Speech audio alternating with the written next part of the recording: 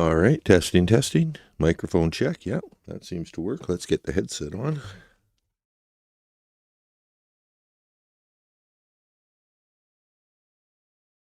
All right, that part is good. Testing, testing. Yep, that sounds all right. My mic sounds nice. Check.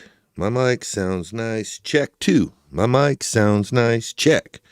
My mic sounds nice. Check 2. All right, we are live. Sounds nice. Check. Okay, the mic is working. Got to wait for some people to get here. Maybe I should change the clock. Let's give myself a little bit more time for people to show up because I'm late. So anyone who's expecting to be here an hour ago probably didn't sit around for a whole hour. Found other things to do. Let's give it a random time. We'll go with 8 minutes and 37 seconds.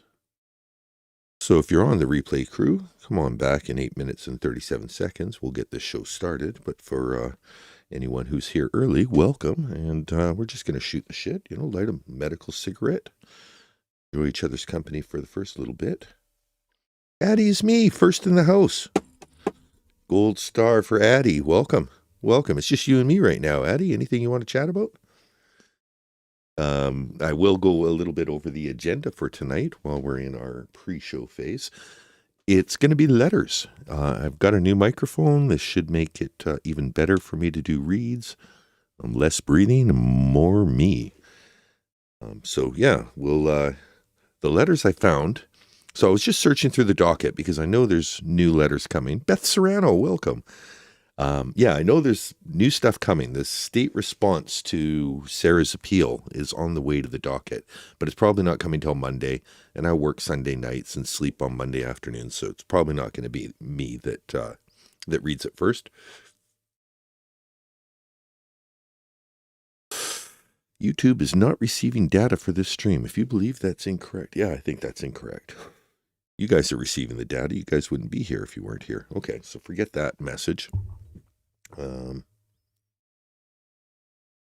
this is kind of neat, Green Man. So yeah, this is the eviction notice, and it's got George and Sarah's name on it. It's electronic signatures. But let me just... Item 4, defendants violated lease agreement on or about, and defendant, it's got the S in brackets, but defendant or defendants violated lease agreement on or about February 25th, 2020. You were arrested for a criminal act that took place on property. The notices attached to this complaint are made as part of this paragraph as if copied in full therein. And then you get the whole eviction document, which looks like it's also got their lease agreement, and there's interesting details about the number of animals they're allowed to have in the house, and all of that we'll be looking at. So signed by Melissa Sexton. This is somebody who I think Sarah wanted to appear on her behalf, didn't appear on her behalf. But yes, Green Man, that is what we'll be looking at, and then we're going to move into her unedited forgiveness gold. We're all aware of her tip of the iceberg. We're going to go beneath the surface. We're going to get our head completely underwater and look at the bottom of that iceberg, which is the whole letter. Are we on time? A little bit scratchy.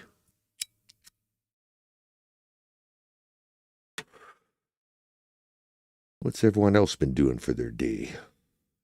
But he get up to anything interesting today? Any stories to tell in the chat?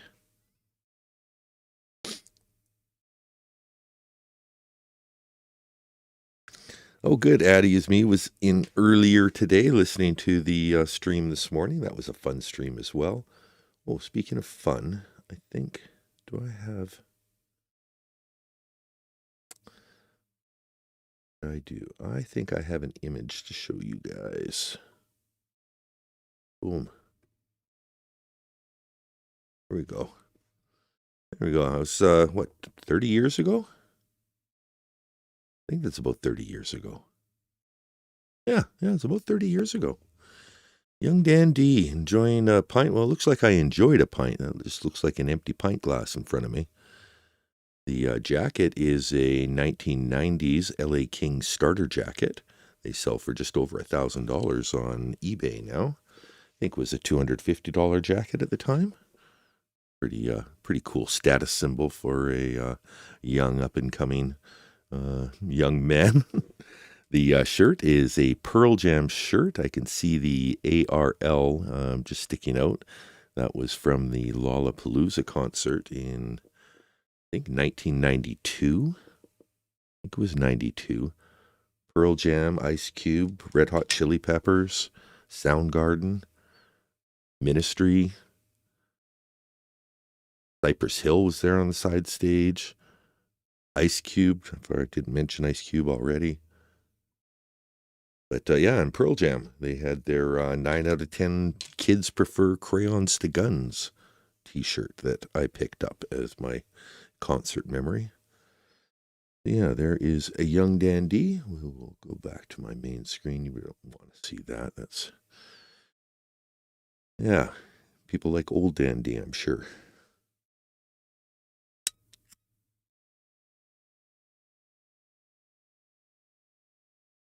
Beth Serrano's been watching videos on how much the Europeans are enjoying America, especially air conditioning.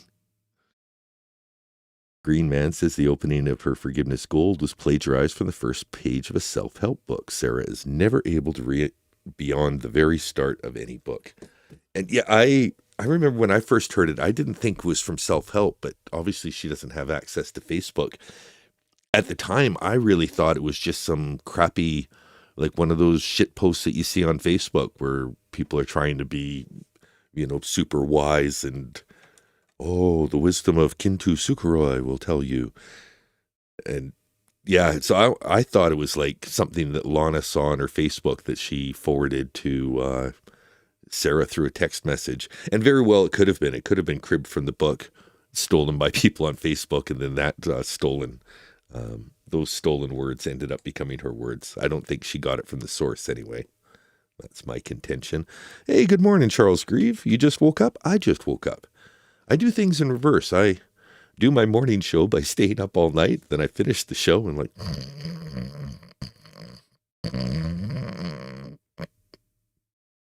time for the night show. That's how I can have the late night energy that everyone expects for a Friday night show. Welcome to the chat, Charles Grieve. So let me just go through. I've only got 3 screens I'm going to be using today. I'm going to be using this main screen. I'm going to be using this as a conversational screen. I won't always have my picture up there. I might put it in the side for people who just want to have a little nostalgia. And then this will be the main read screen. This is where we'll be spending most of our time tonight. That's the eviction notice. All right. Well, I think we've got things in sorts. I think we've got, not quite 50 things on the go, but I've kept track of the 3 things I'm doing, and the 2 things I was doing prior stick to that. Just going to enjoy this minute to smoke and drink and medical beverage, medical cigarette.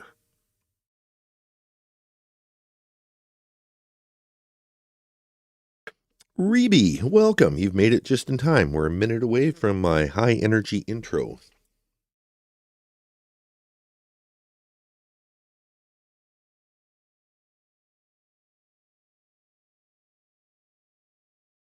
Ooh, I love the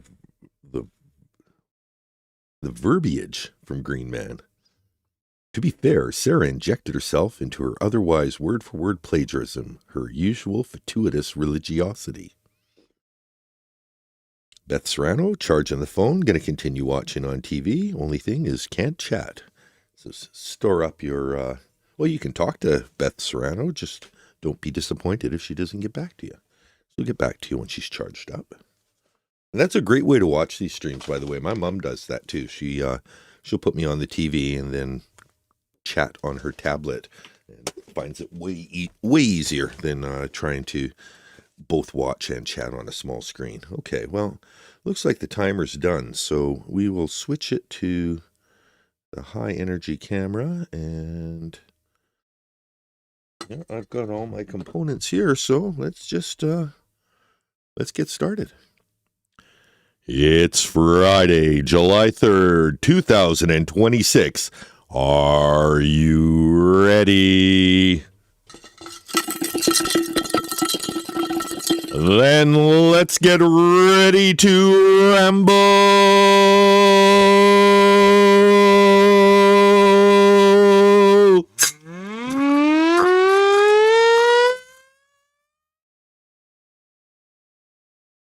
I'm your host, Dandy, and today we have letters. That's right, we have letters of forgiveness. We have letters of eviction, and we even may take a peek at the 58-page epic letter of the stupidity. I don't know. That's all. I didn't script that part. So thanks for being fine and dandy. We're going to get started. That was the intro, and this is the beginning. So what do I have for you? I've got an eviction letter. I have the unedited forgiveness gold, and then we can just shoot the shit and talk about whatever we want. I might redo my dramatic reading of a letter to a Facebook admin. I've got lyrics for a Weezer cover song that were requested by JMac, and it turned out fairly well, so I may do a live reading of that. But yeah, that's where we are. This is what I'm doing, and let's get started. Actually, let's hold on. We don't need to get started right away. For the people who just got here, this is what I looked like when I was younger. I will put that to the side. We'll make that a little occasional pick there. Yeah, we'll just drop you in right there. Okay, so whenever you need it, say, go back to young Dan, and maybe I'll flash that camera up. Don't need you there taunting me, young Dan. July 4th where you are. Yes, if it is July 4th where you are, happy Independence Day. The 250th birthday of the United States of America. So quite a celebration to be had there. You're watching the World Cup. I hope your team is still in it. If your team isn't in it, root for Canada, playing tomorrow. If I end this stream in time, I should be able to wake up just in time for that game. All right, let's get started. Let's take a look at this first one. This is the eviction letter, and this caught my eye. I was looking at the docket for Florida court, and I found that her eviction notice, for some reason, is on the docket. So I downloaded it because I'm nosy, and decided I would read it with you. Hold on, what's going on here? Oh, because it's right. It's a document. It's not a page. There we go. Okay, make sure that I'm on the... Okay, you guys can see it? Good. This is a complaint for tenant eviction. The plaintiff sues defendants and alleges... And now, so there's a little bit that is just the, hey, Candace, welcome to the chat. There's a little bit of this that, well, anyone who has signed a lease before knows the legalistic language, but the key points here is, pursuant to the attached lease agreement, defendants have possession of the residential property described as 4748 France Court, Apartment 3, Winter Park, Florida. Item 4, defendants violated the lease agreement by, on or about February 25th, 2020, you were arrested for a criminal act that took place on the property. The notices attached on this complaint are made as part of this paragraph as if copied in full herein. So right off the bat, it's saying that they're being evicted for being arrested for a criminal act. By that standard, they should have been evicted a long time ago, right? They were arrested multiple times. In any case, that was the reason they gave for it. They didn't mention the multiple previous times. Let's scroll down to more interesting information. You and all others in possession of the above described premises. You were arrested for a criminal act that took place on your property. You were charged with violating the following Florida statute. Florida Statute 782.04.3, second-degree murder. Pretty serious eviction reason. This is a violation of your lease agreement. Pursuant to your lease agreement, you, your occupants, or anyone affiliated with the resident shall not engage in second-degree murder, in any criminal activity on or off the property. Any violation of this policy is grounds for immediate termination of the lease. You shall have 7 days from delivery of this notice to vacate the premises. So realistically, this is being delivered on March 17th. Sarah's already had her almost full first month of jail. So this may have been served to her technically, but it was Brian who's picking up the pieces. So when Brian testifies that she had no one else to do it and he was picking up her heirlooms and putting them in boxes in his homes, this is part of the reason why. These are the loose ends that Sarah wasn't dealing with because she was in custody. So this is just the arrest affidavit. But yeah, this is where the interesting stuff comes in, because you don't normally see a full police arrest affidavit as part of an eviction notice. But there was that. Okay, now we get into the gory details. This is kind of interesting too, because this is the narrative of the police report. So it's got all of the original lies in an original documented form. Like, these lies evolved several times before we got to the trial. Okay, so you're not going to be able to read that totally, but people who want to can pause and read it. Let's begin. Background. On February 24th, 2020, at 13:01 hours, Orange County deputies responded to 4748 France Lane, number 3, Winter Park, Florida, in reference to a female reporting that her boyfriend, George Torres Jr., was deceased. The caller, later identified as Sarah Boone, date of birth 10/10/1977, reported playing a game of, quote, hide and seek. Sarah and George jokingly thought it would be funny if George got into the suitcase located in the living room. Sarah zipped George in the suitcase. Sarah mentioned that she and George had been consuming alcohol during the night, and she went upstairs and passed out in her bed. She later woke up to her cell phone ringing multiple times around 1100 hours. She went downstairs and did not see George anywhere in the apartment. She then realized that he was probably still inside the suitcase. Sarah unzipped the suitcase and found George unresponsive and not breathing. Shortly after the 911 call, deputies arrived on the scene. Orange County Fire Department confirmed that George was in fact deceased at 13:07 hours. The decedent was found lying near the front door of the residence, near a blue suitcase.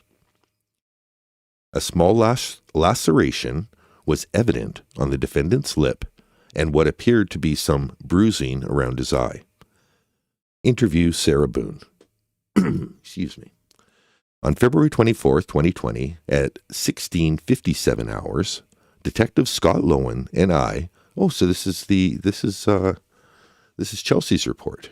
Okay, from the words of Chelsea Kepsel. No, it doesn't say it at the beginning. Okay. At 16:57 hours, Detective Scott Lowen and I conducted an audio recorded interview with Sarah Boone, located in my unmarked agency vehicle outside of her residence, located at 4748 France Lane, France Court, number 3, Winter Park. The following is a synopsis of Sarah Boone's sworn recorded statement. I read verbatim to Sarah her constitutional Miranda warnings. Sarah agreed she understood what I had just read to her. Say that again. I read verbatim to Sarah her constitutional Miranda warnings. Sarah agreed she understood what I just read to her. On February 23rd, 2020, at approximately 1600 hours, Sarah was located at her residence, 4748 France Lane, France Court, number 3, Winter Park, Florida, along with her boyfriend, George Torres Jr., who resides at the apartment. Only Sarah and George were located at the residence. Sarah's son, beep, would sometimes be at her residence when it was her days, per the custody agreement she has with her ex-husband. Sarah said her and George were painting pictures and completing a puzzle while sharing a bottle of Woodbridge Chardonnay wine. As the evening went on, Sarah said her and George decided to play a game called hide and seek. Sarah hid upstairs in her shower first and said that George never came to look for her. After a while, she decided to go downstairs where she found George. Sarah and George both thought it would be funny if she zipped George into the blue suitcase that was located downstairs in the living room area that had a few miscellaneous items they had both planned to donate. George willingly got into the suitcase, and Sarah zipped the suitcase up, but 2 of George's fingers were able to stick out of the suitcase. Sarah and George were both laughing that she had zipped him into the suitcase. Sarah explained that the attached handle that made it easier to zip the suitcase was broken, but a paper clip was in the zipper, and she was able to zip the suitcase up. On February 24th, 2020, at approximately 00:30 hours, Sarah decided she was going to go upstairs, while George was still located in the suitcase, thinking he could get himself out. Sarah laid down in her bed and fell asleep approximately 20 to 30 minutes after going upstairs. Sorry, I've lost my place. I got distracted. I saw BRB Queen say, "Dan, D, you're a badass." And then Mara Mimi agreed, and I got all caught up with myself. Okay, let me just go back here. On February 24th, 2020, at approximately 00:30 hours, Sarah decided she was going to go upstairs while George was still located in the suitcase, thinking he could get himself out. Sarah laid down in her bed and fell asleep approximately 20 to 30 minutes after going upstairs. Sarah assumed George was going to get out of the suitcase and come to bed as well. Sarah said neither her nor George were drunk from the wine. Sarah woke up in the morning and heard her cell phone ringing multiple times, but ignored the calls. Sarah said her cell phone was left downstairs from the night prior. Sarah knew that her ex-husband, Brian Boone, was calling because he was the only person who called her repeatedly to see if she was getting their son, Beep Boone, from school. Sarah said that she stayed upstairs for a while and assumed George was downstairs on the laptop looking for employment. Sarah said she remembered the last time she saw George was when she zipped him into the suitcase. Sarah unzipped the suitcase and found George unresponsive. Sarah called Brian back and told him George was dead and begged him to come to her residence. Brian only resides a few minutes away. When Brian got to the residence, he walked into the apartment, saw George unresponsive on the floor, and told Sarah she needed to call 911. Brian then immediately walked outside and stayed there until law enforcement arrived, while Sarah followed the instructions from the 911 operator. Sarah Boone's iPhone XS. On February 24th, 2020, Sarah gave verbal and written consent by signing a waiver and affidavits form for the Orange County Sheriff's Office to search her iPhone XS IMBI 357207096252-218. Digital forensic investigator Junella Woodan responded on the scene and began to download the cell phone. On the scene, that's interesting. While the cell phone was being downloaded, 2 videos were found on the cell phone. That's an interesting detail too. So they're downloading into the Cellbrite software, and she's like, you know what, I'm just going through the photo album, and before we get the full report, you're going to want to look at these 2. Okay, let me just go back. Hold on.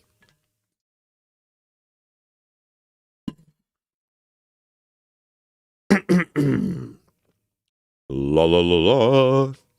Digital forensic investigator Junella Woodan responded to the scene and began to download the cell phone. While the cell phone was being downloaded, 2 videos were found on the cell phone. The first video began recording on February 24th, 2020, at 23:12 hours. George repeatedly yelling out Sarah's name. Sarah told George, quote, "For everything you've done to me." Fuck you. Sarah was laughing when she said fuck you. Stupid. George repeatedly kept calling out Sarah's name, and George said, I can't fucking breathe. Seriously. Sarah replied, yeah, that's what you do when you choke me. George continued to repeat himself, telling Sarah he could not breathe. Sarah replied, that's on you. Oh, that's what it feels like when you cheat on me. Sarah said you should probably shut the fuck up. In this video, the suitcase was facing downward, and you can see George pushing on the suitcase in an attempt to get out. The video is 2 minutes and 3 seconds long. The second video began recording on February 24th, 2020 hours. George yelled out Sarah's name. The suitcase was now in a different position, facing upwards, and moved over towards the left side of the living room. The video was 22 seconds long. Now a synopsis of George Torres Jr.'s autopsy. On February 25th, 2020, George Torres Jr. received an autopsy located at the medical examiner's office. During the autopsy, it was noted that George had injuries. George had long nail scratches to his upper middle back, a large nail scratch to the back of his neck, contusions to his left shoulder, left skull, and forehead contusions considered blunt force trauma, and a cut near his busted lip. Follow-up interview with Sarah Boone. On February 25th, 2020, at approximately 1500 hours, Sarah drove herself to the Orange County Sheriff's Office, located at 2500 West Colonial Drive, Orlando, Florida. Detective Scott Lowen and I conducted an audio and video recorded interview with Sarah. The following is a synopsis of Sarah Boone's sworn recorded statement. I read verbatim to Sarah her constitutional Miranda warnings, except for number 9. Sarah agreed that she understood what I had just read her. And after informing Sarah about the injuries to George's body, she continued to deny any physical altercation occurred between the two of them. Sarah was shown the approximate 2-minute video that she recorded on her cell phone. Not even halfway through, Sarah no longer wished to watch the video. Sarah said she did not remember making the 2 videos. Sarah said the video looked bad. Sarah denied intentionally leaving George in the suitcase. Sarah was asked why she intentionally went upstairs and waited for George to come upstairs and did not check on him or let him out prior to going upstairs. Sarah replied, I don't know. Sarah contradicted her original statement and began to blame the consumption of alcohol. Sarah was informed that she was not free to leave and under arrest. Deputy Sheriff Lisa De Leon responded with central operations to transport Sarah Boone to BRC. Based off Sarah's inconsistent statements on what occurred and the videos found on Sarah's iPhone, I believe probable cause exists to charge Sarah with second-degree murder. George Torres Jr. is dead, and his death was caused by Sarah Boone's criminal act. Sarah zipped George into the suitcase where he could not get out. George begged Sarah repeatedly, telling her he could not breathe, and Sarah left him in the suitcase, therefore proves the unlawful killing of George by Sarah's actions that were imminently dangerous and demonstrated a depraved mind without regard for George's life. Imagine that being on your eviction statement. Like I got, too loud after 11 p.m.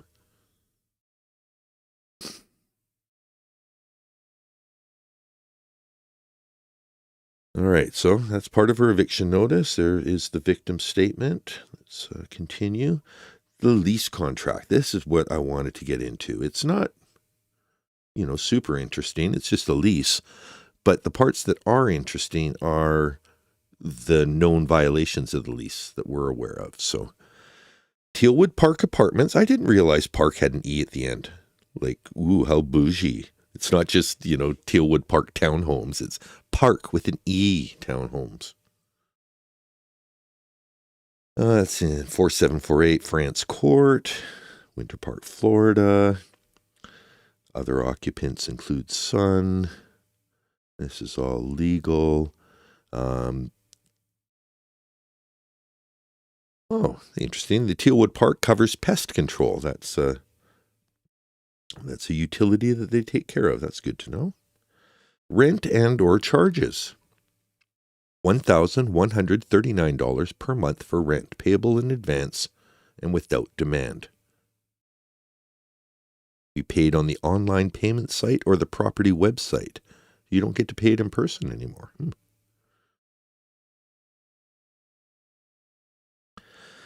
If rent is not paid on the third day of the month, you'll pay an initial late charge of $113.90. Okay, 10% charge for being 2 days late.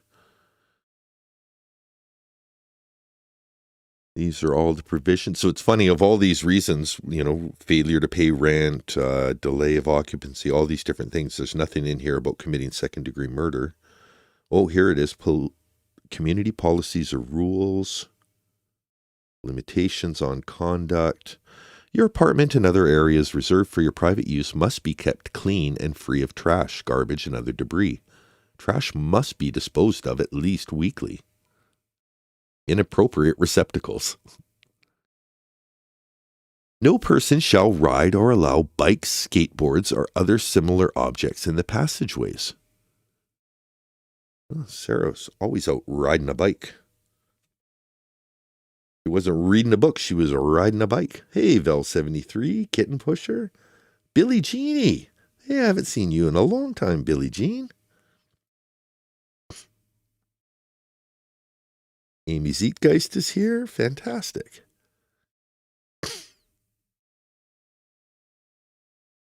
Resident safety. That's probably one that they weren't considering, but you and all occupants and guests must exercise due care for your own and others' safety, especially in the use of smoke detectors and carbon monoxide detectors. I bet she disabled the smoke detectors in her house. Keyed deadbolt locks, keyless bolting devices, window latches, and other access control devices. Upon termination of your tenancy, under this paragraph, the tenant is liable for prorated rent through the effective date of termination. Okay. Casualty loss, that's about, waterbeds. You are allowed to have a waterbed or flotation bedding system provided it complies with applicable building codes. I remember that being a nightmare. Like, everybody was getting them in the 80s, and then people's mattress bags started leaking, and then people realized it's not such a great thing to have, a few hundred liters of water sitting on the second, third floor of a house if it has nowhere to go. Fun beds, though. Here we go, animals. Animals. I'm going to read the animals section in full, and you'll know why as I'm reading it. Section 27, Animals. No animals, including mammals, reptiles, birds, fish, rodents, and insects, are allowed, even temporarily, anywhere in the apartment or apartment community, unless we've authorized in writing. If we allow an animal, you must sign a separate animal addendum, which may require additional deposits, rents, fees, and other charges. An animal deposit is considered a general security deposit. You must remove an unauthorized animal within 24 hours of notice from us. Skip a little bit, but we now know what the rules about animals are. That will come up later. If you or any guest or occupant violates animal restrictions, with or without your knowledge, you'll be subject to charges, damages, eviction, and other remedies provided in this lease contract. If an animal has been in the apartment for any time during your term of occupancy with or without our consent, we'll charge you for defleaning? What the word?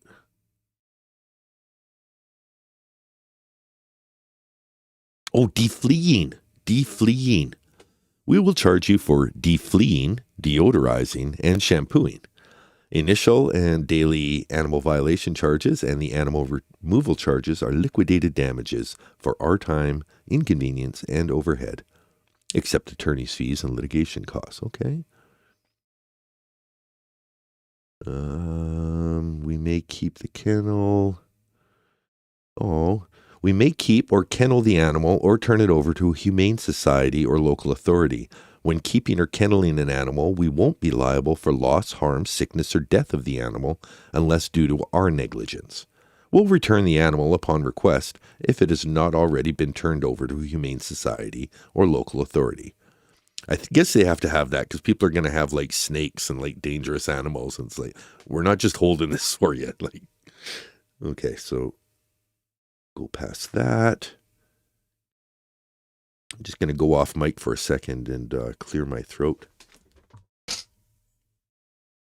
There, that's easier than with a headset on. Termination of rental agreement, your failure to comply with the material provisions of the lease. That's pretty basic boilerplate language there. Mitigation, general clauses, miscellaneous clauses, rate on gas.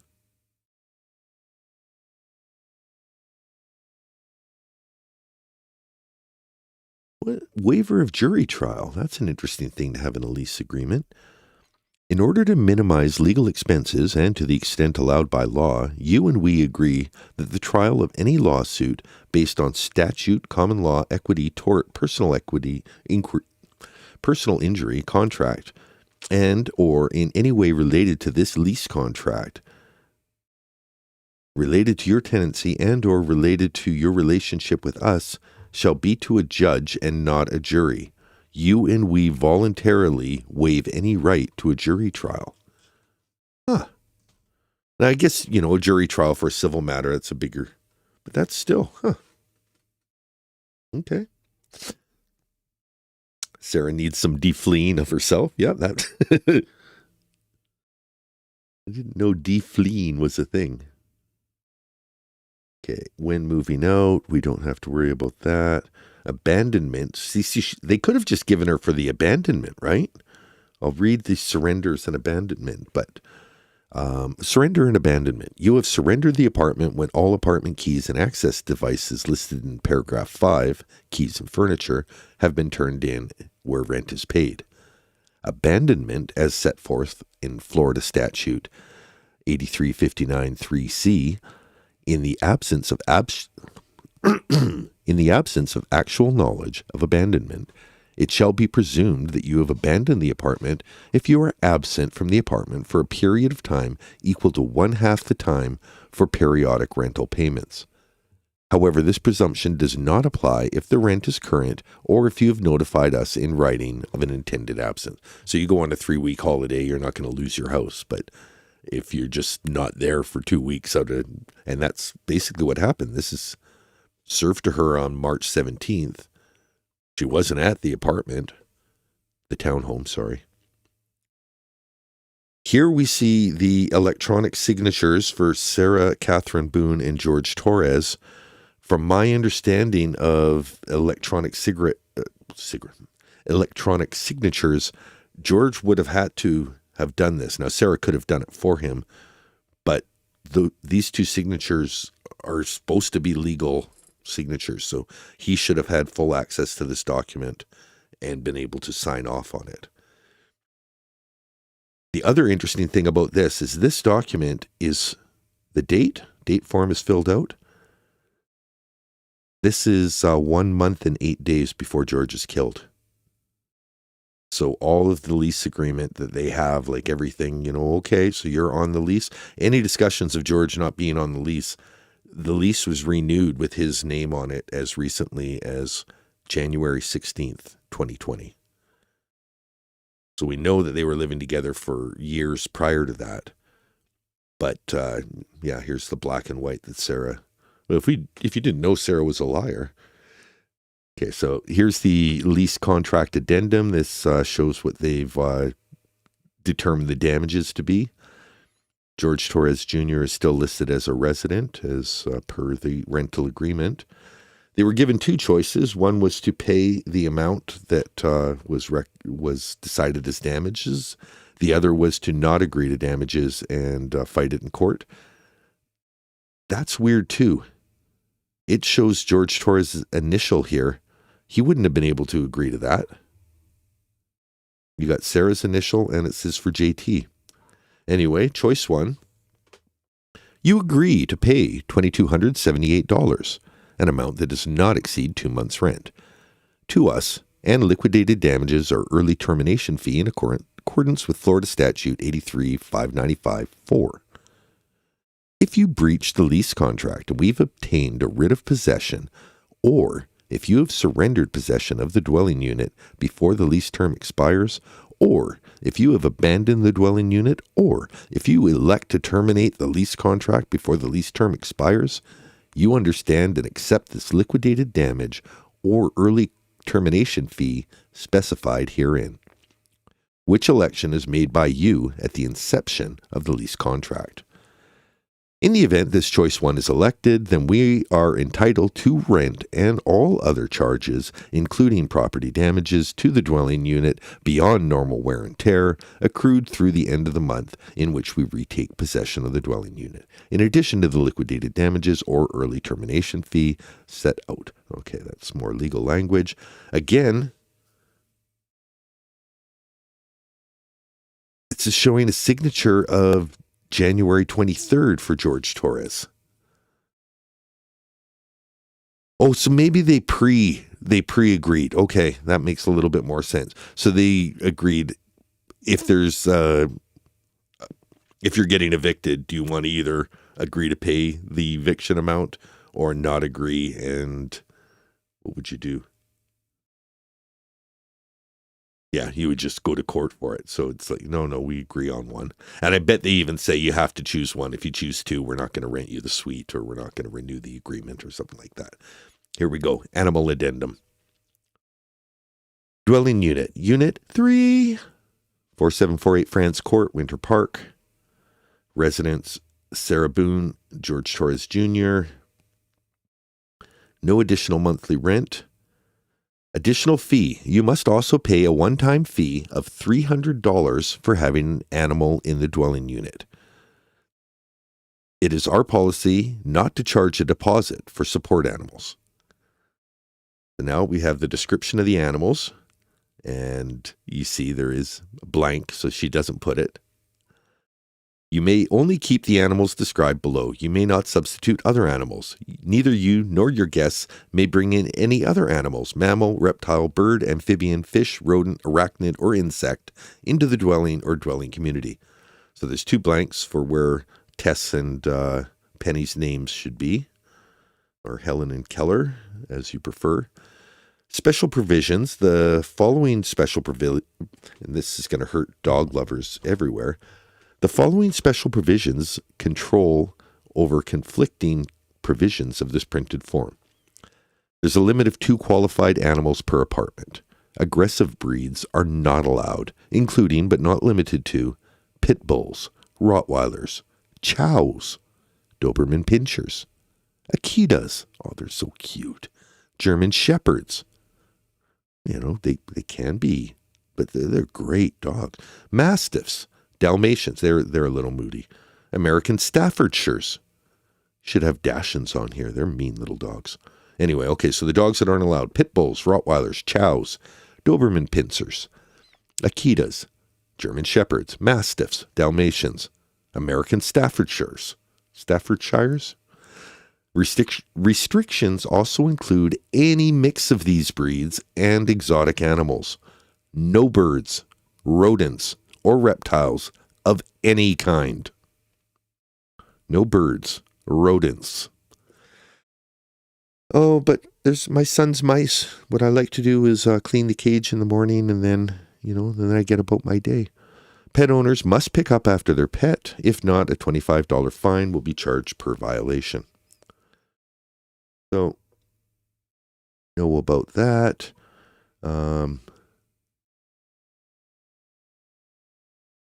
Inside, the animal may urinate or defecate in only these 3 designated areas: in a litter box, or not these three. So litter box is the only place that an animal is allowed to defecate indoors.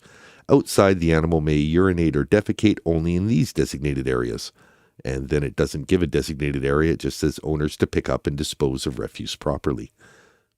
Never heard Sarah talk about walking the dogs, so I had to imagine that little postage stamp of a lawn was just covered in blind and deaf dog shit. So again, that's signed January 16th. Sarah Boone, George Torres Jr. $22 per month for water. $22 a month for sewer. $14 a month for trash.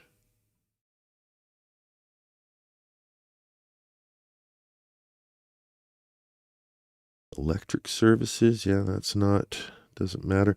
So this is all January 23rd, 2020. So now we're looking at exactly 1 month prior to the incident that had them evicted. Bed bug addendum? They have to have a special bed bug addendum?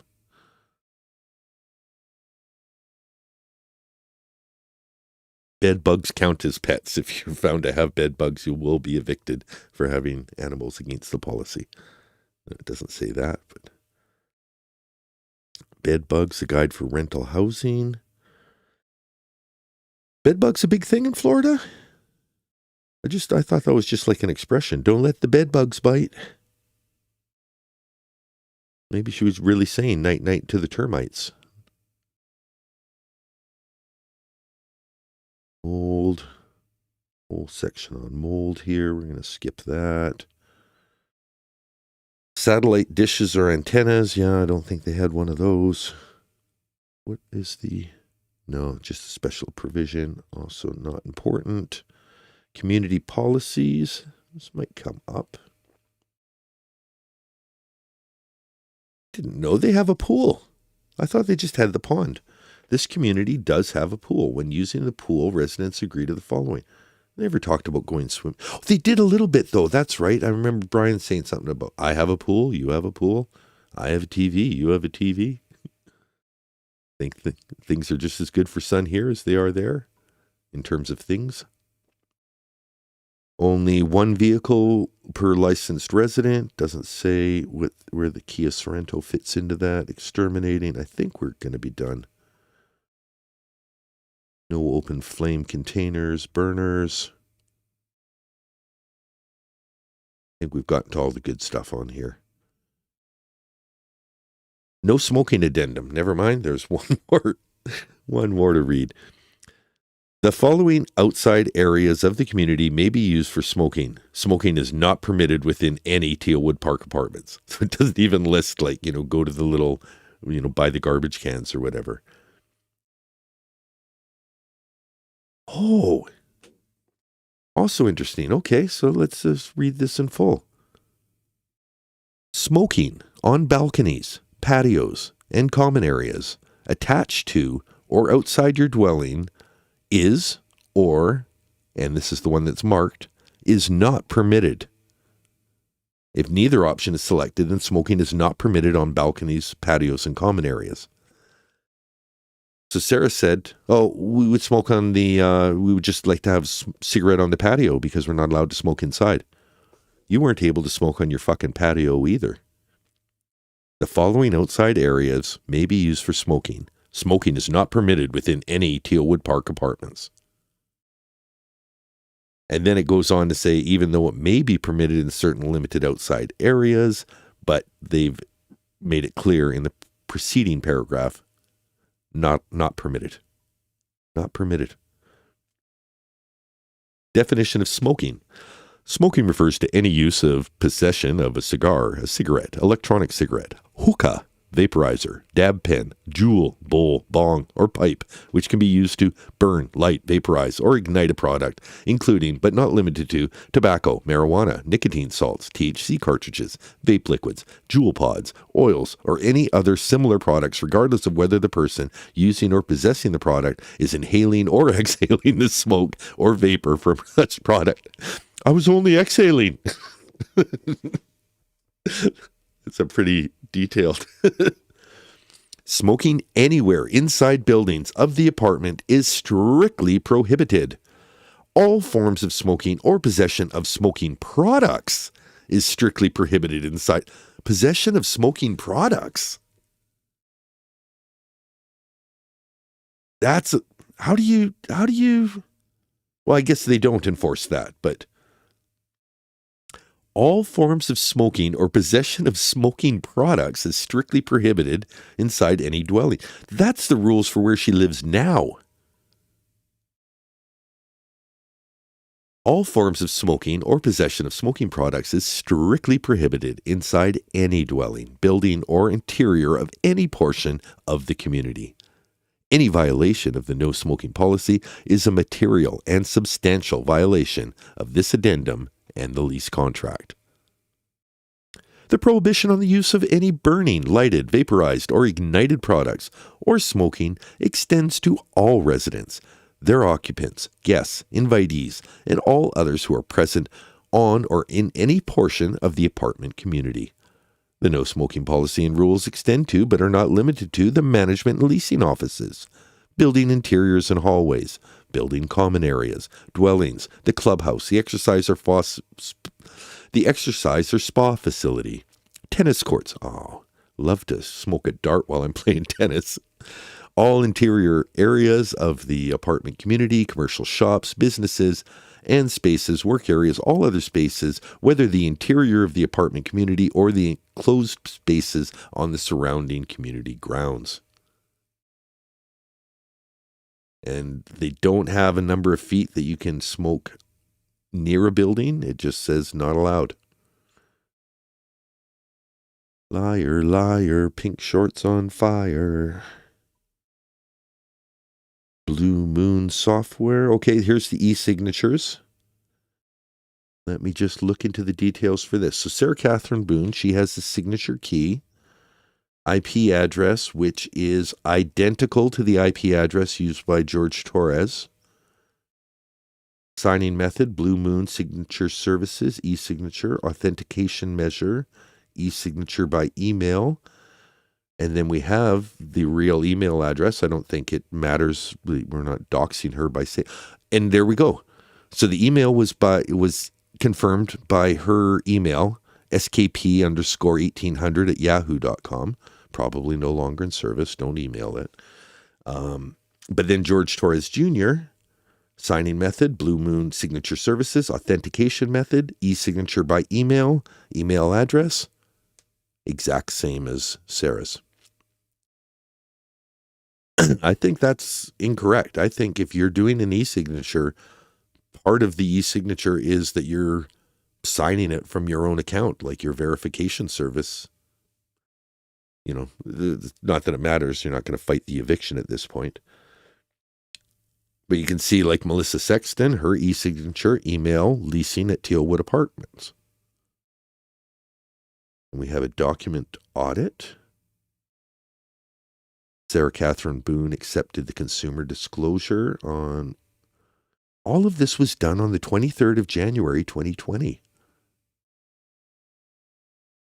All of this. Well, I guess all those forms are part of the form. Then it says George Torres Jr. signed all the same forms. Then Melissa signed all the same forms. All right, that's the bottom of the document. My goodness. Kind of fascinating for an eviction document. It's not what you expect to see in an eviction document, is it? I'm going to take a second here. We're going to do a little bit of smoking. I'm going to violate the lease rules here. Catch up with the chat, and when we return, this will be reading the forgiveness gold with all the extra gold, no gold excluded. This is the December 6th letter in response to the December 2nd sentencing. L73 says, I'm curious about Billy Lane. Those staples were for him, 100%. By watching the early hearings, I didn't realize it as much in the moment when I was watching them, because, I was watching the hearings originally in 2024 to see Sarah, when's she going to get convicted? So I wasn't watching all the side stories, but in the rewatch, you can tell she's smitten with Billy. Like, she's smitten at the hearings. Oh, he's my investigator. Just tighten up my shirt and sit right, and got a little bit of ashes under my eye, a little jail eyeliner. Green Man says, Billy Lane couldn't have been much of a private eye if he couldn't find the property manager. Hardly worth Sarah stapling her pants up for him. I bet that Billy found the property manager and couldn't explain to Sarah that she had no interest in testifying on Sarah's behalf. Based off of even that letter, like, well, what else? Melissa Sexton, there was the interview with police where she's like, yeah, Sarah was pretty handsy. Basically told her if she didn't stop touching my arm, I was going to charge her with assault. I could just see Sarah like, oh, you don't understand. Oh, thank you. Get your damn hands off me.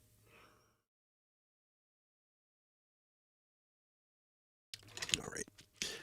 Talk amongst yourselves. Go to the bathrooms if you need it. I'm just scrolling through the chat to have a few moments. Didn't say Milios. Vel73 says the manager was complicit in lying to him then, right? One body cam, she says he was taken off the lease. I remember something about that too. So, but yeah, for it to be as recently as January 23rd, all those documents that she had to submit to show that they'd agreed to those aspects of the lease, maybe she had to put George back on. Oh, it's...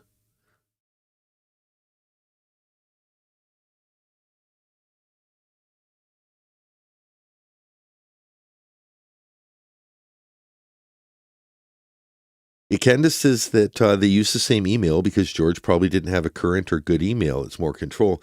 Definitely control, but I think George must have had an email. Like, who doesn't have that? He might not have had access to it, but, he had a phone before he was with Sarah. You need to have an email just for most services and stuff. Like, I think he would have had a free account. And if he didn't, what would it... Like, he's on POF, right? He's messaging. That's what brings up a thing. AG Tactical's like, George, my man, you're using your girlfriend's phone to message girls on Plenty of Fish? Like, ladies, man, he can't stop himself. But it's pretty bold. You'd almost like, yeah. Why wouldn't you have, like, even a phone that's not connected to anything? Hey, share in touch. I haven't seen you in a while. Welcome. Good to see you. I'm glad I'm on a mini break and able to greet you coming into the chat. Green Man says the property manager and her assistant flat refused to have anything to do with Sarah. She was too aggressive and physical. The only thing that I think made Sarah think that she was on her side was prior to the February 23rd incident. Sarah had the impression that she was in Melissa's good books and probably had the same impression that she put George in the bad books. I'm just going to edit too much wire sticking out from this side of my frame. I'm going to tighten up my window here. There we go.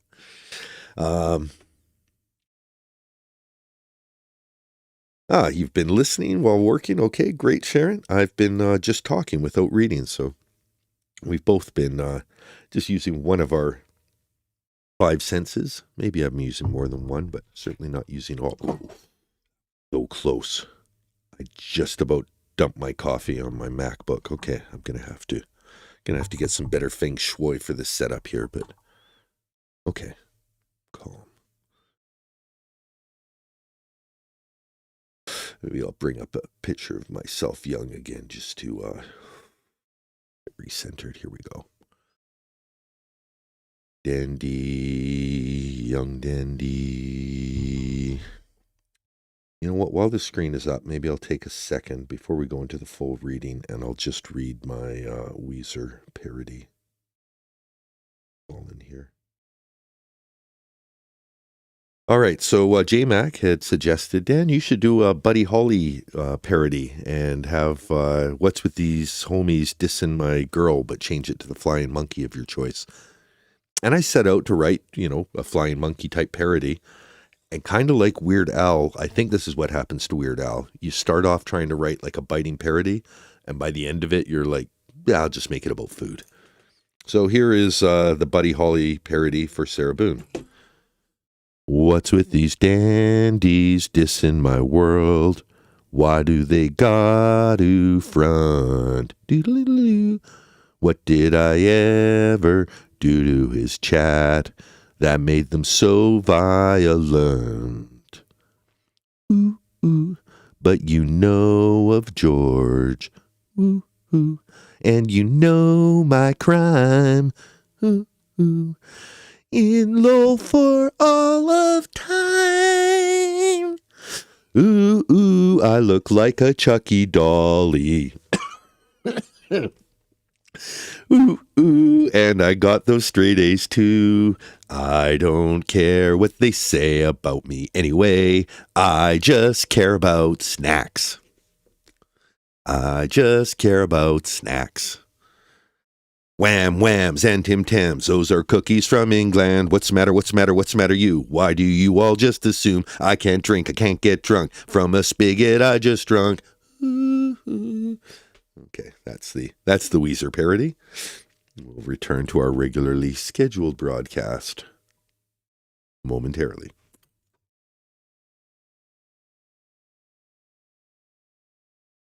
And you know you're right. Ooh, ooh. Oh, you're right. That is all of time. Ooh, ooh, I look like a Chucky Dolly. Oh, and I got the straight A's too. It's catchy. It's something. Speaking of catchy songs, before I get into it, I did the dramatic reading of I did a dramatic reading of a letter to a Facebook admin. A lot of fun. You don't even need to know the context. It's just fun, the passion of the letter. And that's why I wrote it and read it in the first place. But the letter was authored by someone who is known in the community as Christy.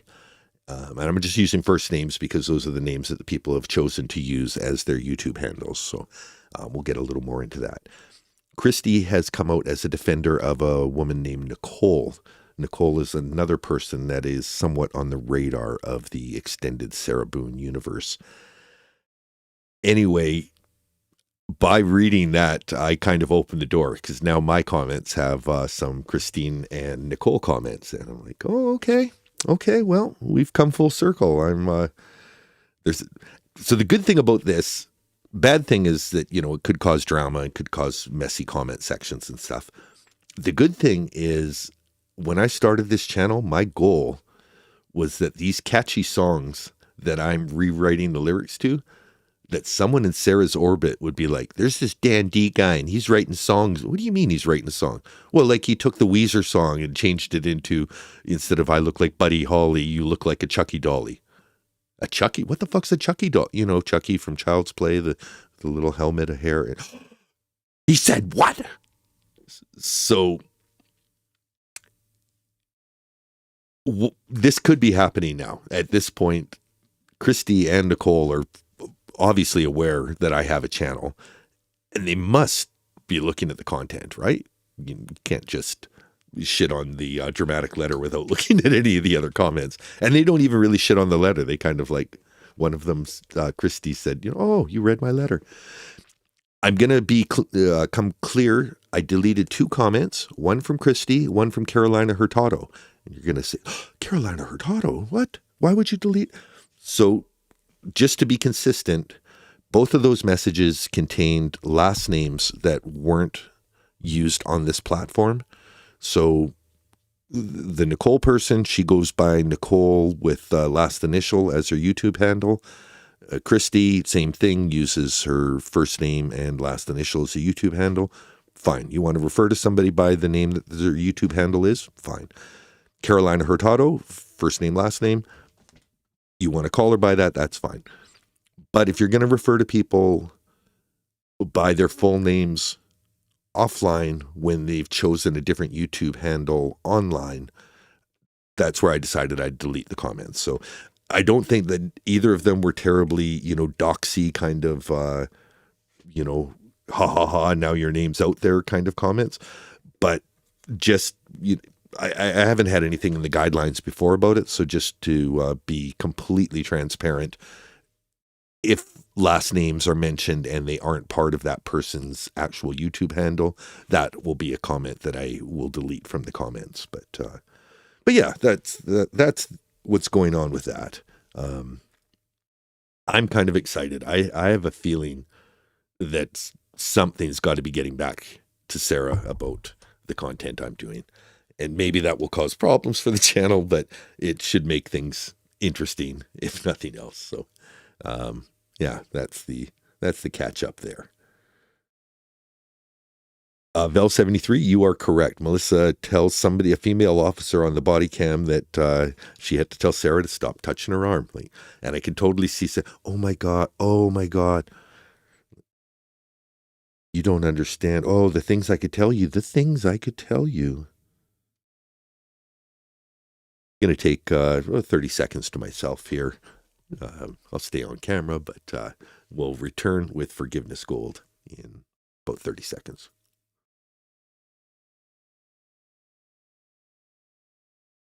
Do do do do do do do do do do do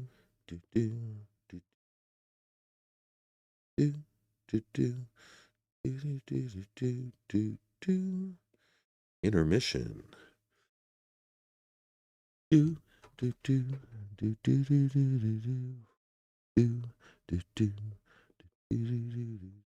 D-God says Melissa Sexton was pro Boone until the final crime occurred and then disappeared. Poof. Gone. Thank you for jumping in with that, D-God. Haven't seen you in the chat before, or maybe I have, but haven't seen you recently. In any case, welcome. Welcome, as you'll hear from Daniel Chavon when she opens her streams. Or if you're lucky, you'll hear it from the little man. Welcome. All right. Moving on. Let's start reading. I'm allowed to smoke inside. I don't have a lease agreement. Is that it? Nope. That it? Nope.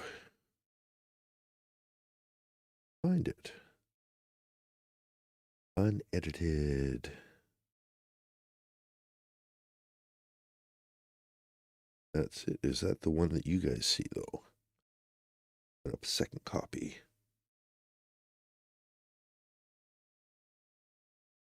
No, okay, that's active. Good. All right, I think we'll get started again. So just to go back in time, this is December 6th of 2024. This is 4 days after the sentencing. This is after Sarah's given us just the tip of the iceberg. We're going to go a little deeper and get to the base of the iceberg. Vel73 says, I like it, Dan. I love the thought of another reason for Sarah to be pissed.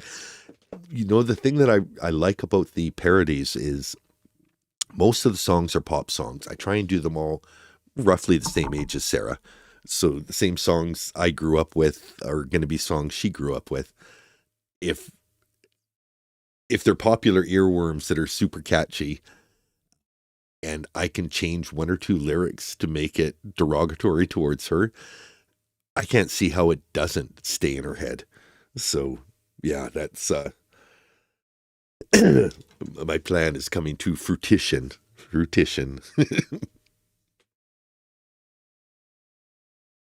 Right off the bat, she reverts to Mr. Michael Kranick. So no longer Judge Kranick, no longer the Honorable, no longer thank God you've come in to save me from the terrible Judge Wooten. Nope, now we are with Mr. Michael Kranick. I'm in closing, please, my complete statement to you and the world, as I partially read during my sentencing hearing. Okay, I'm going to have to put this out. Maybe I can vape during it.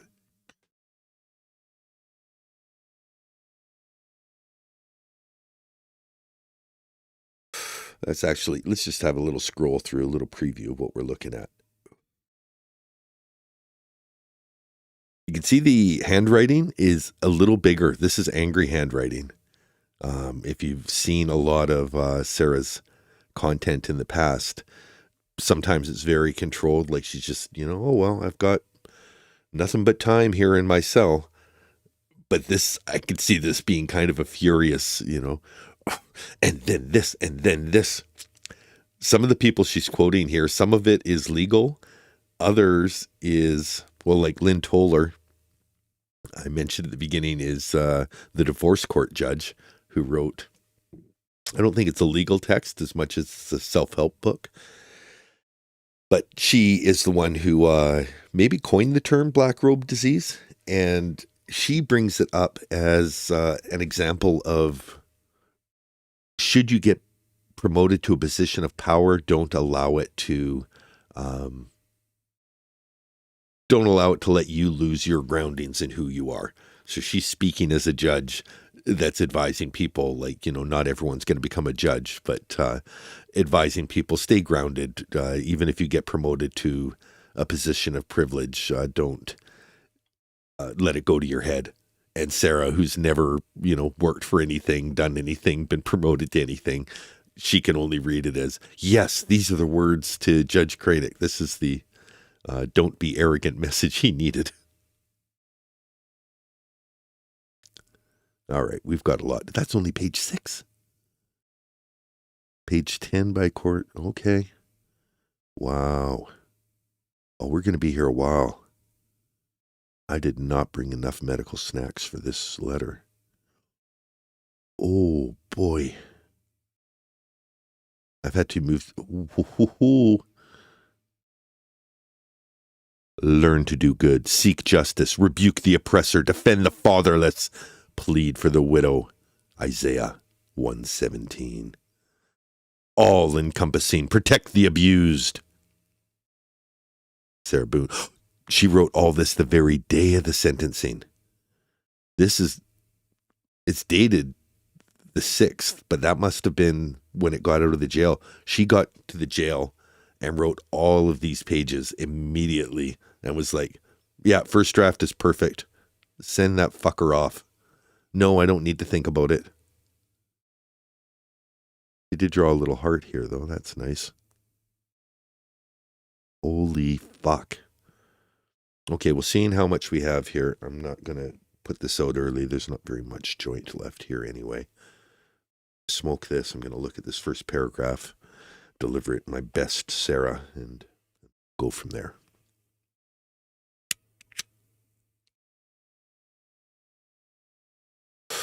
Maybe this should have some dramatic undertone. Never used this before, but YouTube has these ambient music tracks that are free to use. The studio. Maybe if you guys like. This is not the 58-page letter, Sharon, but I do have the 58-page letter downloaded. If we have so much fun tonight with this letter that you guys are like, no, Dandy, don't go. Please stay. I've got the 58-pager too. The 58-pager, she pads it. There's at least 20 pages of legal definitions that she straight cribs from, like she puts the whole Constitution in, or the Bill of Rights. So there's going to be sections where I don't read it, but the star map is in there. There's a lot of gold in the 58-page letter. Okay, so let's see if dramatic is a category of music. Inspirational. Now, tell me if you guys can hear it when it's playing too. I can hear that.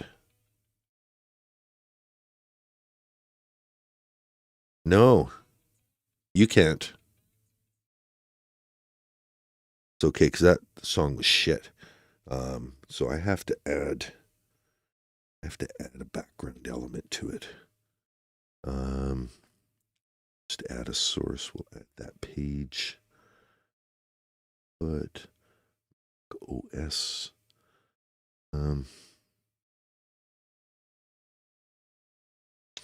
Audio visualizer. I'm going to put one of those up. Just to watch my voice. Let's see. Testing. No, that's shit. Sorry, I'm wasting time here. Wasting all kinds of time. Get rid of that. Do want to try out some background music though, so please bear with me. Good as a screen capture. A new, call it audio. No. Audio library. Okay. Link that down so small that it's off the screen. Or maybe even, no, we'll just play it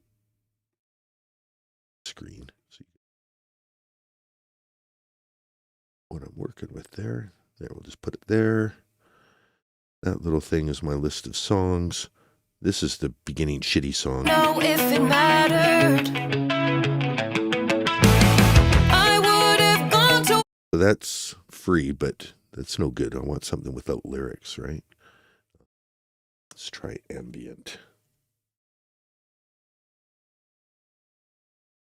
Ambient dramatic. Ooh, that's a rapid unscheduled disassembly. Okay, I like it.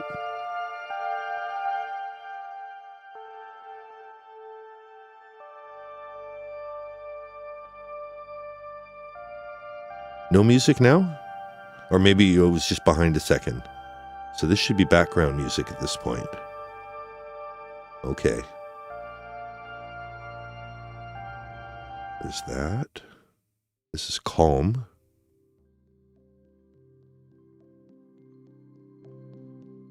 No, that's not. Red shift. This is considered ambient and sad.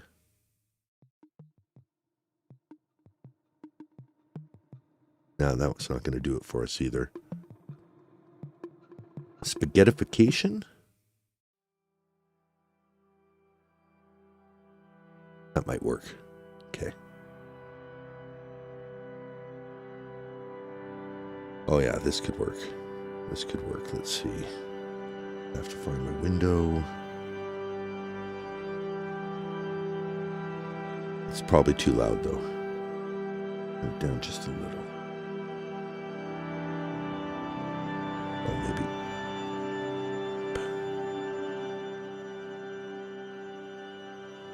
Okay. All right. Can you hear my voice over the music? That seems like it's working. Get this. Still kind of loud in my headset, but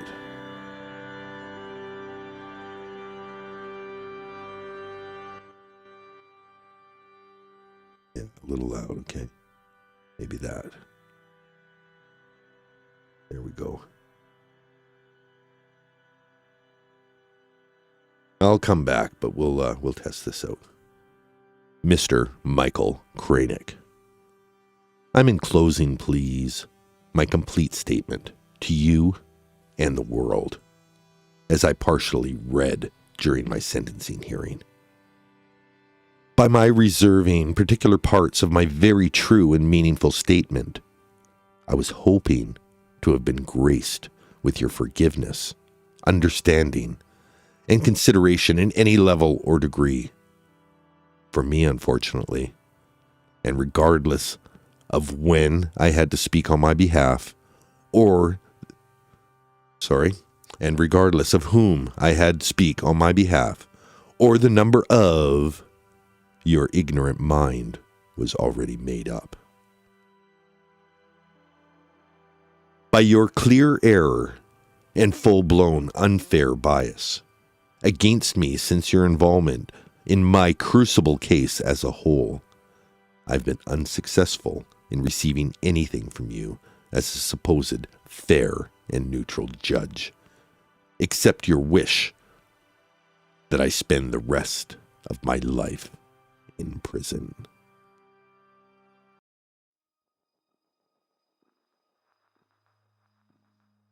People know and always remember. Please know and always remember, Mr. Cranick, I forgive you. Still and sincerely.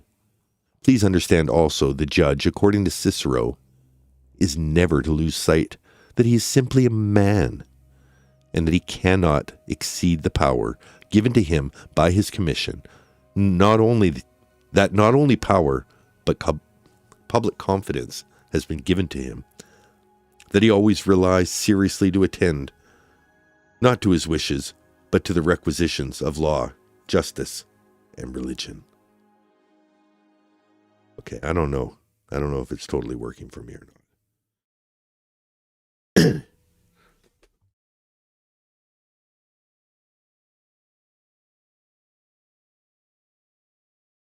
And that was a quote from Cicero Pro Clientis. I'm excited in my appeal, which speaks for itself.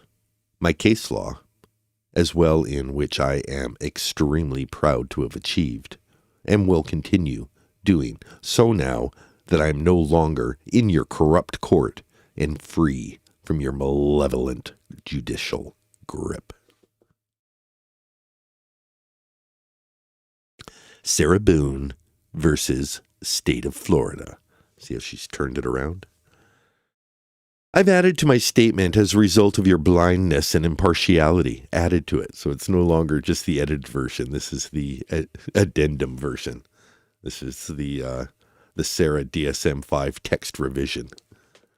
I've also added to my statement as a result of your blindness and impartiality. Foremost, your disgust in me for being an outspoken woman, determined defendant, and proactive client.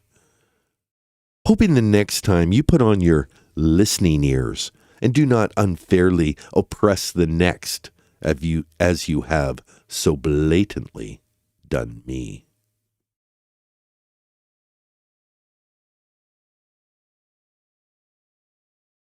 You will never admit your many judicial errors, nor will the prosecutors theirs.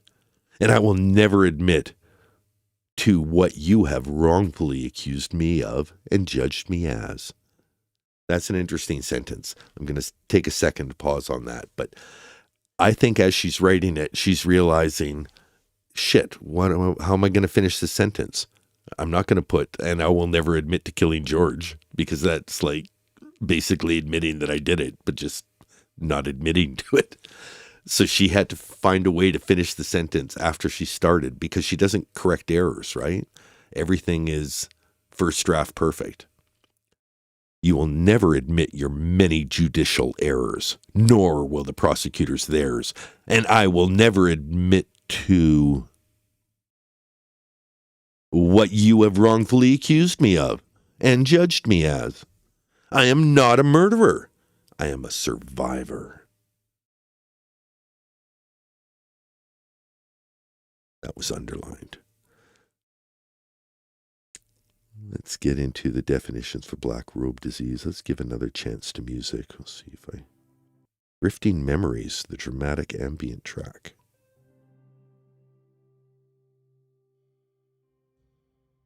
Okay, that's got a chance. Black robe disease. Arrogance in a judge.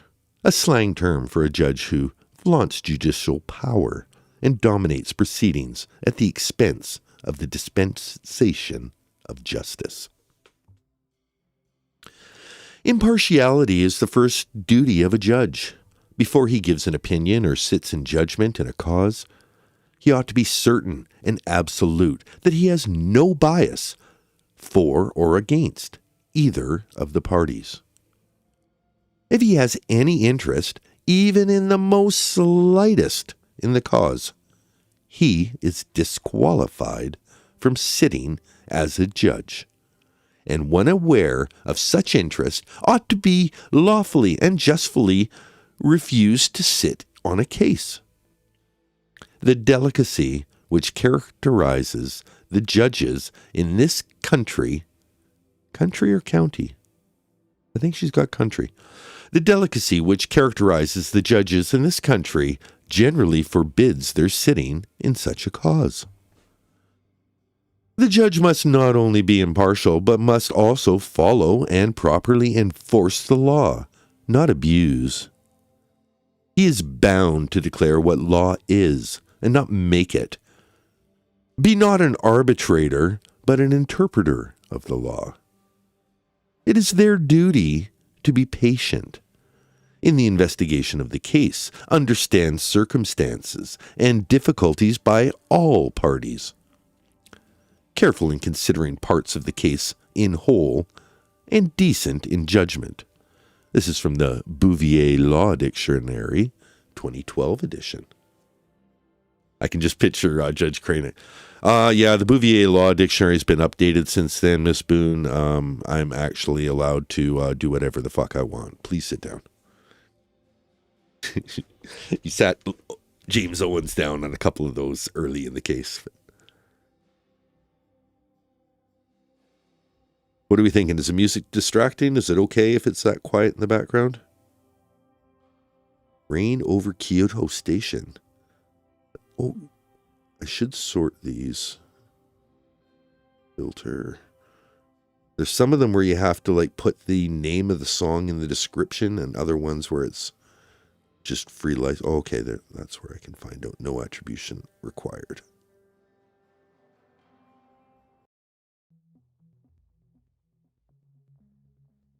Yes, Rain over Kyoto Station. This has a Kintu Suguroy feel to it.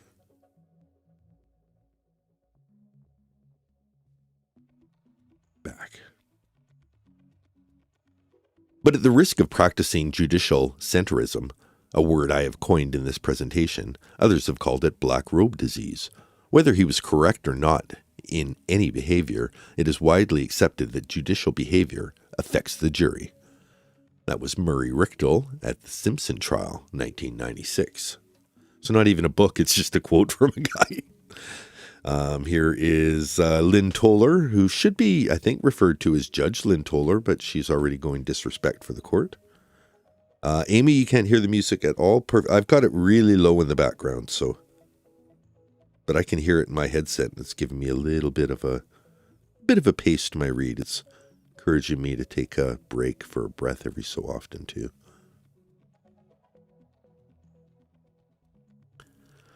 And then there is the worst of judicial ailments, the black robe disease, which is otherwise known as arrogance.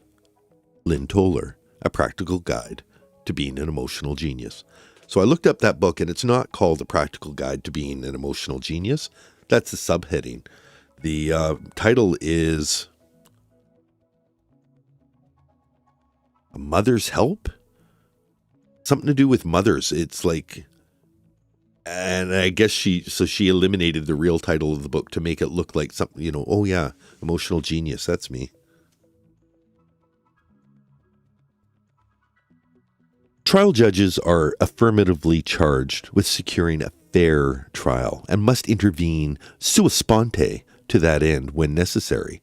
Brown versus Walter, 62, Florida 2nd District, pages 798, 799, Second Circuit decision, 1993. Look at the case law.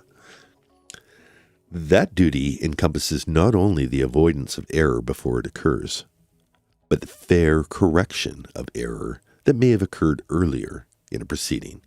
Carlisle versus United States, 517 U.S. 416, 437, 1996. Ooh, she's digging deep for this one. Aversia versus United States, 1933.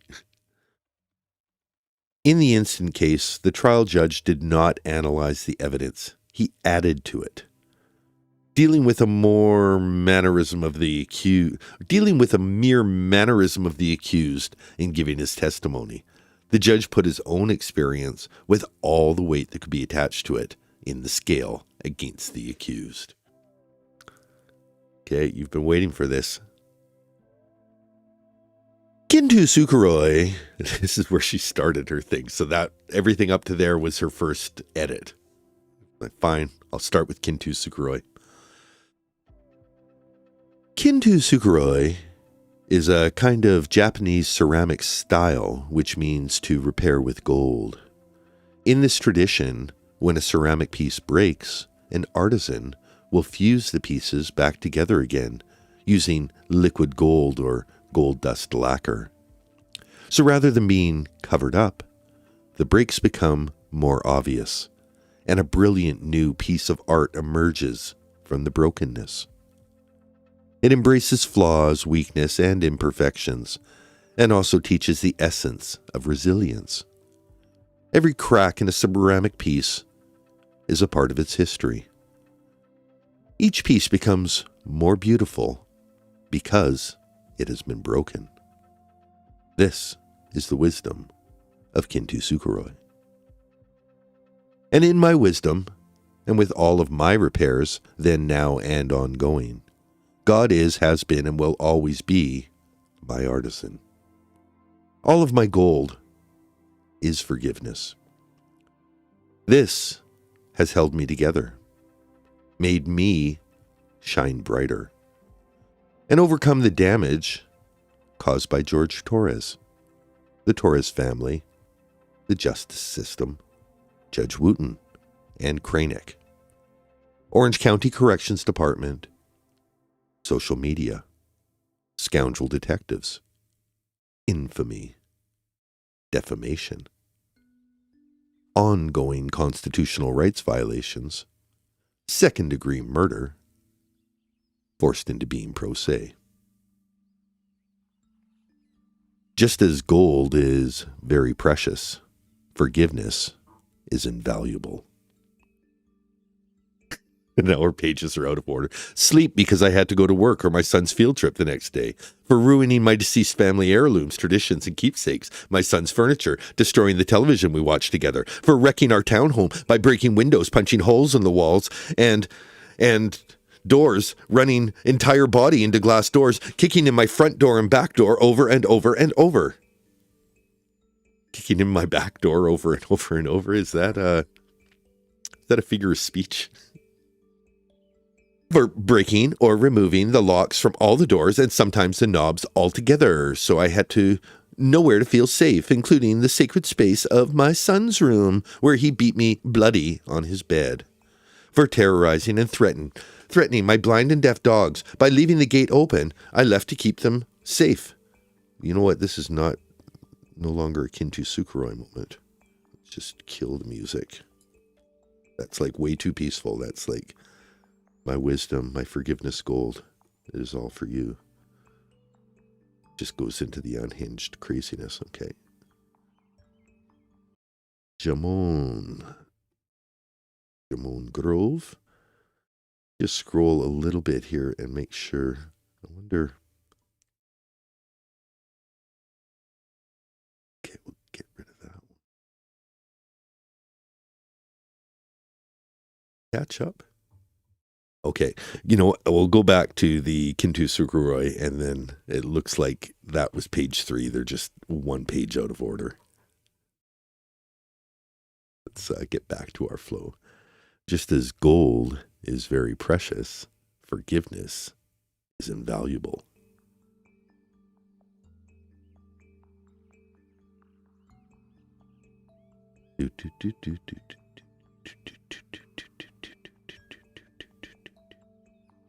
Forgiveness is not an attempt to change or forget who, what, or how you've lived.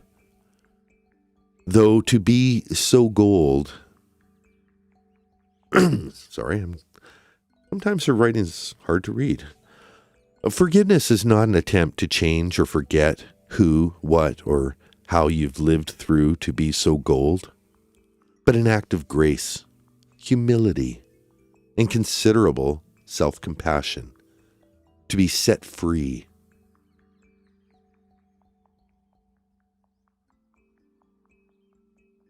To be set free from sorrow. Okay, we will read that correctly. Forgiveness is not an attempt to change or forget who, what, or how you've lived through to be so gold, but an act of grace, humility, and considerable self-compassion to be set free from sorrow. Withholding forgiveness denies your brilliance, and it adds even greater grief and deeper heartache. Irreparable cracks on top of the already that no one deserves? No matter the pain or disappointment, untruths or injustice, it doesn't matter. As the more broken you are, even though now different than before, you've become more outstanding and more extraordinary. Above all, when you let go of blame, misunderstandings, excuses, give up your anger, and cease from resentment, this is forgiveness. And when you forgive, you heal. And when you heal, you move forward. My gold begins with George Torres. My gold begins with George Torres. My gold begins with George Torres. And every time he slapped me, kicked, punched, spit on, raped, my gold begins with George Torres, and every time he slapped me, kicked, punched, spit on, raped, stabbed, choked, laughed at, pushed, pulled, dragged, whipped, tripped, stole from, lied, terrorized, threatened, humiliated, forced, degraded, made me cry. Every time he tried to end me, defeat, or destroy. Okay, we'll read that one more time without the power and control wheel, but this is probably the worst of everything she said in her. Hey, Paul Clink made it to the Ramble. Okay, here we go. My gold begins with George Torres.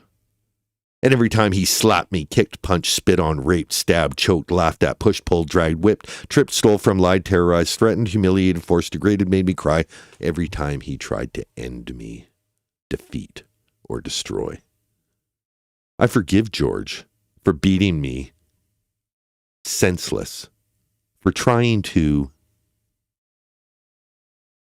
sleep because I had to go to work or my son's field trip the next day, for ruining my deceased family's heirlooms, traditions, and keepsakes, my son's furniture, destroying the television we watched together, for wrecking our townhome by breaking in windows, punching holes in the walls and doors, ramming his entire body into glass doors, kicking in my front and back door over and over and over.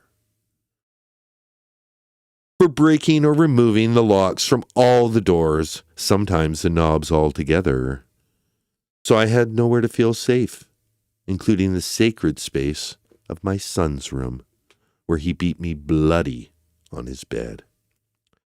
For terrorizing and threatening my blind and deaf dogs by leaving the gate open I built to keep them safe, telling me he hoped I'd find their bloated, dead body in the pond, or scrape their remains off the pavement, for kicking them off the bed and throwing across the room because they were trying to protect me.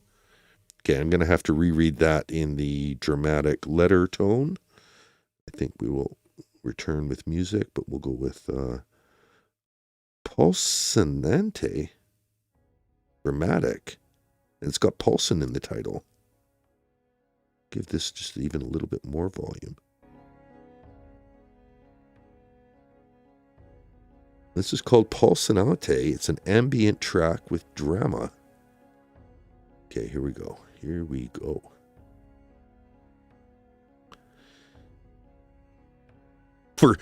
Okay, hold on.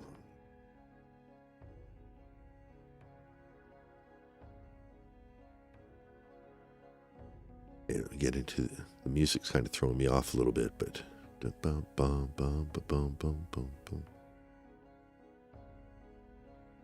for ruining my deceased family's heirlooms, traditions, keepsakes, my son's furniture, destroying the television we watched together, for wrecking our townhome by breaking windows, punching holes in the walls and doors, ramming his entire body into glass doors, kicking in my front door and back door over and over and over, for breaking and removing the locks from all doors, sometimes the knobs altogether, so I had nowhere to feel safe, including the sacred space of my son's room, where he beat me bloody on his bed. For terrorizing and threatening my blind and deaf dogs by leaving the gate open that I built to keep them safe, telling me I hope I'd find their bloated dead body in the pond, or scrap the remains off the pavement. For kicking off the bed and throwing across the room because they were trying to protect me. For threatening to make me unrecognizable to my son by breaking all the bones in my face, like his brother Moses did to him after seeing all the bruises. You can't keep a fucking thought straight, and yet everything is perfect first draft for... This Paulsonet music is kind of throwing me off a little bit, but it is appropriately dramatic. Further into the background for you. For threatening to make me unrecognizable to my son by breaking all the bones in my face, like his brother Moses did to him after he kept seeing all the bruises. Forgiveness, oh no, and then we go, that's page 2, so now we can get back to page 4. From George beating me, like all the times their father beat their mother. For all the drunken rages and fistfights with so many neighbors when wandering into their apartments during hunting expeditions after I'd escaped. For drowning me in liquor and wine because I didn't want to drink, causing me... For drowning me in liquor and wine because I didn't want to drink, causing me to urinate on myself. Then butting the end of the bottle in my face, giving me 2 black eyes and a bloody nose. Why do I want to think Beck now? I got 2 black eyes and a bloody nose. Where it's at. Got 2 black eyes and a bloody nose, yes, where it's at. That was a good rhyme, baby. All right, for drowning me in liquor and wine because I didn't want to drink, causing me to urinate on myself. Who causes you to urinate on yourself? Like, unless, he made you drink all the water. Oh, okay, no, you can cause someone to urinate on... But we did that at sleepovers. You'd put somebody's hand in warm water while they're sleeping and then laugh because they pee themselves. But for drowning me in liquor and wine because I didn't want to drink, causing me to urinate on myself, then butting the end of the bottle in my face, giving me 2 black eyes and a bloody nose. That's like getting 3 birds with 1 stone. For making me experience what it's like to be sodomized. You already told him about him smashing in your back door over and over. Enough with the sodomy, Sarah. Sodomy, Sarah. Like a new version of the Barbie that you can get. New this Christmas, Sodomy, Sarah. It's the George's First Date edition, according to Sarah Boone. Sodomy, Sarah. Get it in a store near you. Anal lube not included. For threatening to kill my friends and the neighbors when they checked in on me to see that I was alive and in one piece. For threatening to burn down our townhome and set my car on fire because I got a job. Yeah, well, don't worry, your car's safe.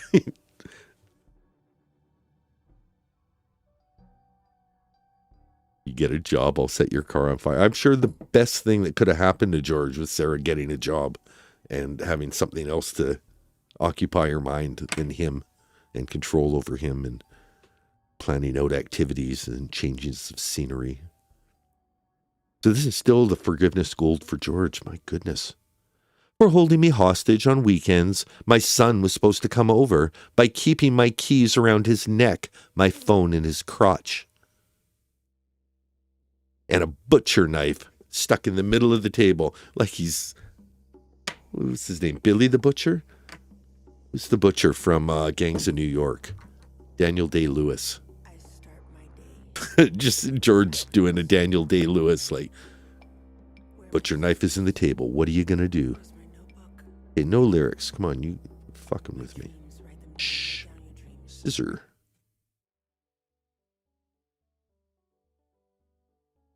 Oh, listen to Scissor.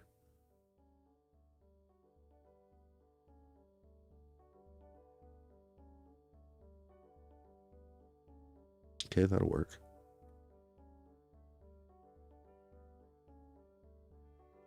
All right, so holding me hostage, weekends my son was supposed to come. Oh, and the phone in his crotch. That's what I want to comment on that. I think that George would have stuck her phone in his crotch because we know that he had to unlock the phone using her face. And I bet the closest match to her face that he had was just jamming it up against this junk. And like, oh, phone unlocked. Perfect. Now I can watch porn. For holding me hostage on weekends, my son was supposed to come over by keeping my keys around his neck, my phone in his crotch, and a butcher knife stuck in the middle of the table as a warning not to ask anything or try to leave. For stabbing me in my leg and not letting me call 911 for an ambulance or seek help, where I nearly bled to death until I concocted a lie to save him from being arrested. Concocted a lie is the only true part of that. We know she had no problem calling 911 whenever the fuck she felt like. He's in my pantry. He lives there? He's allowed in the pantry, ma'am. No, he peed. Sure, it's not your pee. I hear you have a problem with peeing on yourself. For destroying my phone with a hammer because my son called. Somebody else's, I'm not stealing their idea here, but there's always like that weird nugget of truth thing she says. I bet she destroyed one of George's phone with a hammer because his son phoned. Because where would that come from? For destroying my phone with a hammer because my son called? For me experiencing ever being arrested and after today, prison. Blaming him futuristically for how much she hates prison. Well, she's right there. He correctly guessed she wasn't going to like it. All right, I'm going to cut with the music for a bit. And we'll just go with the words. For beating me almost blind, crushing my occipital lobe. For, and it's not occipital, is it? Isn't it an orbital lobe? That's in, anyway, we're not going to correct everything. For having me experience what it means to see stars, like in the cartoons where a character has a tall lump on their head. I had that too, many times. Dragging me upstairs by my hair in the middle of the night, just to sit next to him.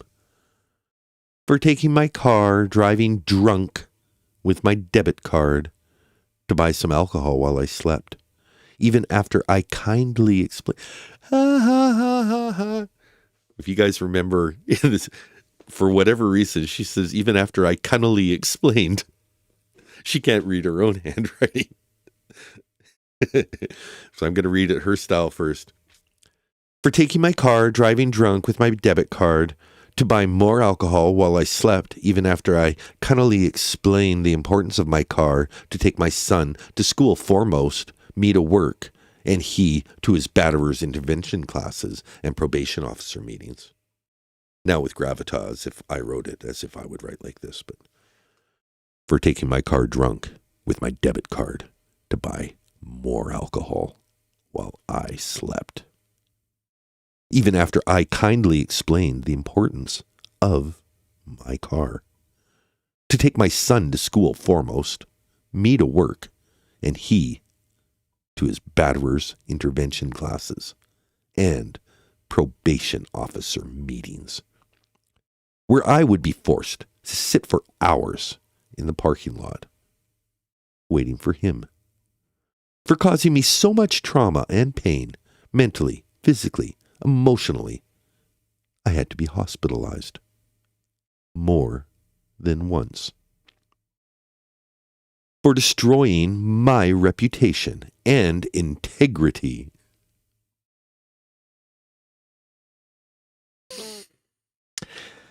For my M for murderer, scarlet letter, for not letting me feel safe to live, talk to other people, spend time with my son, have a job, friendships, simply go to the bathroom with the door closed, or to sleep soundly or comfortably.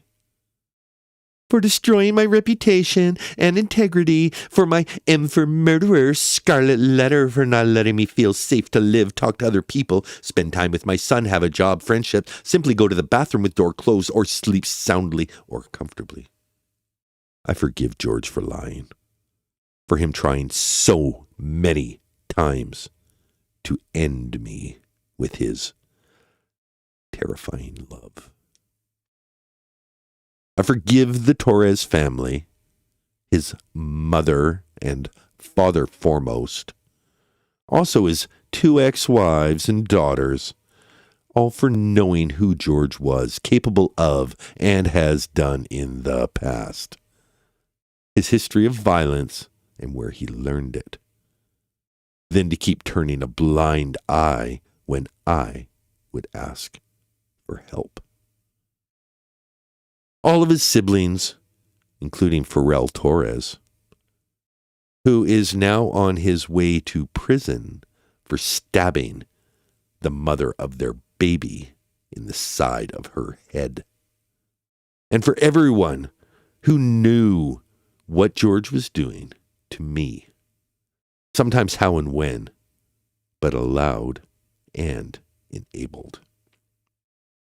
I forgive them for caring too late. I hope they all ask themselves, while quiet and comfortable in bed at night, the uneasy question. What could I have done to stop this from happening to both of them? And after all the times Sarah tried to, by asking for help from all of us, and so many times. Another great contributor of my gold is social media, with its greed, insensitivity, deception, obvious exploitation, and advantageous gain from my what case as a whole? My criminal case. She couldn't write criminal properly. She had to fix the R. That's not... She didn't want to get it wrong, but that's not how she does an R. She was trying to put something else and then corrected it to criminal case. Maybe she was going to go conviction? All right. Another great contributor of my gold is social media, with its greed, insensitivity, deception, obvious exploitation, and Okay, I'm losing it here.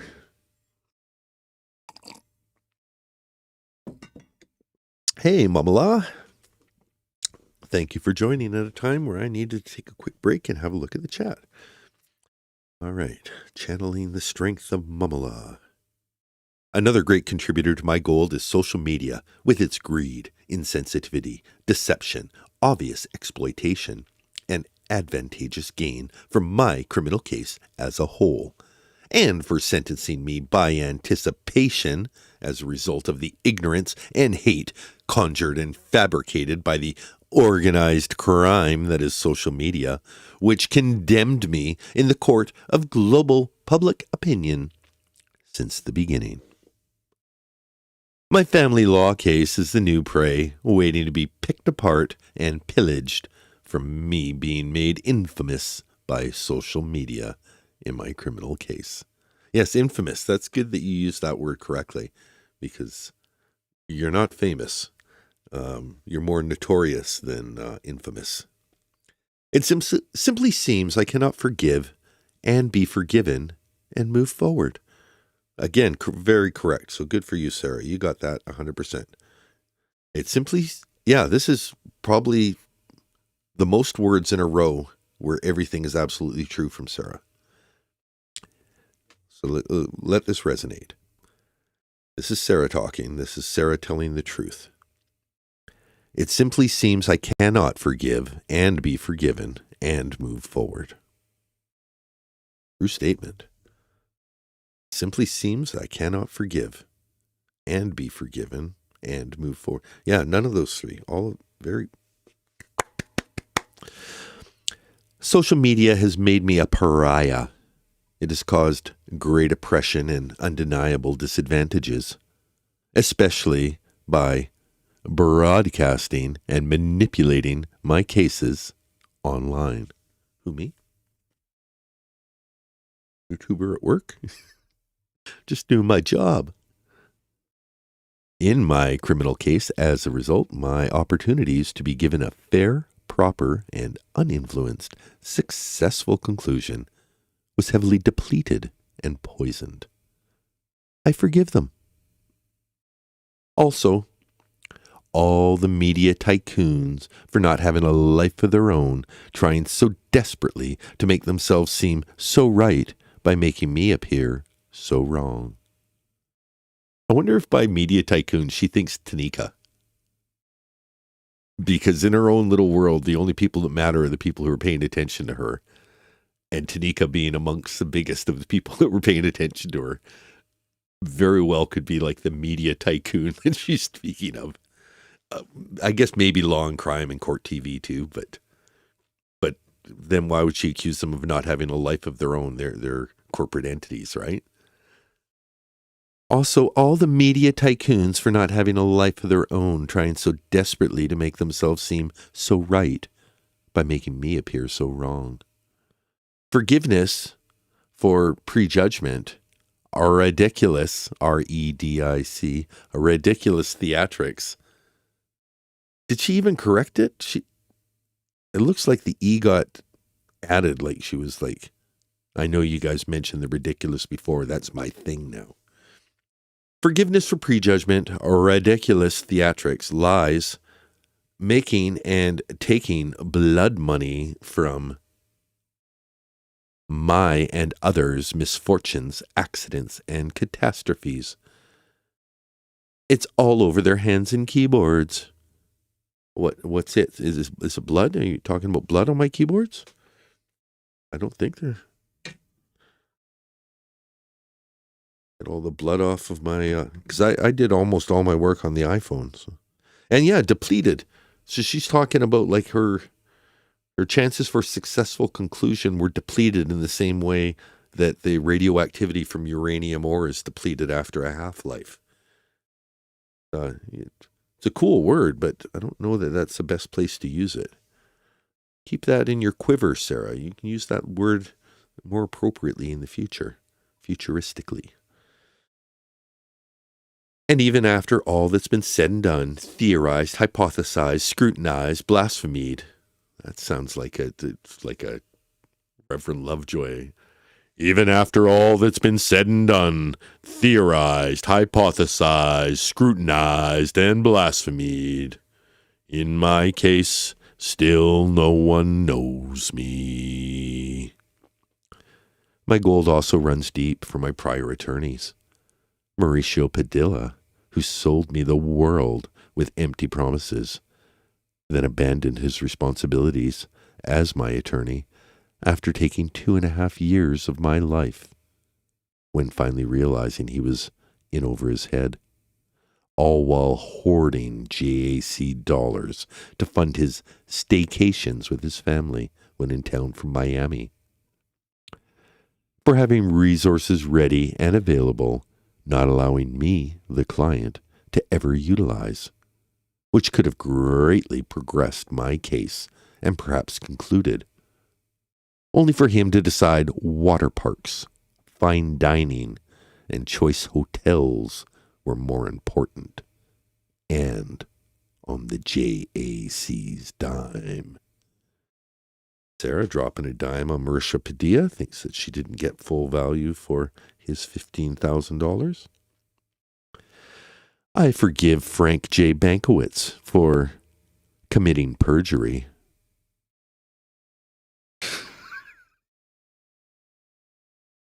I forgive Frank J. Bankowitz for committing perjury to the judge and on court record about my attempts to be a proactive defendant and client, inquiring about my discovery, then trying to communicate with no answers or correspondence in any manner for 1 year and 2 months before I was able to finally meet with him in the courtroom, only to receive his motion to withdraw. Frank J. Bankowitz is forgiven for his greed and for taking $15,000 from the JAC, who honorably and aids Frank J. Bankowitz is forgiven for his greed and taking $15,000 from the JAC, who honorably aid indigent defendants, as myself, for taking advantage and robbing the justice system by lying and avoiding clients, taking their money and the JAC's.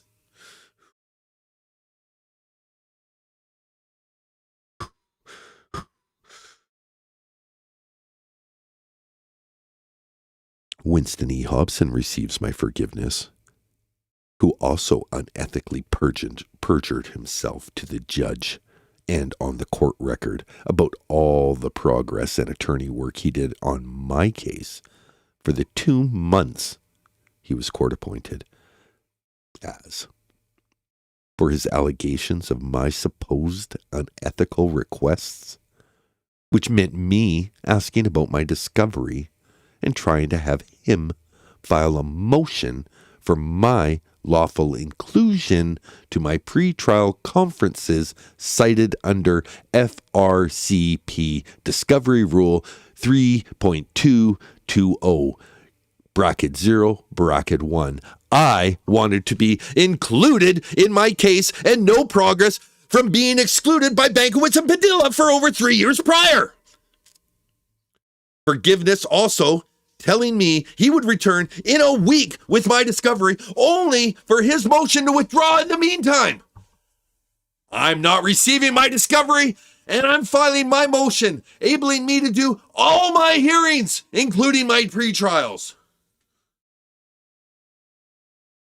Continued forgiveness in his greed and selfish intentions, also for robbing the JAC and indigent defendants of $15,000 more for nothing, and justifying any work he did do in the handful of days he represented me as my attorney.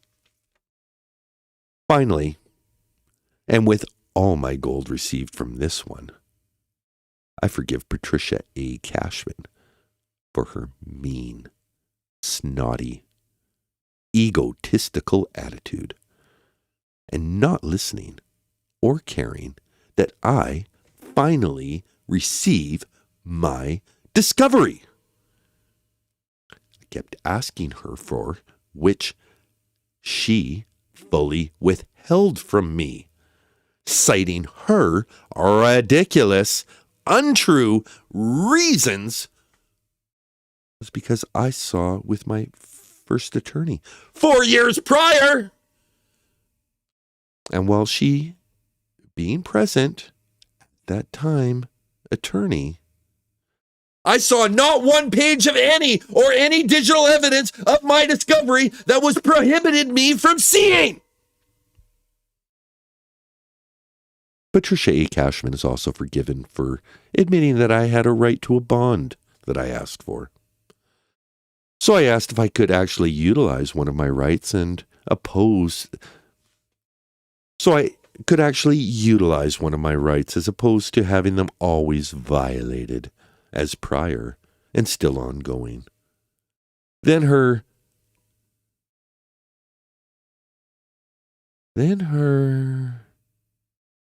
okay. I had a right to a bond, and I asked her for so I could actually utilize one of my rights as opposed to having them always violated as prior and still ongoing. Then her deference of all my opportunities to do so. For all her lies, condescension, gross, unnecessary arguments, and anger. That I asked any questions and wanted to understand, for her doing nothing other than to give me an even harder time and request transcripts and then brazenly lie for over $16,000 for doing so? Also, from the precious resources provided by the JAC, I forgive Patricia Cashman for being a liar and a bully. I also have forgiveness for all those who did not include me to receive.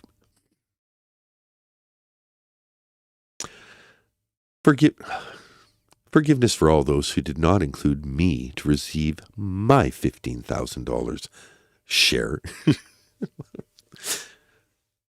Forgiveness for all those who did not include me to receive my $15,000 share I worked for when Judge Cranick forced me to be my own attorney, to represent myself as pro se. And actually, I finally got my own discovery almost 5 years later. Filed motions, all prior should have been done, making them the most expensive motions ever. They weren't. At $46,000 between the 3 prior attorneys. Sarah's calculating the expense of her motions of basically $46,000 of JAC money that went to 3 attorneys. She has no concept of how much larger cases are than cases that are over, tens of thousands of dollars.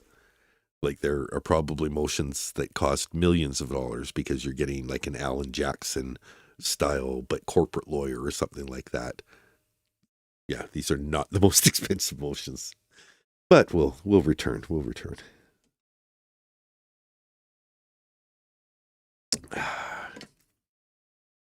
Forgiveness for all those who did not include me to receive my $15,000 share I worked for when Judge Cranick forced me to be my own attorney, to represent myself as pro se. I actually and finally got my own discovery almost 5 years later. Filed motions all prior should have done, making them the most expensive motions ever. At over $46,000 between 3 prior attorneys, Frank J. Bankowitz, Walter E. Hobson, Patricia A. Cashman. Would they have done so when supposedly representing me? The motions would have been priceless for the proper use of the JAC funds toward ethics, professionalism, honesty, and freedom. I honorably utilized my JAC resources and mentorship as a proactive, indigent defendant, avidly defending myself against the liars, the thieves, and real villains in my criminal case. Who really is the criminal? The JAC can hopefully include their forgiveness for them too. Who is the real criminal? Who's really in prison, Sarah? Who really is the criminal? Oh yeah. Subverting expectations, Sarah. Judge Wooten and Cranick, I have great forgiveness for also. So this was edited from the letter. This is part of the part that James Owens got her to take out in the edited version. Got to show some fucking remorse, Sarah. Judge Wooten and Cranick, I have great forgiveness for also. In not protecting me, in listening to my valid requests for judicial intervention so I could properly and fairly defend myself against my charges. Instead, I had to defend myself against the attorneys, all appointed by the judge in court, against their lies, exaggerations, or reasons unjustifiable. Why they were really creeping away from the battlefield and abandoning their professional duty as my attorney. Judge Cranick, I forgive you for not giving me any opportunity to stand at your pulpit, to stand at all, to explain the real, truthful side of the story. This is really weird for a defendant that testified multiple times and also got to stand, like a lot of incarcerated defendants that are shackled Everyone stays seated when the jury comes in, including, she got to stand. Judge Cranick, I forgive you for not giving me any opportunity to stand at your pulpit, to stand at all, to explain the real, truthful side of the story. I believe if the justice system, including yourself, would and should have done any vital homework on the already almost see-through attorneys from being spread so thin, and simply sending an email to care about their present workload, number of clients, trial schedules already in place, before throwing another inmate defendant, unknowing client on their heaping, unimportant pile of warm bodies, more taxpayer dollars could be consumed, and less time consumed and wasted for everyone, regardless of what part they play in the supposed system of justice. I'll take a break here just to comment on Sarah's understanding of the justice system. I think, well, people have mentioned this before too, but I agree with them. She thinks that the legal system, like that public defenders only have one client, or, maybe three clients, two of them are easy and one is you. But she doesn't, how would the system work if that was the way it was? Could you imagine these poor public defenders only getting paid for, one or two cases in a year at $15,000? Why would you even go into law? So, it is a real drawback of the system. If you're going to say that everyone has the right to an attorney, and, there's some realistic debates to be had about how many clients an attorney should have and still be able to function as an effective attorney. But a little late for those arguments when you're a second-degree murderer with a depraved heart. Should have been campaigning for prisoners' rights maybe in, the 20 years since your stray days and between your conviction. Spent any time on that, maybe there would have been a better system there for you, Sarah, when you needed it. But you get what you put into it, and Sarah put wine into herself, and that's what she got out of herself, was Drunky the Bear. All right, so her soliloquy on the American justice system and lack of taxpayer dollars for public defendants finishes with, my forgiveness is deepened. Or no, I'm one back. Taxpayer dollars could be conserved. No, okay, that's it. My forgiveness is deepened for taking even greater time of mine away, years, by not caring to ask me anything about anything to understand. So you could justly render your life-defining judgments and withhold any more bias and prejudice. Foremost, Judge Cranick, I forgive you for kicking me while I was down and choking the life out of my constitutional amendments. I'm not seeing the chat move. Did I pause? Did I kill the stream? No, we're still going. Okay. You don't have to be constantly chatting. I know we're late at night, but I was just afraid I was talking to myself for the last 10 minutes.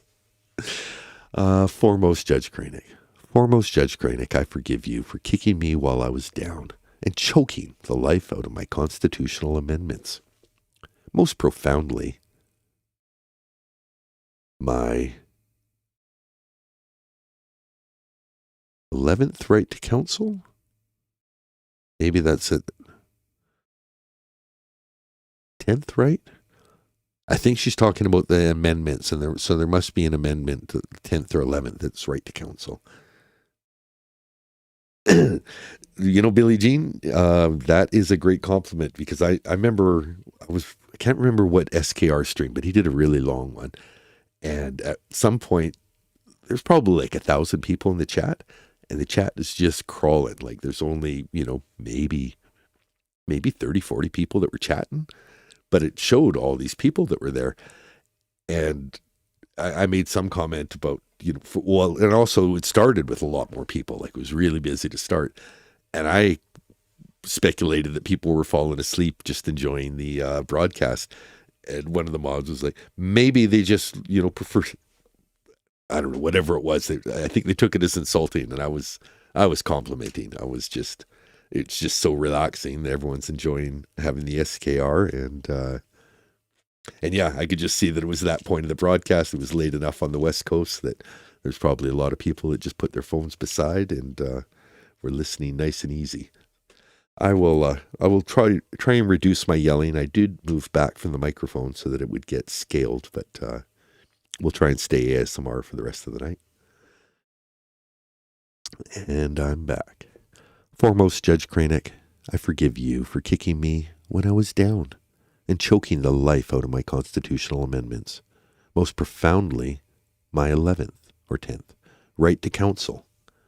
As a result of my wholehearted use of my first right to free speech, in being my own advocate since no one else would be, and received a paycheck for. In all of my free speech, experience-driven letters only for remedy, in any collaboration, inclusion, receiving my discovery as an inmate, defendant and client, not removal of any attorneys to cause more delays or any reason to excuse you may try and force on me, and have already inappropriately accused. What? I lost frames? I don't think I'm losing frames. I'm getting warnings about my stream, but I don't think it's anything to be concerned with. Stream is offline. Oh no, because I'm not streaming through. Okay, that's scary. Impossible to be offline. I'm back.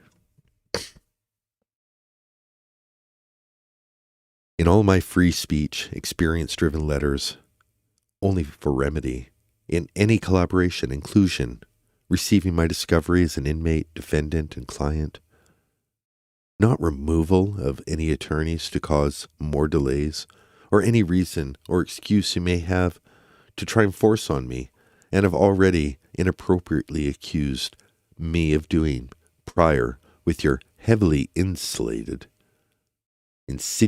strategies of mine to try and deflect the glaring red flags, disappointments, and true crime in and of the justice system. To this day and all forward, I do not forfeit my rights, any of them, ever. Especially my right to be bold, outspoken, and right in my real-life experiences with the legal and justice systems. You weren't there, Judge Cranick, in anything. No meetings, phone calls, visits, and still took my rights and oppressed harder. I must now defend myself against you, praying you do not care too late, as all the others, and retaliate further against me as a still proud citizen of the United States of America. Hey, a little 4th of July message from Sarah. Okay, let's do this. Oh, maybe I can get a rousing patriotic tune in the background. We'll do that with a little. I can find something that's patriotic. Let's see. Genre, ambient, and search. Let's just say USA. USA. It's got USA in it. Oh, okay. Search, maybe flag. Flag music. Nope. All right. Marching.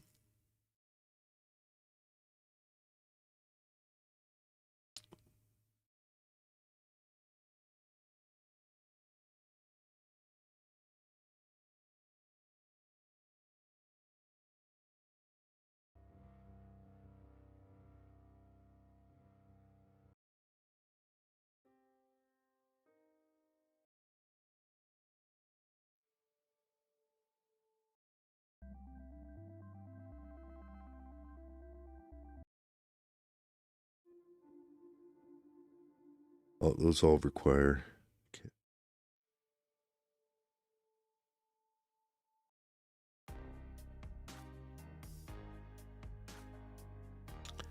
This kind of uplifting. Okay.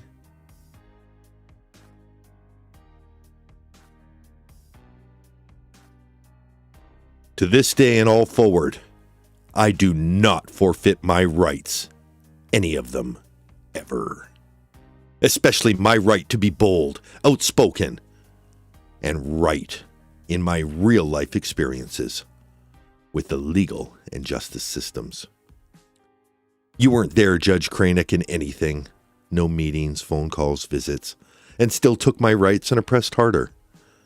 I must now defend myself against you, praying you do not care too late, as all the others, and retaliate further against me, as I am still a proud citizen of the United States of America, and freely, excitedly using my God-given rights to stay still, or to still try and defend myself, to stand all the way up for you and remove my freedom altogether by allowing and approving my stab wound, my bloody body parts, my rapes, bumps, bruises, and all the rest of the beatings I endured. I hope you can finally see and understand, and just some of the pain and extreme difficulties, obstacles, and unfairness, especially in my due process, you have added in my criminal case and life as an inmate,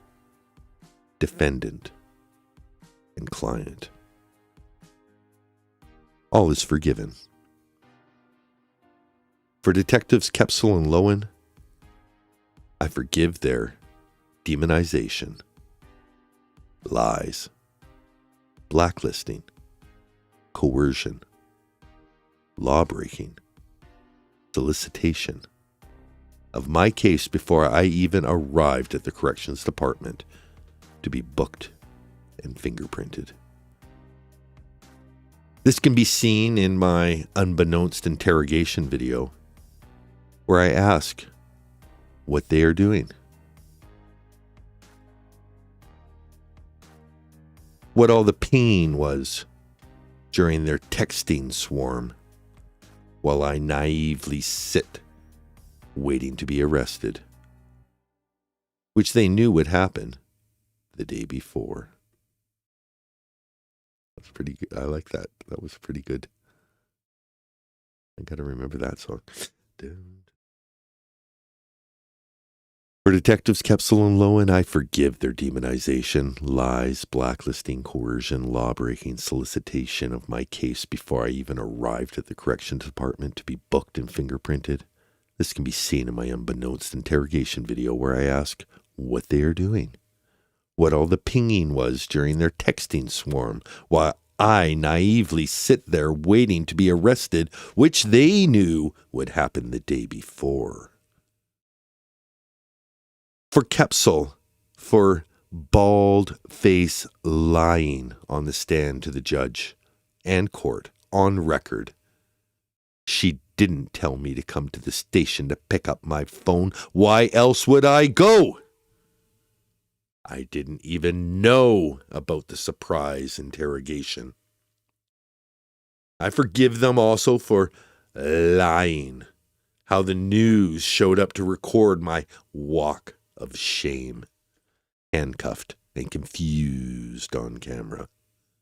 I forgive them for trying to make me lose from the beginning by starting the unquenchable wildfire of sensationalism and distortion, ignorant hate, defamation, and greed, by unlawfully broadcasting who they wanted the world to think I was by their schemes, learned lessons, and fraudulent stratagems from the school of manipulation and taking advantage.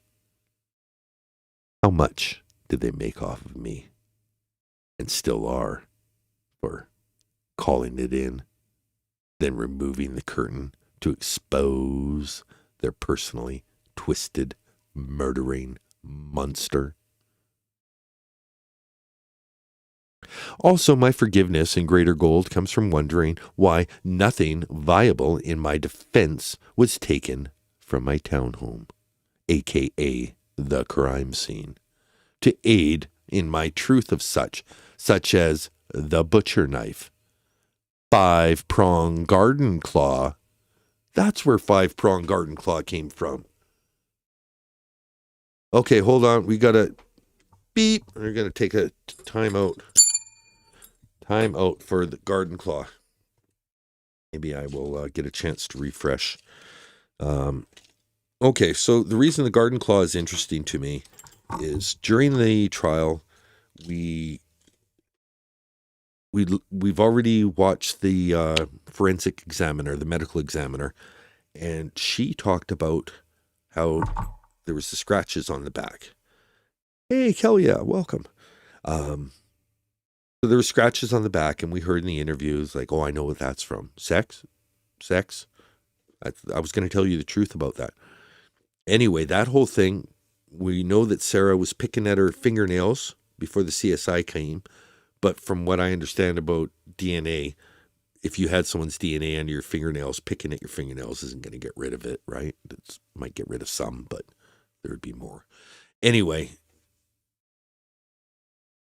in the trial, it came out that no, none of George's DNA was under Sarah's nails. None of Sarah's DNA was under, they clipped George's fingernails and used that, but none of Sarah. So the two of them weren't as physically close as she claims near the end. But we know that those wounds were relatively close to time of death. As Chelsea says, they weren't from before, they were recent.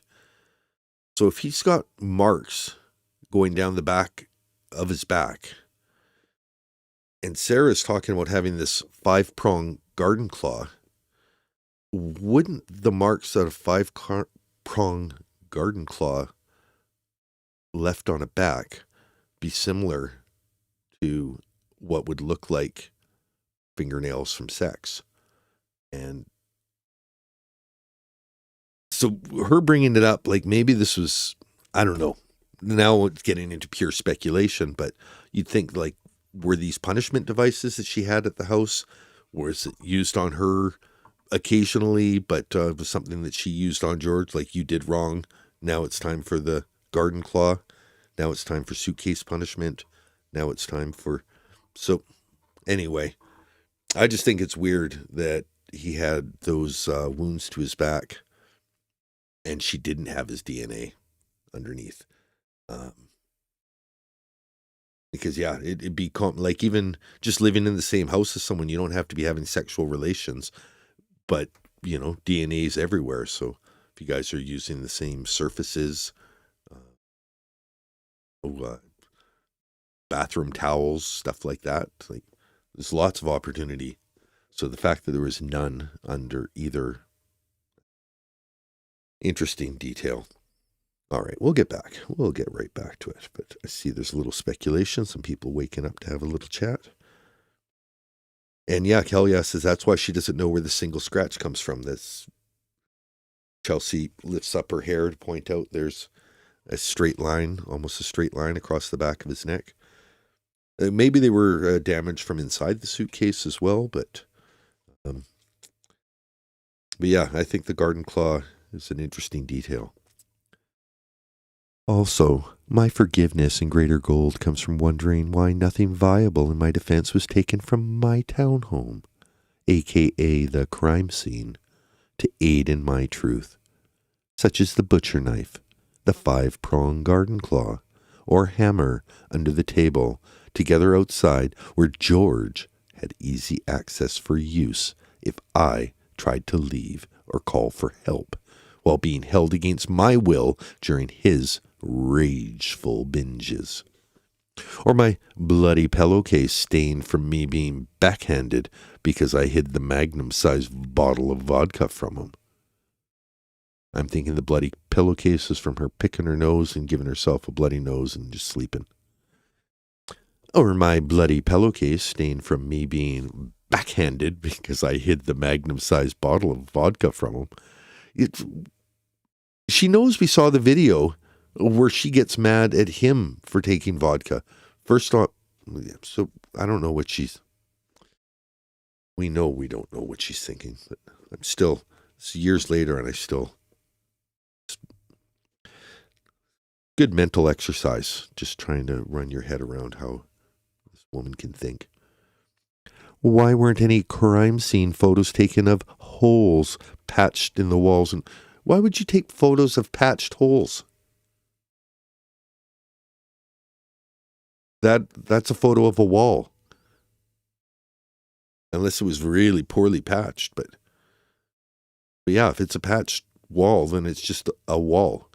Why weren't any crime scene photos taken of holes patched in the walls and doors, or some doors missing knobs and all locks George removed, cracked windows, broken furniture, obvious unnatural destruction in my townhome? How and why were these missed, uncared about, or not questioned so I could explain some of my terror? Okay, well, Sarah, if I can answer for you, the reason none of those things were looked at is because George was dead. And none of those things had anything to do with George being dead. You live in an unkempt house, you've got a bit of a mess. I live in an unkempt house, I've got a bit of a mess. I didn't kill George. All those things don't matter.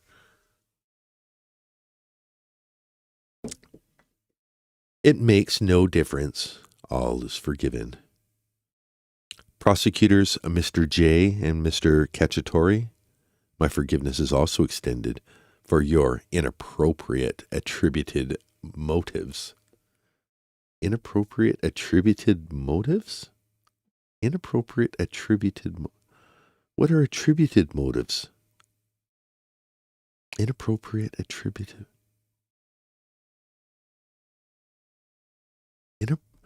For your inappropriate attributed motives. For having to go through years of my pictures, videos, and texts so erroneously. Okay, that is a really weird... She underlines it like it means something, but I can't even parse any, what she's trying to say is. Prosecutors Mr. J and Mr. Cacciatore, my forgiveness is also extended for your inappropriate attributed motives. You know what? I'm going to take a quick break and just see how confused AI gets. What are inappropriate attributed motives?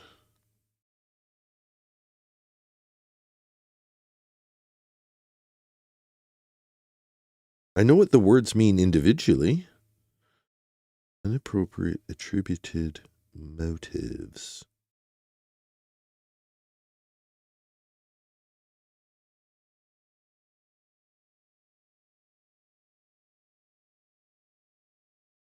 Inappropriate attributed motives happen when you assume someone has bad intentions behind their actions without any real proof. Well, good for you, Sarah. That actually is correct. Okay. Instead of focusing on what the person actually did, you judge why you think they did it. Okay, so again, wow. My hat is already off, but inappropriate attributed motives are when you assume someone has bad intentions behind their actions without any real proof. Now, that said, I guess we have real proof, but I also assume that, why would you have good intentions behind those kind of actions? Like, instead of focusing on what the person did, you judge why you think they did it. I think I equally focus on what they did. What she did was pretty horrible. I don't think I ignore, and I don't think Mr. J and Mr. Cacciatore, I think there's a lot of focus on you put George in a suitcase, you walked away and left him in the suitcase. Those are all things she did. Those aren't the whys. The why doesn't come up until the rebuttal case. We're watching it right now. So what we've seen so far, case in chief, there's no why. If the defense never brought up battered spouse, the prosecution would have rested with their main case. And their main case had nothing to do with why. It's all about what? George was alive. They painted, did puzzles, or whatever other bullshit. Or they didn't. Whatever happened, the next day he's dead. No one else was in the house. Sarah had the ability to open the suitcase. Sarah did not use that ability. Anyway, okay. Well, thanks for inappropriate attributed motives. So now I got to find a way to work that in. Like, Dan, why are you late for work? I think that you're giving me inappropriate attributed motives. Don't even assume. Maybe I just had to stop for school bus. Okay.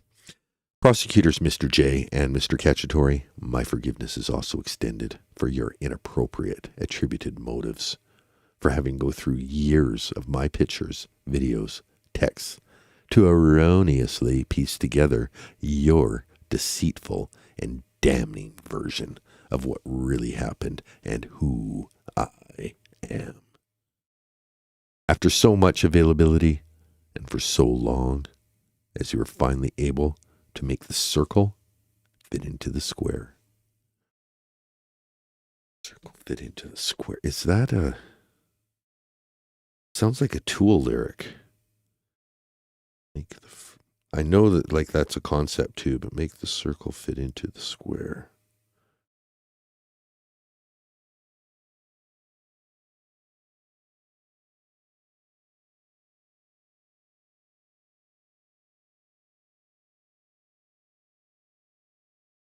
Feel like it's in a, I see the pieces fit and I watch them fall. You can find full lyrics for Ghost's Square Hammer on several sites. The song's lyrics feature the phrase, make a circle fit in the square, and is filled with Masonic imagery and occult themes. Okay, well, let's look for that. Square Hammer by Ghost.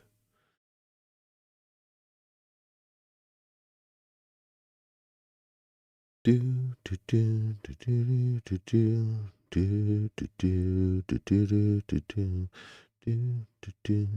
do do do do. Intermission.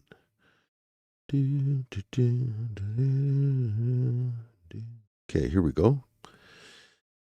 These are the lyrics to Square Hammer. This is a song by Ghost. It came out in 2016. Skipping ahead, looking for circle in the square. Okay, it's not as good as the AI thought it was. AI was wrong.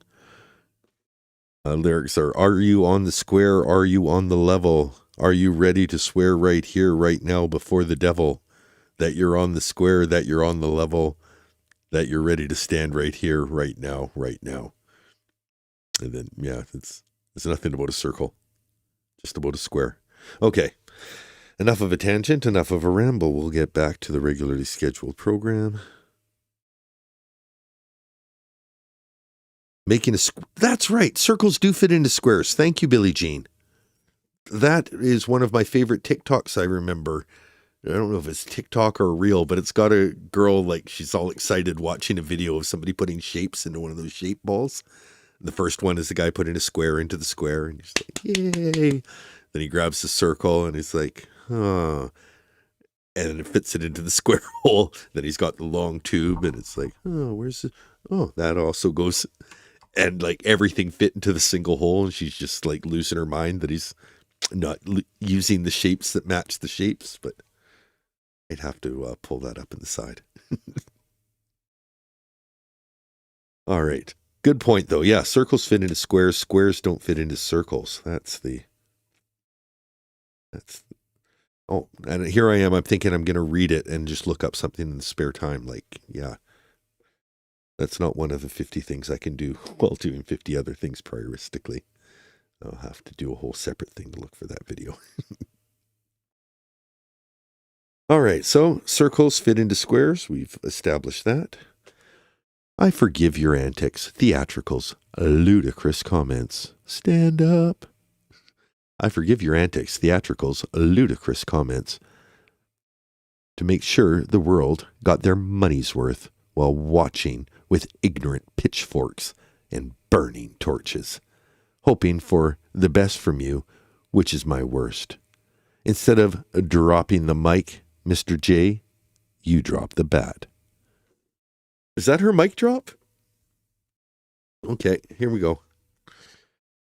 I forgive your antics, theatricals, ludicrous comments to make sure the world got their money's worth while watching with ignorant pitchforks and burning torches, hoping for the best from you, which is my worst. Instead of dropping the mic, Mr. J, you drop the bat. I don't remember him mishandling the bat. I thought that he held the bat fairly well. I don't even remember him yelling a whole lot, but okay. For the yelling, finger pointing, and intense underlining. Look how often she underlines words while complaining about the underlining of force. For the yelling, finger pointing, and intense underlining to force your theoreticals and fantastics on a jury by using underlined imaginary space adventures and fictional characters, shout out Star Wars, to blind and bedazzle them with your far, far away from the truth dramatization.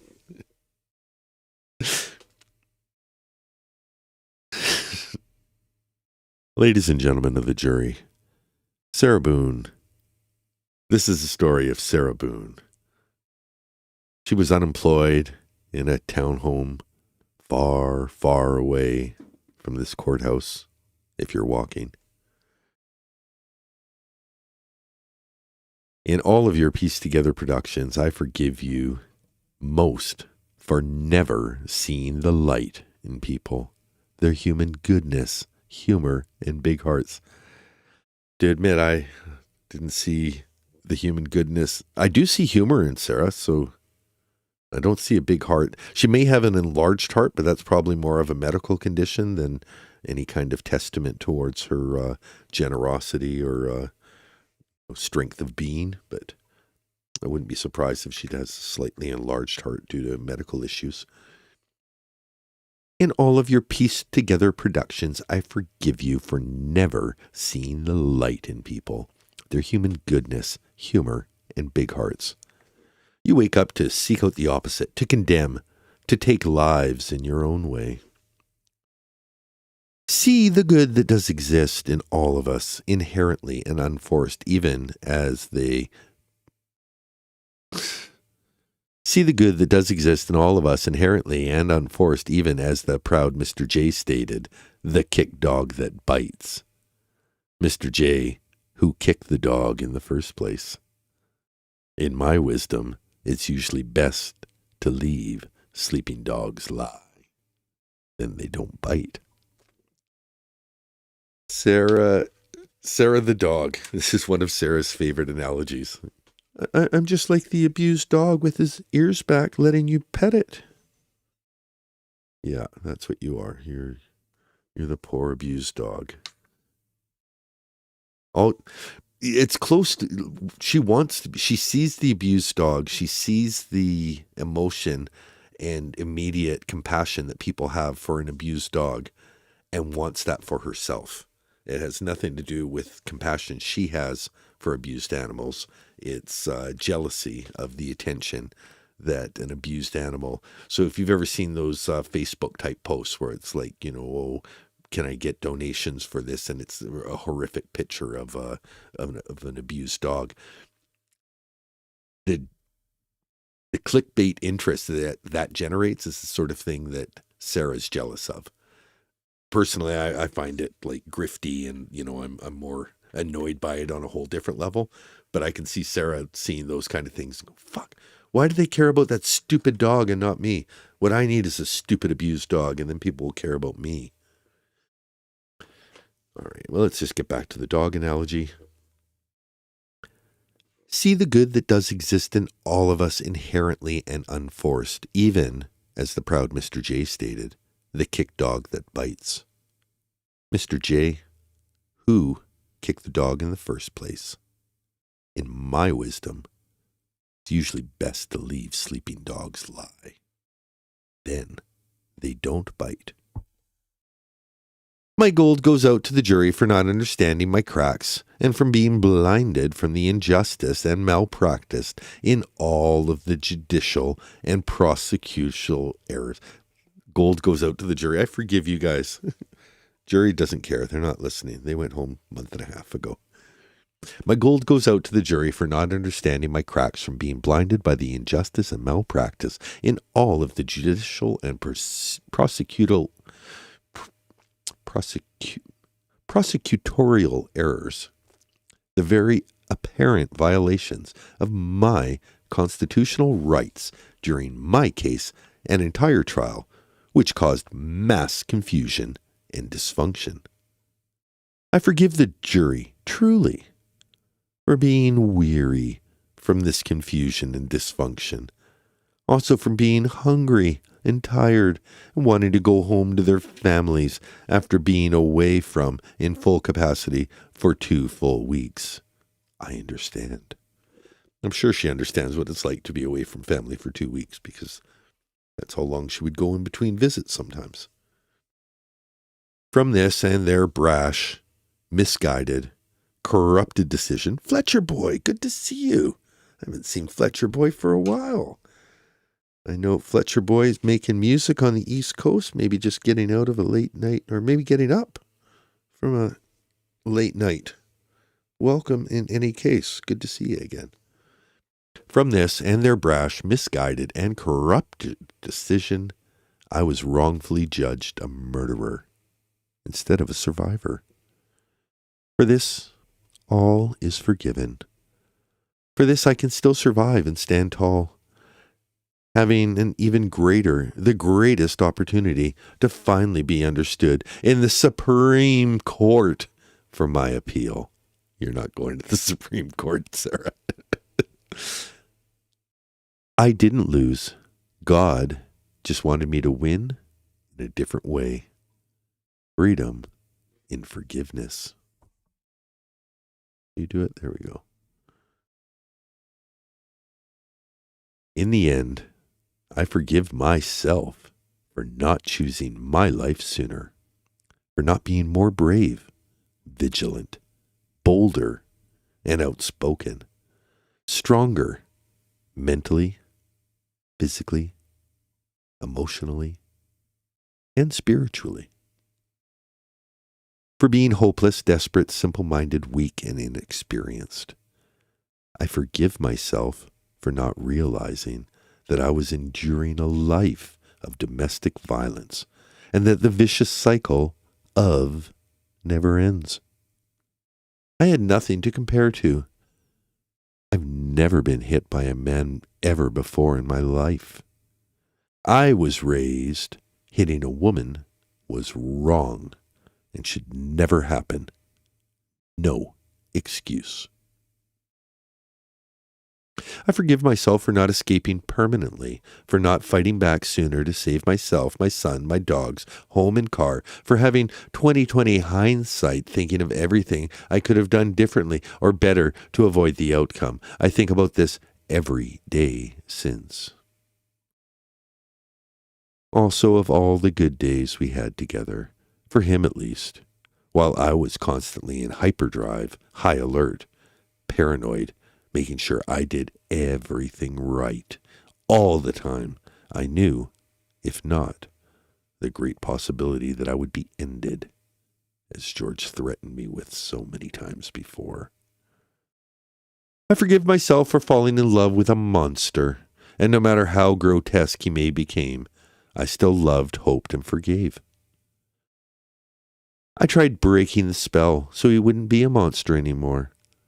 I saw who he was inside. George made me then, now, and always love him, for all of his cracks also. We made each other our own brilliant pieces of art from the cracks and repairs. Unfortunately, not all cracks can be. Yeah, I left that because it's fucking stupid. Why not just say repaired? Does she think it sounds more ethereal and otherworldly to just go, Unfortunately, not all cracks can be. Can be what, Sarah? Can be what? George made me then, now, and always love him for all of his cracks also. We made each other our own brilliant pieces of art from the cracks and repairs. Unfortunately, not all cracks can be. In all of my forgiveness, George is my greatest lesson and will forever be a part of me. I think of him every day and still speak to him when alone on the rec yard. I ask his forgiveness and that he looks for me at the gates of heaven so I can tell him how sorry I am endlessly and that I never stopped loving him in all of it and still. So that sounds like hell. That sounds like if George went to hell and he was being punished, he would be punished with Sarah saying sorry endlessly and that she never stopped loving him. That is okay. I'm just going to substitute gates of heaven for the Cerberus and the river Styx. Is that? In all my forgiveness, George is my greatest lesson and will always be will forever be a part of me. I think of him every day and still speak to him when alone on the rec yard. I ask his forgiveness and that when he looks at me across the river Styx as I am greeted by Cerberus, I tell him how sorry I am endlessly and that I never stopped loving him in all of it and still. When I first came to jail, I put my mat under my bed and I cried all day and all night. For months, only falling asleep from being so exhausted with grief. I wrote him letters. I wrote his family and his daughters, apologizing and asking for their forgiveness. But due to fear of my life or my sons would be jeopardized. And then so she puts that in underline, but then not the next part. I did not send. When I first came to jail, I put my mat under my bed and I cried all day and all night for months, only falling asleep from being so exhausted with grief. I wrote him letters. I wrote his family and his daughters, apologizing and asking for their forgiveness, but due to fear that my life or sons would be jeopardized, I did not send. I am sorry. I cannot begin to fathom any of their grief and sadness. There's a true statement. I cannot begin to fathom any of their grief and sadness. Forgive me. This is another one. So people will say she never says sorry, or, like she doesn't. She will say sorry. She will say forgive me. She will never add sorry for, forgive me for. She will never articulate why she is sorry or should be forgiven. It's a statement. It's a command. Forgive me. Forgive me. Forgive me, Brian. I'm sorry. It's like an ultimatum. It's not a word of contrition. It's not the beginning of, I'm sorry. When I said that, I didn't realize how it would affect you. And, now that I know how upset hearing what I said made you feel, I'm truly sorry for, but no. Hound of Hades. She should know all about the river Styx, indeed. All right, continue. Yeah, her forgives me, Billie Jean points out, sounds like an excuse me right before she asked for the manager. Forgive me, excuse me, can I talk to your manager? Because I'm not happy with my sentence. Almost everything reminds me of him, seeing my stab wound every day, especially. Fucking stream of consciousness writing. Almost everything reminds me of him. And then she's pausing. She's like, what am I going to say? Fuck, I can't think of anything. Seeing my stab wound every day, especially. It truly reminds me all I really did live through. George haunts me. He is everywhere. Good. That's good. I believe because I do still love him, think of him, and miss his laugh the most. In my heart, I know he is with me and understands that this tragedy was not intentional. I hope everyone can, his family foremost. I didn't mean for this to happen. Please wholeheartedly know that. And always, I would never. Forgive me, George. Forgive me, Torres family. Forgive me, Judge Cranick. To the entire planet, forgive me. Again, not forgive me for this. Commands. Forgive me, George. Forgive me, Torres family. Forgive me, Judge Cranick. To the entire planet, forgive me. I graciously and humbly ask for consideration, for forgiveness, to be extended instead of judgment, for reconciliation and restoration, for all of us to move forward. My apology is profuse and ceaseless. Allow me, please, to brush off the muck, wipe the blood off my face, and fix the cuts in my skin. I ask for understanding in what really happened and for how long, for second chances, a repentance, and redemption, to advocate for all domestic violence survivors, to help them overcome, heal, and still hope, always to make their voices heard, to confidently walk with all of their scars on the outside and inside, to help them not ever become a casualty of domestic violence, as so many others, to stop the abuse and maltreatment before it's too late. There's always hope. You can survive. In my soft-spoken conclusion, I ask this. Would I be the darling mother, celebrated woman of the year, if it were I who died? How many daughters, mothers, sisters, aunts, grandmothers, nieces, and friends have been because they did?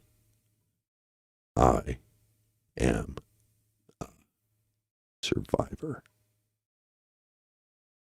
Learn to do good, seek justice, rebuke the oppressor, defend the fatherless, plead for the widow. Isaiah 1:17. I have no dad. Yeah, what about George's kids? Defend the fatherless. Oh my goodness. Isaiah 1:17. All-encompassing. Protect the abused. Sarah Boone used in her circus writing. 12/2/24. There is the legal mail. Mr. Michael Cranick, courthouse. And that is the end of that document. All right. Well, that was fun, wasn't it? Well, I had fun. I did have fun. Let's go to something. We should go to something where I can relax a little bit. Maybe watch a video or something like that. That's cool. That's this. Okay. Yeah, maybe I can find a screen with something. Take a couple minutes if you need to use the bathroom or whatever you're doing. I'm not going to leave immediately, but whatever the next thing is, that might be the last thing in the evening as well. Let me check my playlists. I might have something we can react to. Oh no, I have an ongoing playlist where I just keep dropping in stuff that I don't know what it relates to, but just as something I saw that was interesting and thought it would be interesting to share. Potential reaction content. Oh, let me go full screen. They can at least look at me full screen while I chat my way through this. There we go. And yeah, if you don't want to look at me, you can look at young me down there. Young me look just slightly bigger. That's not very slight. Good looking guy. Okay. All right, let's find something for you guys to watch while you are looking at young Dan.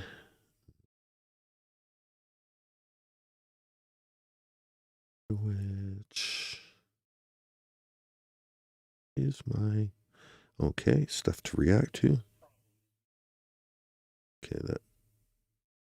Just it plain.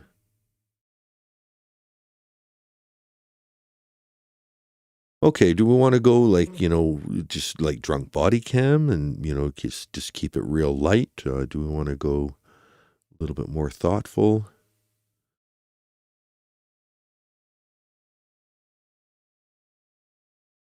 We've got women betray each other over $3 million drug bust.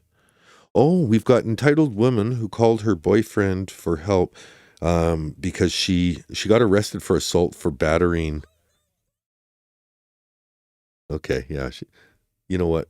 I think this is who we're going to go with. A bit of a palate cleanser from Sarah. She's almost as bad as Sarah, but she didn't do anything too bad. She just bumped her fake boobs into a young man who was trying to tell her she's no longer welcome at the establishment. And she committed battery with her breasts.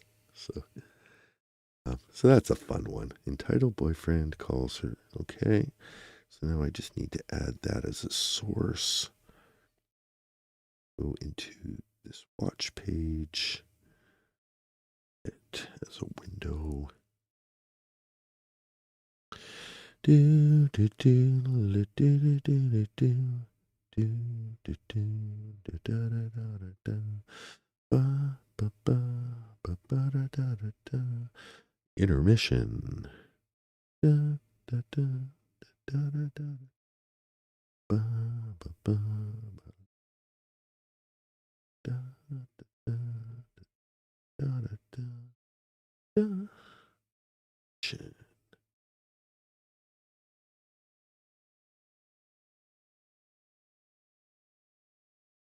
Okay, send that to the back.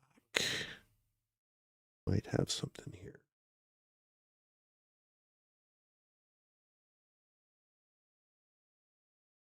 Okay, then we have to get rid of the background. Rid of the gold. Okay. Okay, we've got a reaction screen set up. There we go. This is the entitled woman. Those are her fake breasts. Those were used in commission of the battery assault. Don't need the capture of the... Oh, get rid of that as well. And that probably don't need the image up in the top corner. It's no longer Sarah Boone letters. Get rid of Sarah Boone and we'll get rid of that. Okay. All right, that's as clean as we're going to get. We're going to leave Dandy True Crime. Oh, yeah, we'll leave that there. Okay, that's enough. That's the view, and let's watch this entitled woman. Oh, let me go back to the chat. I can interact with you guys while we're watching this. All right, I think I've set it up enough. The caption at the bottom is "Goddamn." Goddamn, the first words. And you're driving a car. Drunk. Yes, you are. Yeah. Hey, you gotta be behind that wheel. I'm gonna charge you with DUI. Understood? Well, I will park this. No, you're not driving that car. You're not driving that car. Hey, Leanne. No, you're not driving that car. Call someone to come pick up the car, or Uber it out. But you. This lady has crazy eyes that are totally like the Jamie Foxx character that played the ugly woman on Living Color, LaShonda. And she seems like an attractive enough woman, but something weird happens with her eyes, and she says unattractive things as this goes on. So we can feel fully comfortable mocking her appearance. Can I drive this car? Understood? You will not be right. Huh? No, I can't offer you a ride. I'm working the detail here. So, and in the situation that's going on here... I'm a pet, so you're calling me a fucking pedophile because there's a fucking 17-year-old kid. That you hit with your chest. I did not hit him with my chest. Hey, lower your voice. and we're gonna step over here. I was nowhere near him. No, hey, I saw the video, ma'am. What did I tell? Show me what I did. You hit him. He's here. You're here. No. You walk up. You go like this, hit him, and then walk away. I did that. Okay. Hey, this is up for discussion. If you I was nowhere near him. Ma'am, you could be about 12 feet away from him, probably hit him with your chest, so I don't know if that's the best defense. want to argue with them something about a refund over there? And let's actually take a quick pause here. Leanne Sharman asks about the stab wound, an infected cut that she didn't care for and had to have the infection cut out, cleaned, and resulted in a large, neat scar. And Addie as me reminds that it had something to do with falling down drunk. As far as I know, and this is just from my layperson's research, there was lots of speculation that she kneeled into broken glass on her patio, and that caused the initial wound. And then there was other speculations in chat that if you have a wound like that and you're being given antibiotics to prevent infection, one of the problems with antibiotics is that it'll say on the bottle, if it's not medical cigarettes and instead medical antibiotics, it'll say not to be used with alcohol. Well, we know Sarah lies about whether she uses alcohol. So whatever. So she probably, if she took the antibiotics, probably took them with alcohol and totally ruined their efficacy. And in which case the infection got worse until it got really, really, really, really, really, really, really, really, really bad. And then she had to go to the hospital and get it cut out because she's a disgusting person that can't take care of herself. It's not about the refund. All right, you hit the kid with your chest. So that's battery. If your boyfriend's a cop or whatever, you know what battery is. I do. So that's battery. It's unwanted touch to somebody else who didn't want it. He did not want that touch. You touched him. He went and complained to the staff. All they want to do was get you out of there, and then they didn't even want you trespass. They just wanted you to get out of there, and then you can come back another day. But since 2017. Okay, but that's what happened. So listen. So now I haven't been here since 2017. Yeah, well, probably going to get banned for about that long again. you're not going to let me go home. You can't drive this car. Welcome back, Michael. You are intoxicated. Michael Wang had a great time on our Sarah Boone trial rewatch stream and has made it back just in time for the end of the night stream. We've gotten away from Sarah Boone. Now we're just watching a little random body cam action. This woman committed battery with her breasts.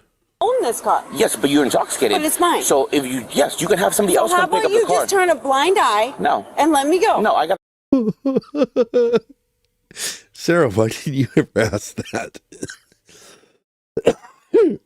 Excuse me. You are intoxicated. I own this car. Yes, but you're intoxicated. But it's mine. So if you can have somebody else come pick up the car. How about you just turn a blind eye? No. And let me go. No, I got a job to do. Like your boyfriend does. Like your boyfriend does. And he lets me get away with murder. Yeah, I'm not going to. Do you think her boyfriend is a Boston cop? Yeah, he lets me get away with murder. Yeah, I'm not going to. Let me go. No, I got a job to do. Like your boyfriend does. Like your boyfriend does. And he lets me get away with murder. Yeah, I'm not going to. I don't care. He does. I don't care. I gotta go. You're not driving that car, ma'am. I'm getting my shit. Okay. Can I get my shit? Prototype. Hey. You don't run me. Hey. You don't run me. If you try getting in that car and driving, I'm gonna take you to jail for DUI. Yeah, 3 0. Yep, that's your best bet. Then I'll leave my shit right here. All right, and I will tow it. Unless you want to. I will tow it. So you're gonna tow my shit? Get somebody to drive. I just got kicked out of here for no reason. You're gonna give me shit. Lower your voice. I'm not screaming at you. You're being a cocksucker. Okay. You're being a cocksucker. You're being a cocksucker. You're being a fucking cocksucker.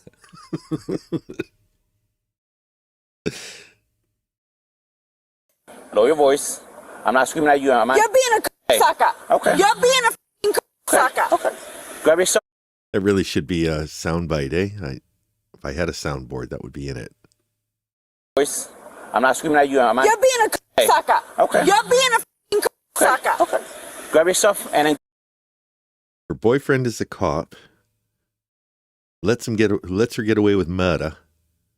You think her boyfriend is Michael Proctor?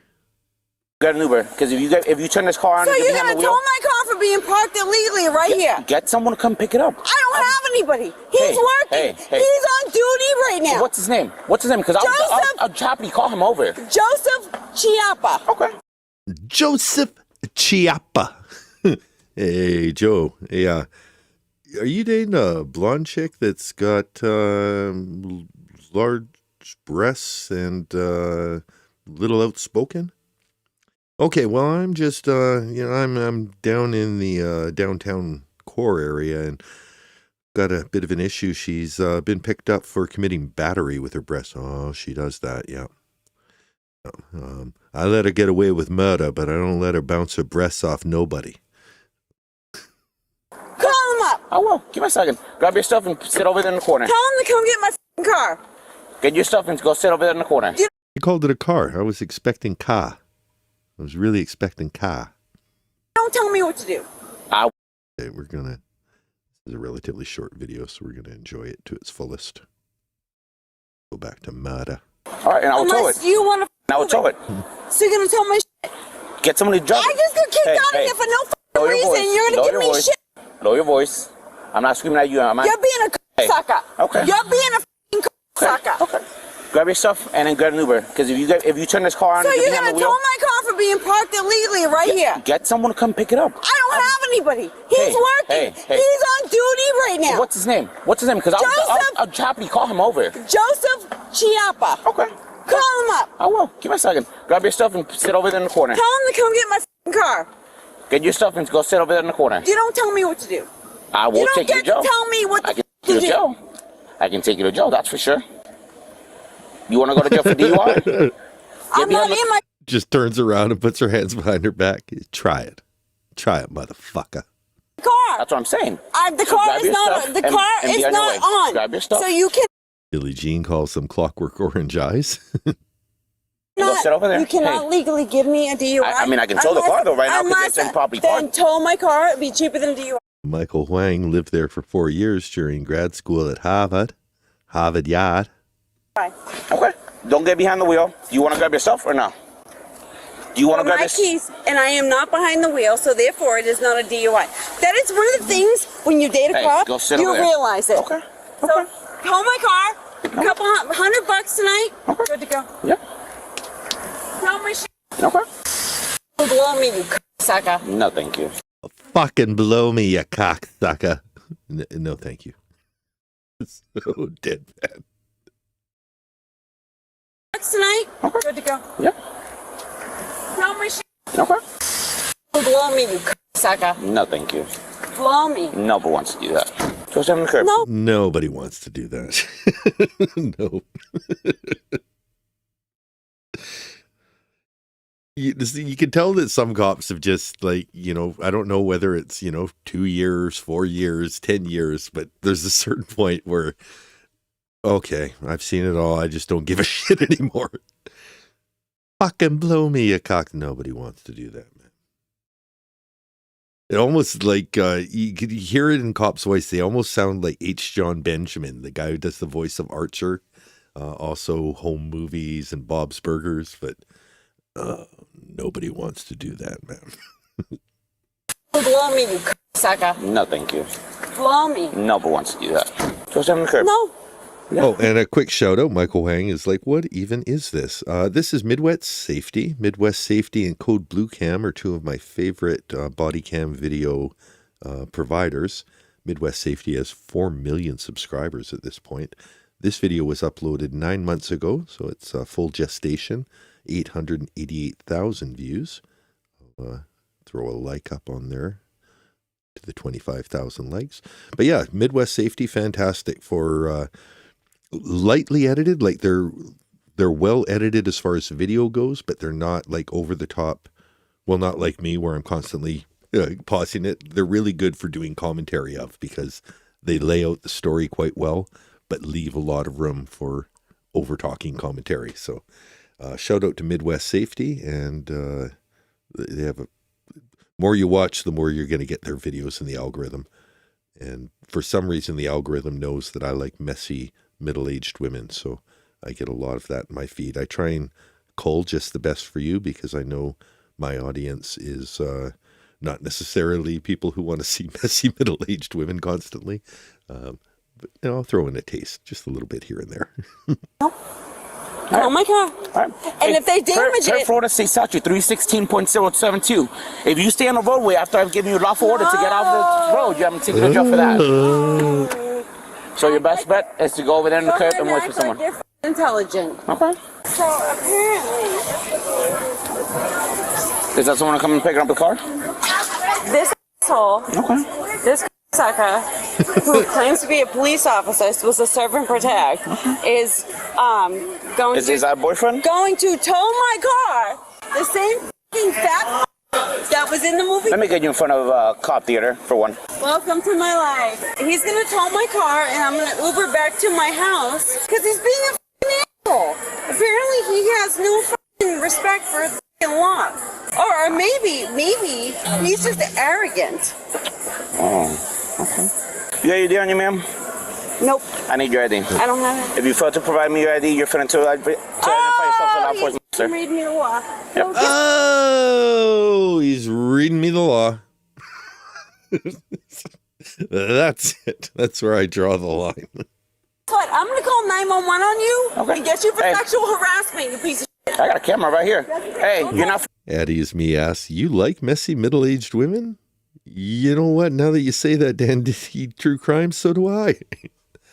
There is a certain, I don't know, they're almost like the junk food of my true crime diet. You know, I know that I can just watch videos. I can turn it off at any time. I'm not invested in how the story ends or, you know, did she go to court? What happened with this? I just want to see them being crazy in the moment. Anyway, so I noticed my algorithm tended to feature messy middle-aged women. I got premium and gave my mom a premium membership as well. So whenever I'm walking by the upstairs TV, she's constantly on YouTube now because there's no commercials. So it's so much better than regular TV where she was constantly getting, you know, ask your doctor about and slight anal leakage and, you know, lots of prescription commercials, lots of commercials in general. So anyway, as she's building up her own algorithm, I noticed that it's code Blue Cam. It's like the same channels I watch, but completely different videos. There were almost, I'd say about 50-60% of her videos had mother and son crimes. It's like, aw, Mom, you're watching just some good family-focused criminals here. But it'd be like, you know, mom and son drug running teams that would get pulled over and, or shoplifters where it's, you know, mothers and sons. And how does the algorithm know? And then I look at my own algorithm of messy women. I'm like, I guess, you know, you just linger on what you like. So there's some full disclosure on that. Free to go. You're not free to go. You're not free to go. Hey, you need to Deborah. identify yourself because of this traffic infraction. Get away from me. Nope, you're not free to go. Go right there. Get away from me. Nope, I need you to identify yourself, ma'am, because if not, you're going to go to jail You for... can believe this? I come to the movie theater and I'm getting harassed. Okay. I need your ID, I come to a fucking movie theater. I'm getting fucking harassed. ma'am. I need your ID, your name. You don't have my ID? All right, what's your name? Just tow my car and let me go. This piece of shit thinks he's fucking Johnny Law. We're only 5 minutes into this, and she's come up with so many quotable little bits. This fucking piece of shit thinks he's fucking Johnny Law.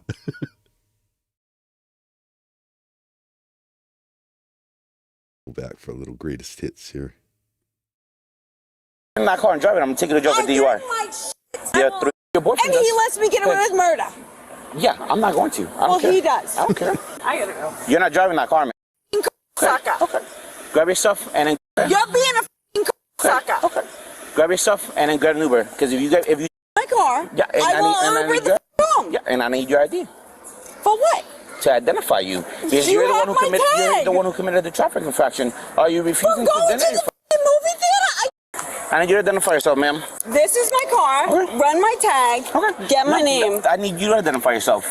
The same fucking fat that was in the movie. Let me get you in front of a cop theater for one. Welcome to my life. He's gonna tow my car and I'm gonna Uber back to my house because he's being a fucking asshole. Apparently he has no fucking respect for the fucking law. Or maybe. Apparently, he has no respect for the fucking law. He's just arrogant. Maybe. You got your ID on you, ma'am?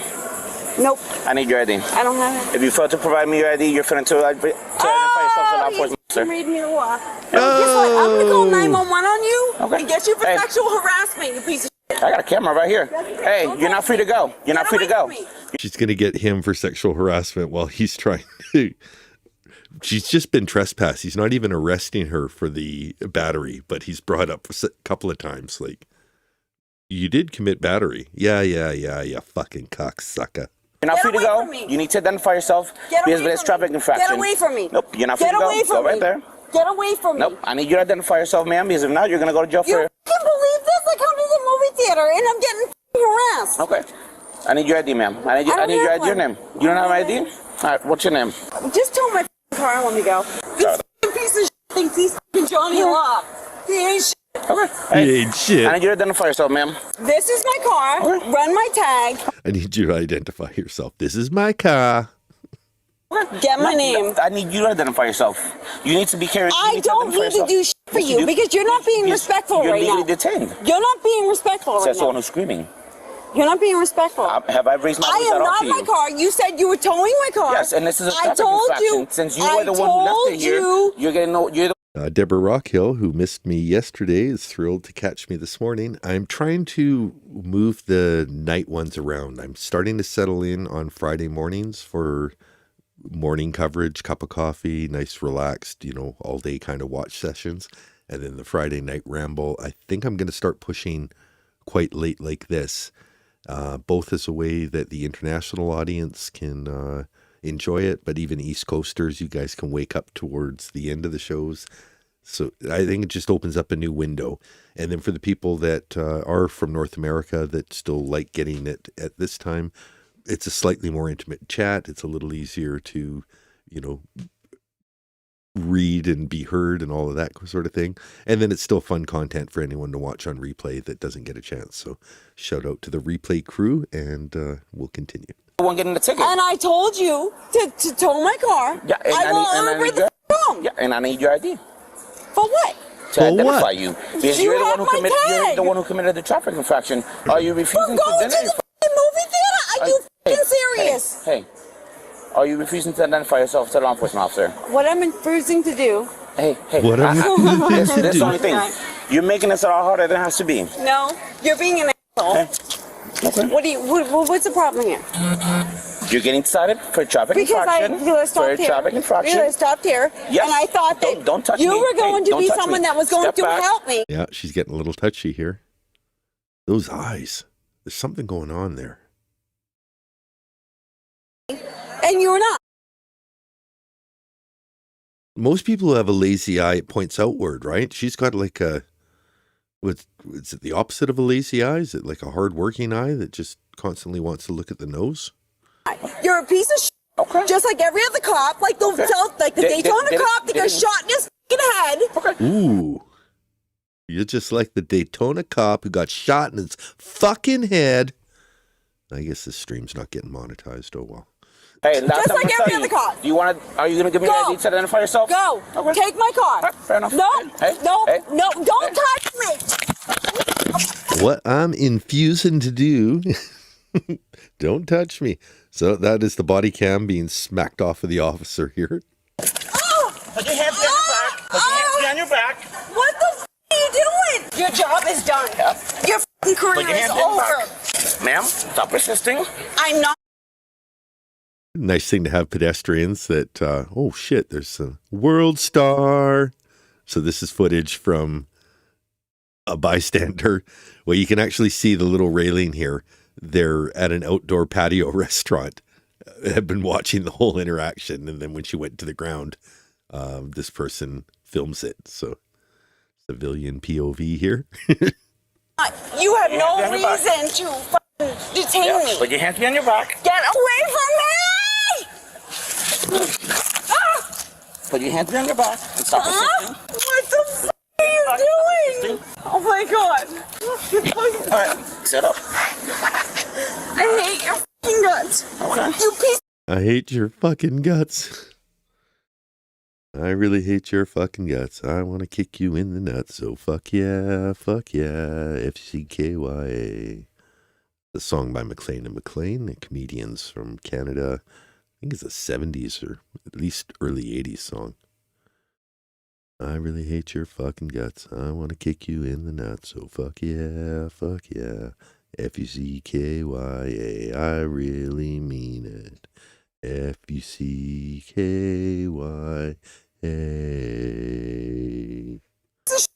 Okay. You know what? Maybe that poor cop that got shot in the face should have been you. You sucker.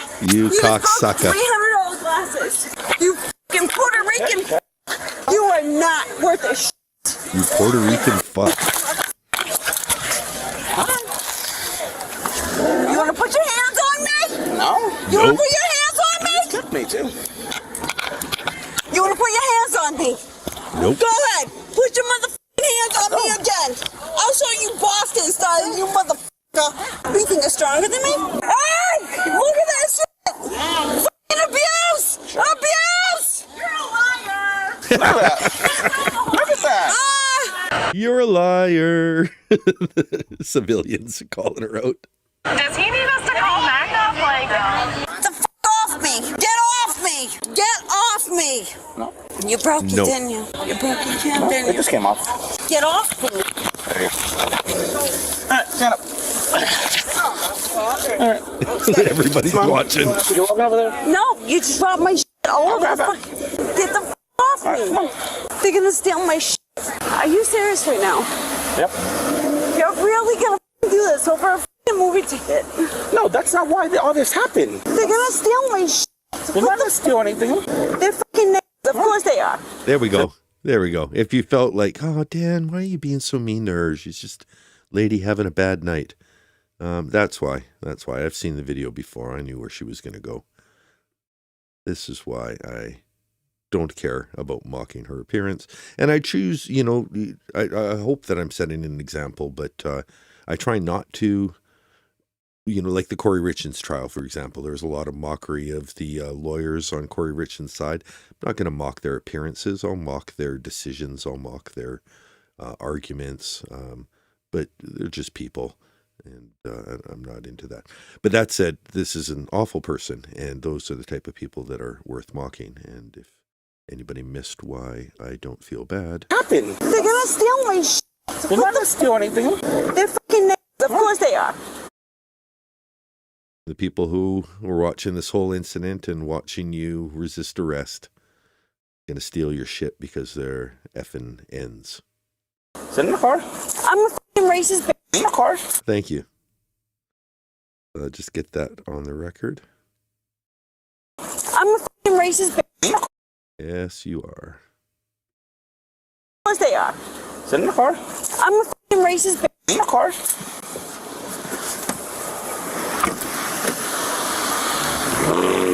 Hey guys, you guys were watching. Did you hear that? The door is shut. He gets his second.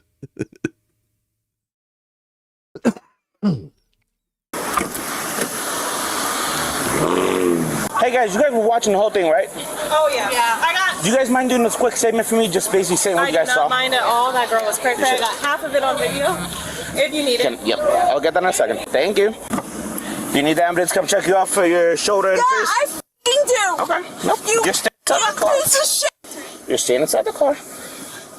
Put your feet inside the car.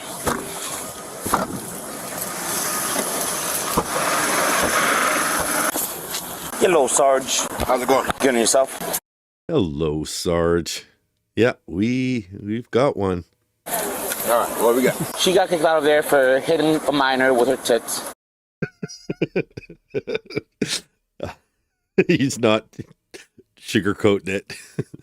Okay, so she got kicked out of there for hitting a minor with the tits. Good on yourself? All right, what we got? She got kicked out of there for hitting a minor with her tits. My mistake? No. She like By mistake? No.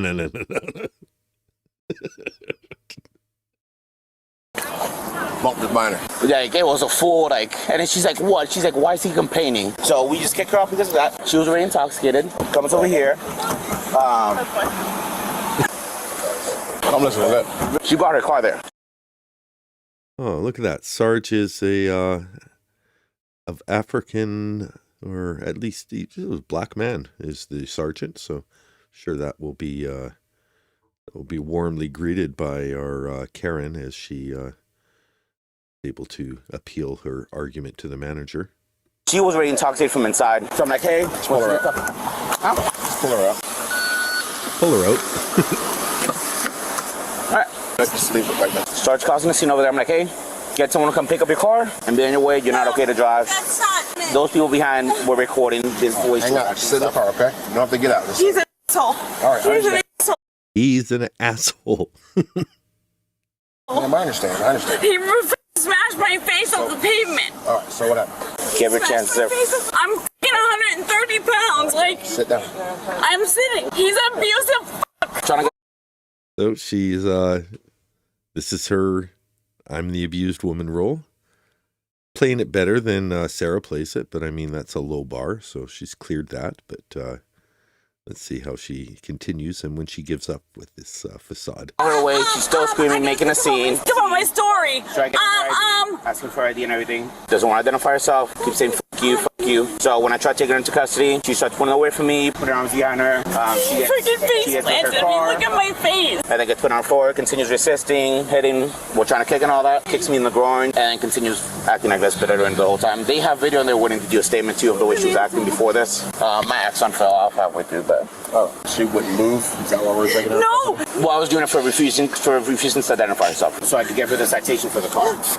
Okay. Look at that. That was bold.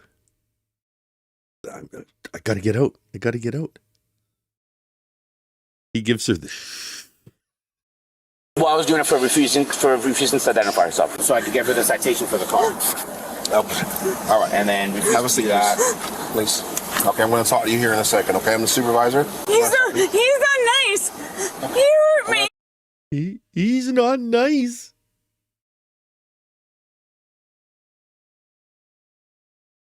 Look at that. Yeah, that eye. It's working overtime. Some people have a lazy eye. That eye is working overtime. That is doing too much. Eye's got a touch too much. Too much for her body. He's not nice. This might be a screenshot. Dan D, true crime. He's not nice. I think, yeah, just like Everything Was Fine and Dandy is my bumper for the Sarah Boone videos. I think if I do mockery videos of random people, he's not nice. Second, okay, I'm the supervisor. He's not nice. He hurt me. I'm gonna talk to you in a He second. hurt me. He hurt me. All right, just relax. Look at my face. Look at the side of my face. All right. It was unnecessary. My shoulders. My shoulders. Look at my shoulder. Put your head on my shoulder. Look at my shoulder. Ma'am, Look at my shoulder. did you show me your identification yet? I showed him my shoulder. Look at my shoulder from him. Before that, did you show me your ID? I did because it was they removed me from the theater for no reason. Okay. It wasn't even because I was drunk. They said that. Wasn't even because I was drunk. They said it was my tits. I made a gesture. Hey, did you watch her pull up here? Did you see her pull up there? Yeah. So, under the influence, she drove the car. Yeah, that's why I wasn't gonna let her drive. All right, here's what's going to happen, Look at okay? what he did to me. We're So who's going to let her go? You know, let's not forget that. He was just, no, I'm not going to let you move the car. Call somebody to move the car. You know, cops don't want to do paperwork. If you can make their night easier, he took the other route.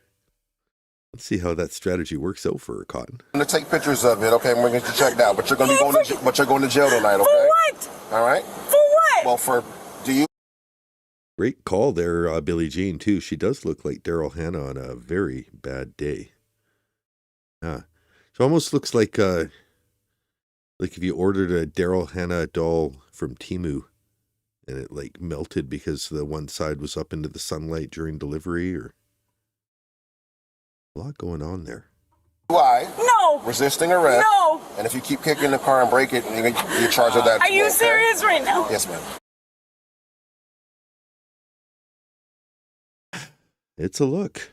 You're supposed to serve and protect me. He just roughed me up. That happens when you resist arrest. No, I was not under arrest when he did that. You're a piece of shit, you f***ing Mexican. Sit down, ma'am, and stop before you get a hate crime attached to it. Oh, I'm sorry. I'm a racist. And then you kicked him, so that's battery on law enforcement. Because he f***ing look what he did to my shoulder. But ma'am, Look what he did to my shoulder. had you not been driving drunk, I wasn't driving. I was you wouldn't have parked. to identify yourself. I was parked. Well, you pulled up there and he No, watched you. no, he did not. He was not in his car. Hello, guys. So who's the one who's got the best video? I'm the only one who took a video, You so took I video? got it. Perfect. That's You the want me to best send it one. to you? Yes, I'll send you a link to send that to me. Your name there, date of birth, today's date, and basically what you saw, the whole interaction, how she was acting and stuff. Okay. And then once I get your phone number, I'll send you a link so where you can upload the video. Can I just see it real quick? Yeah, absolutely. He look what he did to me. I understand. That's his gun. Tell you what, I will take it all the way. It'll be his. The breasts sure fill the frame when she gets up into a body cam. Hey, like she goes from like, it's just, lazy eye and face, and then all of a sudden, boobs.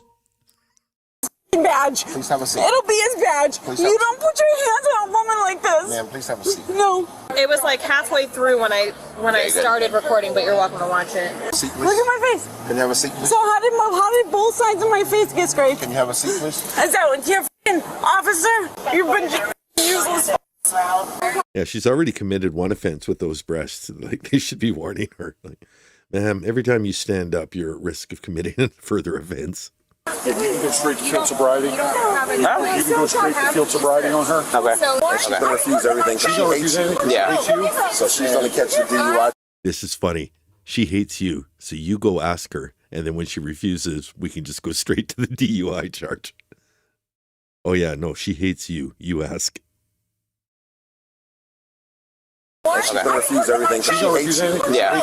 So she's going to catch you DUI charge. But you saw her drive, right? Yeah. Nerdy. I saw her pull up, and I was like, "Is that her?" I was like, "Please don't let that be her," because I knew she was already drunk. So that's the initial charge. Yeah. It's going to be DUI investigation, then the RA, then it's going to be the battery LEO, then the disorderly intoxication. Okay. Sucks that you got to do this. No, that's fine. I still got 3 hours. Nothing on it? Sucks that you got to do this, No, I got 3 hours left. But yeah, they don't like paperwork. Like, okay, maybe at the beginning of my shift I deal with shit like this, but ma'am, just shut up and let me let you go. Appreciate it. Have a good night. Deborah Rockhill, this is called Entitled Woman Calls Her Boyfriend for Help. It's on Midwest Safety. It was uploaded 9 months ago. Entitled Woman Calls Her Boyfriend for Help. Yeah, I'll post something. I'll post a link. Oh, your shoulder got a little scrape. My shoulder. Straight. It got f***ed up. Like Jesus. How much have you had to drink? Just 3 drinks. Piece of shit. Hey, don't try to kick anybody. I hate you all. I hope you all get shot in the face. Hey, Summer, man. You Mexican Stop it. Not resisting. Do you want to perform field sobriety exercises? And if you don't, do you want to give a breath test? I'm going to jail either way. I don't do any of it. Okay, so that's a no for both. Thank you, ma'am. Oh my God, do they let her out? You're screaming. Raise your right hand. Do you swear to affirm everything you said in the statement is true and correct to the best of your knowledge? Yes. Do you understand the line under official police report is arrestable offense? Yes. I did something I have to read. Sign right there and then today's date, please. I appreciate it. Thank you very much, ma'am. Have a good day. This suspect was charged with battery on a law enforcement officer, driving under the influence, disorderly.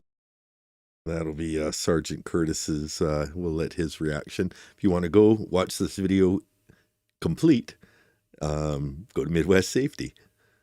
I'm looking for the link to post it into the chat, and have anything else to watch. Now we're having such a good time. I'm not quite ready to be done. DUI mom flips out. Karen goes absolutely ballistic. Oh, this one's good too. We watched this once before, but yeah, maybe it's different people here now. Woman turns gas station. On March 13th, 2025 in Norwich, Connecticut, a trooper... into a battlefield. Yeah, I like this one too. Okay, I will let this play while I find the link for Deborah Rockhill. The breasts in this one they're toned down, and I think there is still a female suspect, but this one isn't nearly as lewd or Jesus, I can read the word. I can see it in my head. LASIV. Civishness. I can't say it. But yeah, this one doesn't have it. Spots a black Subaru Legacy missing its front license plate and failing to maintain its lane. After running the vehicle's back plate, troopers realize this same woman fled from them just a week prior and initiate a traffic stop. Don't fucking move. Don't fucking move. Get out of the car. Why? What did I do? Get out of the car. What did I do? Get out of the car. Why? What did I do? Turn the car off for me. I'll talk to you in a minute. Why? I didn't do I'll anything. talk to you in a minute. I didn't do anything. I will talk to you in a minute. Right off the bat, you can see how close the officer pulls in front of this car. They know she's a runner. And, spoiler alert, she runs. Well, yeah, I just looked up entitled woman arrested, 4 million results. That's not playlist. Anyway, he does a really good job of not telling her what he knows. Like, hey, I need to talk to you. He waits for his backup to come, and the backup's really good about, yeah, don't worry about it. I got a kit. I got a stop kit. We'll take care of it. And he's perfectly casual as to not give the impression to her that she needs to get the hell out of here. Regardless, in less than 2 minutes, she's found a way out of this situation. You're Electra, correct? Open the door, please. Can you please tell me what I did? I don't understand. I'll tell you in a second. Just open the door. Why can't you tell me what I did? Open the door. Hey, can you please tell me what I did? I'll tell you in a minute. Okay? You failed to maintain your lane, and you don't have a front plate. What do you mean? That's why I pulled you over. Maintain my lane. But no, I didn't. Just open the door, please. Why do I have to open my door? I got a lockout kit. That's not a big deal, dude. I'll explain more once you cooperate. I got a with me. lockout kit. It's not a big I'll deal, explain dude. more once you cooperate with me. Sir, I don't understand. Could you please just open the door? I don't want to break the window. Can you Why just would open you the door? do that, sir? I don't understand what I did. You're Electra, correct? Right? Okay. You're the owner of the car? Yes? Yes. Okay. So step out of the car. Because I went over a lane? Nah, it's all bullshit, dude. Let me tighten it up. Hey, can you spot for me? I'm gonna move forward. What bull? Just open the. You said that I went over a lane and you're trying to get me out of my car? Why? I'm gonna talk to you, okay? Okay, so please tell me.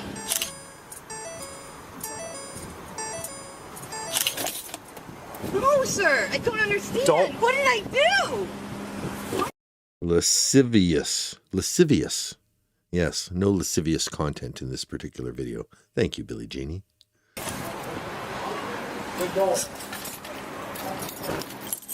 Sir, why are you doing Do you want me to break the window? No! You want me to open it? Yeah. Can you please explain to me why? So she's blocked in. She's got car in the front, car in the back. Maybe 1.5 feet between the front bumper and the driver's door of the vehicle that's blocking her in. You're doing this? Ma'am, you got I went over a lane? Ma'am, you got a warrant, okay? For what? I believe it's at Old Saybrook, Troop F's area. How? I'll explain it in a minute. She's acting super erratic. Erratic. Sorry, the boobs got me. She's acting super erratic. What? Because I dropped a lane? So you can tell that she's twitchy. And this is a really cool tool, though. It's something called an air wedge. You'll see that he just puts this little thin flap in between the door, I guess just through a thin opening, and then you pump that up with air, and eventually air pressure is, great at popping open things. So watch this at work. This is a pretty cool little tool. Probably damages the fuck out of your door, but it's not meant for a clean entry. It's just meant for entry. Can you show me I have a warrant? Hey, care for J. We're just gonna Care for JC. Right now. Like, what? I'm going to break the window if you don't. I don't understand. So he is distracting her. I'm going to break the window. I'm going to this. Meanwhile, this guy over on her passenger side is the one who's actually doing it. Not right this second. Please open the door.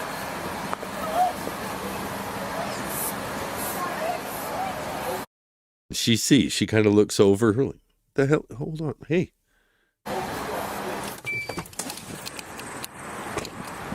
Third officer on the scene. I don't understand why you're doing this. Please open the door. Why? I just Step out of the car. It's a Step out of the car. lawful order from the state police. Get out of the car.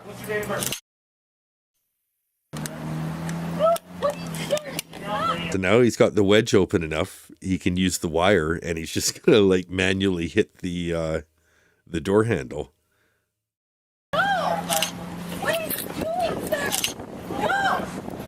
But she grabs this wire. I might just shoot a little pepper spray in the car, but then I gotta. What did I do? Give me my stick back. Give me my stick back. I might just shoot a little pepper spray in the car, but then I gotta. What did I do? Give me my stick back. Give me my stick back. There you go. Open the door. He's breaking the window. Open the door. He's going to break your window. Do you want a broken window? Open the door. Open the door. Do you want a broken window? So Oh yeah. Deborah Rockhill says, I found the site, Dandy. Midwest Safety has a lot of vids about entitled women.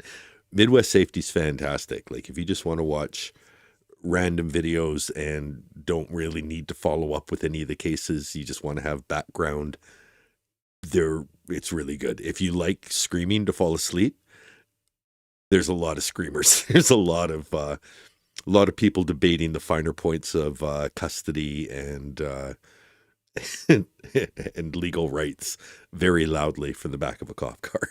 You can't fucking do this. open the door. Watch out. She's in gear. Watch out. She's in gear. So the window's broken at this point. You can see the wire is in there on the other side. Give my stick back. So his stick's in there for trying to open the other side. But things, this is where things escalate. Open the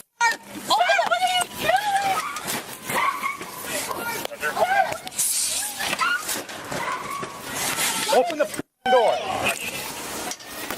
Ow. ram in the car. If you guys have seen Austin Powers, where Mike Myers is trying to get the golf cart U-turned in a hallway that wasn't meant to U-turn a golf cart. That was pretty bold. That was quick thinking. Good for him.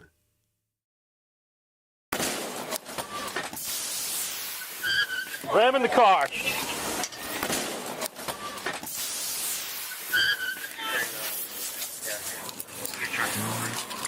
She got those run flats.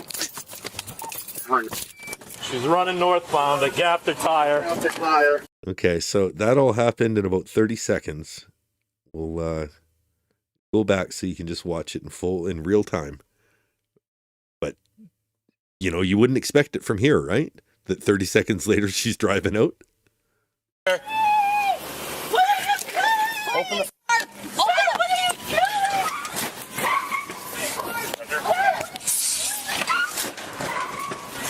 Open the door.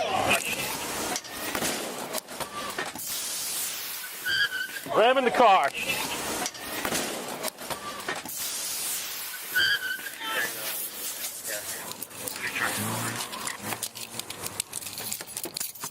Like, if any of you ever play the video game Grand Theft Auto, that's exactly how, you know, you go from, like, you're surrounded by cops. Oh, no, I'm not. And it's now a freeway chase. She's running northbound. I gapped her tire. Ran the cruiser. And the fun thing with this is we're only 4 minutes into a 15-minute long video. For there to be that much more video after everything we saw, you know, there's more. It's not just them chasing her down a road and her pulling over. Right here. She'll have a rear right deflated. You're north on 97. Fucking got away pretty good though, eh? For gapped tire. Gapped is what they called it. But punctured. It's like prior to 19. Roger, see you're on 395. 97. Correct, 7. She's off 19. Alright, she's getting off 19. Roger, getting off 19. Taking a left northbound. Take 310 ahead of me.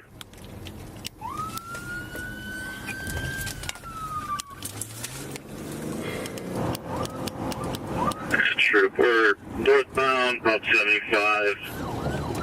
Approaching Kendall. Roger. On Kendall Road. Roger, on Kendall.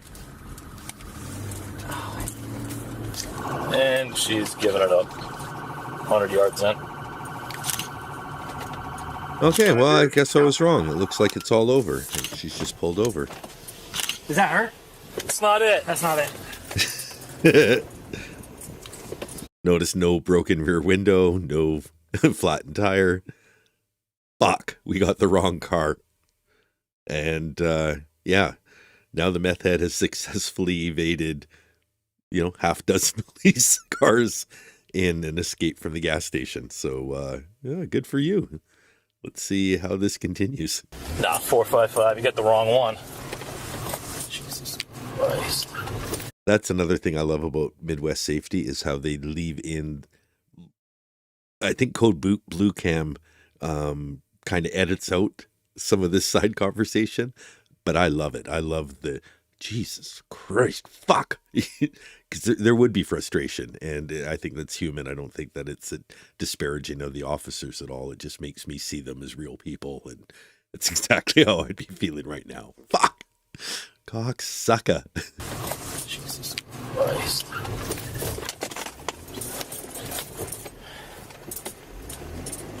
Alright, who had last direction of travel? This isn't the one.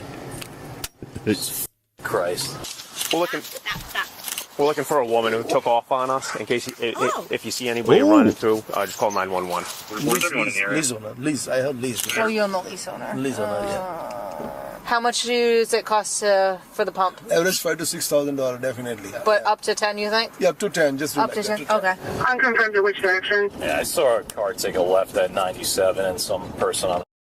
He's quoting that at up to $10,000. There was a gas station in my neighborhood where just an inadvertent, somebody had run into the pumps, took out kind of some of the roof too. I guess maybe that's why. But I think they were talking about it being like a $45,000 repair, Canadian dollars. So, maybe that's 30,000 American or so or less. But still, I think 10,000 is, he's undercutting, or he doesn't realize how expensive that damage is at this point, I don't think. Highway pointed. I'm just going to PC north on 169 at normal driving. We're taking a call from Kendall Road about a male that took off on foot. There's only a female in the car. Roger. Well, Kendall Road Extension and Shrenan Road. 455 copy.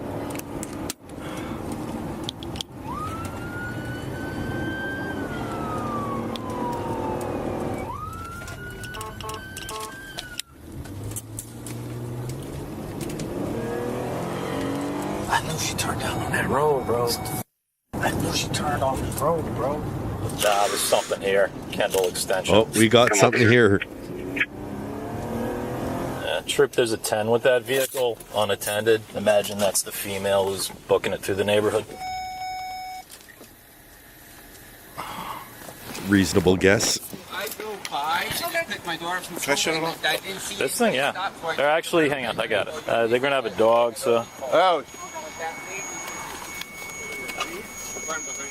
The resident said she ran behind Strand Road. How you doing? Do you guys happen to see the girl run?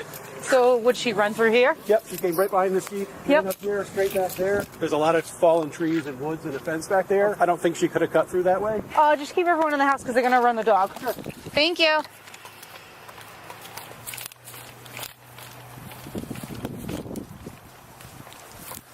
Hey, you're gonna get bit! Show me hands, you're gonna get bit! Show me hands, you're gonna get bit! Show me hands, he's gonna bite you! Crawl towards me now, he's gonna bite you! Come here! Go that way towards that trooper! You move, he's gonna bite you! Don't do anything stupid, you understand me? Oh, I got it! Don't keep telling me you're bull! If you run, you're gonna get bit! I'm not gonna run. If you run, you're gonna get bit! I'm not gonna run from you. Get on there. Get on your knees. Get on your knees right now. On your face. On your face. On your face. Bring it down. Don't go down. Just say nothing today. Hey, she was smoking something when she threw that fire. Do you have any narcotics on you, man? No, I took them all. You used them all or you took them all? No, I took them all.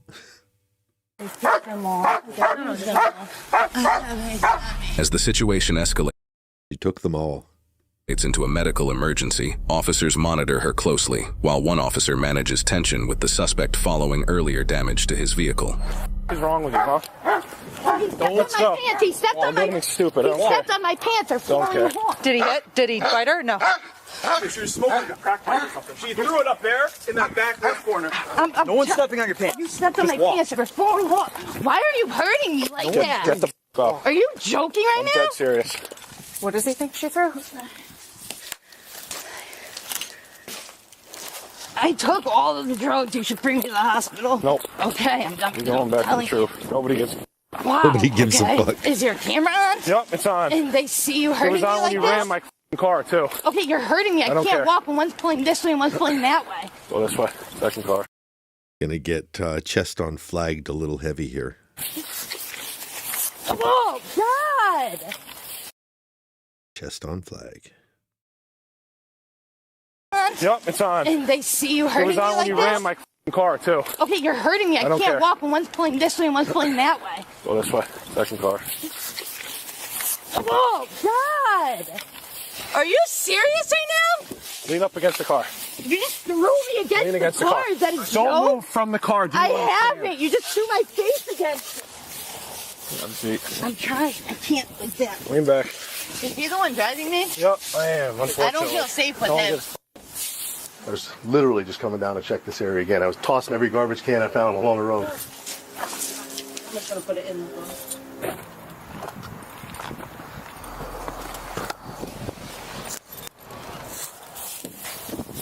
So what happens when you ram cars and take off. Thank you for getting my car dirty and fucking ramming it. My face against the car. Are you kidding? Oh. You're gonna lose your job. You slammed my face against the car. How many bags did you swallow? Over 100. I told you I need to go to the hospital. And he said he didn't give a f. Cool. And then slammed my face against the car. Okay.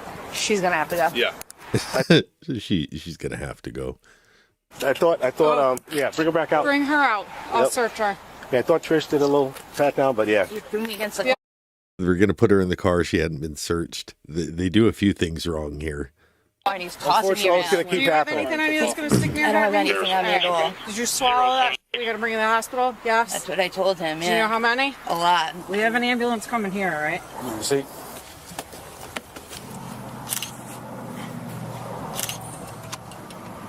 I was trying to help him. I was trying to hurt him. What's that? I said I was trying to help him. Sorry. So that officer is watching very closely because he's going to give the rookie cop a few lessons here. You were looking at me crazy. It's just for me. When you're putting her in there, you seatbelt, forearm, just like you were taught, right? Against her chest, holding her back, and get that seat all the way up front. If she would wiggle out, her feet are pretty soft. So just redo it. So we'll see. That's the first bit of advice. The second one comes from a colleague. So Adjust your there you go. Adjust the seat. Could you call my dad and tell him, like, my car and We'll get that sorted out in a few. She's pulled out his Yeti mug. So listen, you get someone like that, you won't leave your hanging out like that. They'll spit on it. Alright? First and foremost, you're gonna have to get checked out. I can't believe.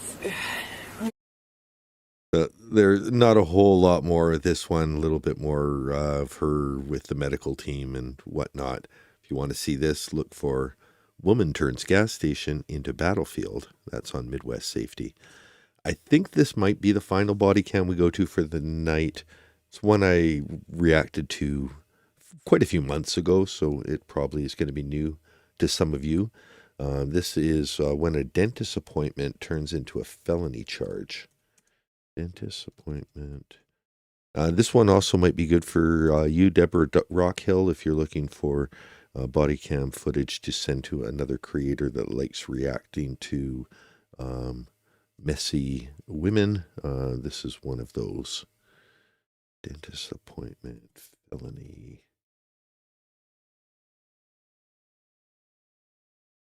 Body cam watch, that's the one I wanted. Perfect. All right, what's going on? Yeah, tell us what's going on. So this is our subject. I think that whatever has happened, she's not happy with the dental service that she's getting from this particular dental provider and has asked them to give her all her records so that she can go to a different dentist. The dentist's office is like, well, it'll take us a minute to do that. Why don't you just go for a walk and come back and we'll have that for you. She has refused to do that, and that has brought the police here. There is nothing here. All I asked was just for my documentation about what happened here and what went on, and they refused to give me my paperwork, and that's all I asked. That's it. I don't understand why it's a problem or an issue for me to get my documentation of what happened today. Did I refuse to give it Yes, to you? you refused to give it to me, and you told me no. I said no. I said she just left the chair.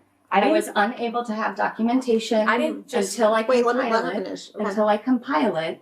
I asked her if she would like to come back for it. Okay.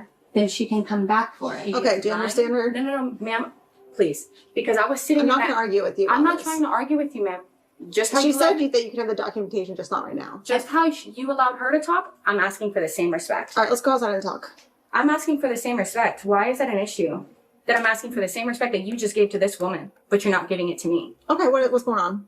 The problem is, I was sitting down, okay, waiting to get the documentation before I got the documentation, which was asking for the things that were done here today. They told me, oh, you don't have to pay, you can just leave, it doesn't matter. They told me I didn't have to pay, I could just leave, when I told them I had the money to pay for today and what happened today. And so what's the issue? Yeah, so far we've let you talk and you just spent a minute and a half saying nothing about nothing. The issue is all I want is documents that happened today so that way I can take it and I can get the work done that I needed done. You heard what she said, right? You can get it later. But why is it an issue for me to get it? Okay. Wait, The person that she's on the phone with gives her the advice, stop arguing. Tells she doesn't like that, and that's when she finally hangs up the phone. But those were one of your early signs that this was an entitled person, that while in a discussion with law enforcement, she's having a simultaneous discussion on her phone. You heard what she said, right? You can get it later. But why is it an issue for me to get it? Okay. Wait, Stop arguing. So getting good advice. Let's see if she takes it. All right, can you hang up the phone? He's not part of this right now. Okay, so I can come back later and pick them up? I told her I would mail them to her address because they don't have an address on. And I asked her to write it down. All right, hang up the phone. This person's not a part of it. Okay. All right, so you're going to have to leave the property now. If you come back here and cause more issues, we're going to have a bigger issue, okay? They do not have the documents ready for you right now, and that's the end of it. Yeah, that's it. Cool. Okay, that should be that simple. Why was it that such a problem? It hangs up on her. Because they don't have an address or a place to send it to. She does need to write can you give her one? Why? They already told me I have to leave. I have to leave the premises right now. If you want them sent to you, then give them the address. It's very simple. What address? Give them the address. How? And They just told me to leave the premises and I don't have to pick it up later, right? Why would I have to have it mailed? Why can't I? You've seen this one, okay, Deborah? To do it, and the way she was acting, I couldn't have her. If you guys are sitting here with her, I'll do it. So it is a relatively short one, but yeah, it's not a new one either. It is uploaded a year ago to Body Cam Watch, 7 million views, so definitely not one that's flown under the radar. One of the things that makes this particular arrest one I like is that she belts out a little Stevie Wonder at some point in the video. But I don't care. It's up to you. That's fine. The top will stay here while you're here. I'm just, when I can come back and pick up my documentation, I will come back and She's going to print it up right now. Okay, all right, just come outside. I don't know. We're going to wait outside, and she's going to print it up while we're here. I thought she just said that they can't. Yeah, go wait outside. Just wait outside. Outside. Go wait outside and she'll print it for you. Yes, Daddy. Oh, Green Man points out in the last video, if you kept watching that cop cam, you'd hear one say to her, I can't understand you because you only have 3 teeth. Yeah, they weren't happy with her. She caused a lot of damage, and you can tell there was some residual anger from those officers as they were processing her after the fact. Wait a minute. I don't care who are. Are you going to wait for the documents or not? Hello? Oh my god. Okay. When we came back. I'm just waiting for the paper that they said that they were just about to bring out. Yeah, and then Wardrobe change. Okay. Well, let's see how this escalates. you left, so we thought you left. No, I left to go for a walk so I can calm down. I didn't leave, but you told me to come back in here when everything was done. So that's what I was doing. It's like, it's not, multiple personalities like the psychological, but it's a very distinct, like she thinks that she can just, I don't understand. I just went for a walk and got my head. Now you're acting like I'm a crazy woman. I just told you to wait outside, then you... That's what I was doing outside. I was waiting outside. All right, can you just sit down and we'll get your documents here in a minute. I'll go for another walk again and wait. Okay, no, don't go for... Can you just sit down and get the so first leave, but then actually stay and just get your documents so you never have to come back again? No, okay, fine, I'll leave. No, don't go. I'll just stay here. I don't need you walking around everywhere. I need to find where you're at so we can just give you the documents. I'm sure it'll be just another minute. Come back when the documents are done and I can go for a walk until then. I don't understand why it's a problem for me to just step outside and go for a walk. Okay, can you just step outside and just wait there? Because once they get the documents, we can just hand it to you. I can't be here all day while you're going on a walk. You don't have to be here all day. I can... Yes, it is her dad that she's talking to on the phone, and at some point her mom comes. There's my mom, there's my mom, there's my mom, there's my mom, there's my mom, there's my mom, there's my mom, there's my mom, there's my mom. Come back in a few minutes when the paperwork is done. I don't understand why that's a problem. Okay. Can you just stay here for 1 minute, and then we'll get you your documents, okay? I don't understand why. Time on the camera was 12:55:30 when she asked, can you just stay here 1 minute? Let's see if she does stay here 1 minute, arguing about not wanting to stay 1 minute. Okay, you're making a bigger issue than needs to be. I'm not trying to make an issue. I'm not trying to make a problem. Why can't I go for a walk until this is done? Why do I have to? How much longer till the documents are ready? Okay. So can I go for a walk until it's done? No, stay here or we're going to be trespassing you from here, okay? Why? Just stay here. Just stay here. They're getting the papers. I'm not going to babysit. You don't have to babysit. I said I would come back in a little bit when this is done. I can give you a call first, and then when they're done, I can call you and we can come here together if you want. Just stay here for a minute. I don't want to do that. I just want to leave so that way I can go and finish what I had to do today. They're working on it. And they're taking a long time, so I can't go for a walk because There's very, very subtle dentist music playing in the background, soft, relaxing. I have to go fill out an application and an interview right now. Okay. You left. Okay, Yes. we saw you leave. I hung out here for another 5 minutes. You clearly weren't coming back. I told them you left. I never said I wasn't coming back. I never said How am I supposed to know? I can't read your mind. You can't read my mind. Okay. Just Me says good morning and happy birthday, Americans. You don't know what I'm going to do or what I have to do. I had an appointment to go at another place that's near here that I missed that appointment.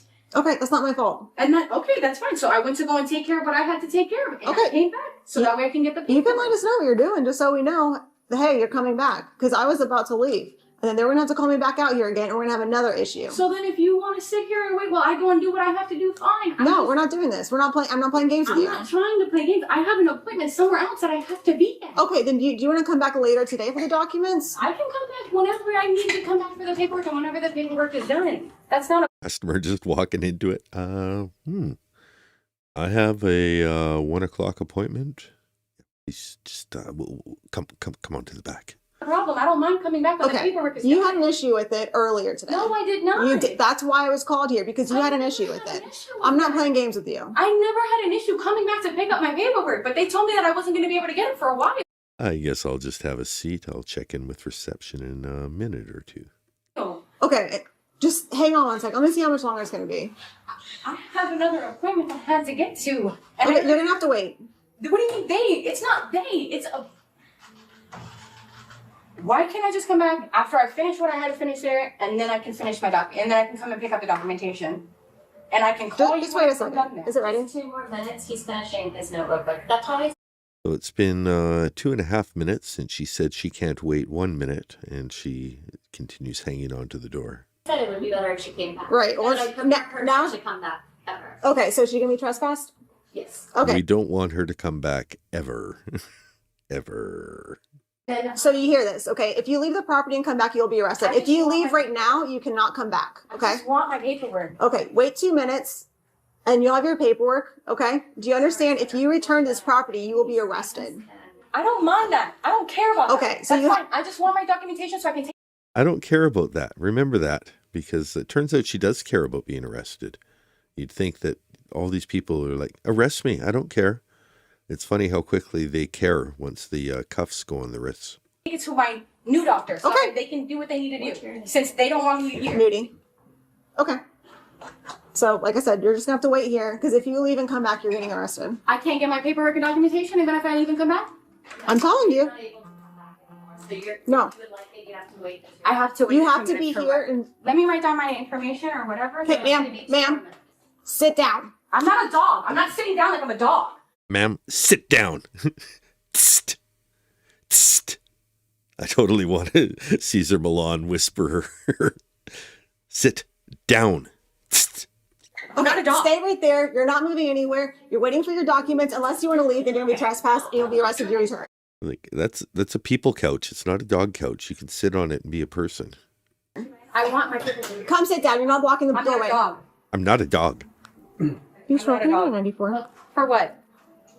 We didn't back up here in case I have to go hands-on with you. Come. Can we have a 94? For what? She said like she knows what a 94 is. You smoking or 94? For what? We didn't back up here in case I have to go hands-on with you. Come sit down right now. For what? That should have been your warning right there. Like, you've got basically until that second, the backup comes to get your act right, or hands are being put on you, but we'll see. Come sit down. Hands on with me for what? All I asked was for my papers. I don't understand why this is an issue. Excuse me. Are you going to bark all day, little doggy, or are you going to bite? You smoking temper right now. I'm not refusing anything. I didn't know. I'm asking for my documents. Get out of the doorway. You're not going to be blocking the doorway for all these other customers. I'm not blocking the doorway for anything. The door's open. Anyone can come in here. I'm not blocking anyone. Ma'am, I do not want to go hands-on with you. Can you come sit down right now? Those are the prayer hands. She really doesn't want to do it. I'm not a body language expert, but I have seen body language experts on YouTube, and that's called steepling. And when you're doing that, it's because you really are, you mean what you're saying, or at least trying to convey that. I'm not a dog. Who called you a dog? You're telling me to sit down like I'm a dog. Yes, I'm get out of the door. Okay, fine. Come stand by this wall. Get out of this doorway right now. Why? Because I'm asking for my papers? Yes. Come stand over here. I don't understand why. Okay, it's a all right. problem. For what? Okay, go stand over there right now. I'm not a dog. You're not going to be blocking the doorway. I'm keeping the door open. Anyone can come in here at any time. Okay, my partner's going to come in there.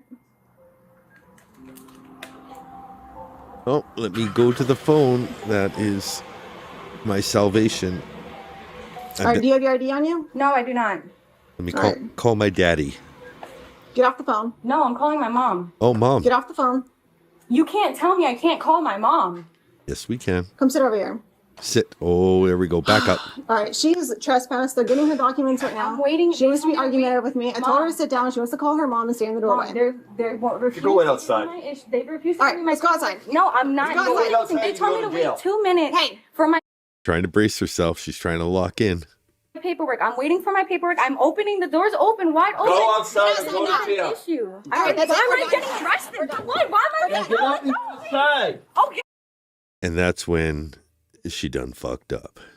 Hey, Get get up out! and go I outside. just wanted my paperwork. Why is that a problem? Get up and go outside because you're not listening. Get I'm up and not go listening outside. for what I This is a business. Okay. That was when she realized she may have made a big mistake. Hey, and that's fine. Mom. Get up and get outside now.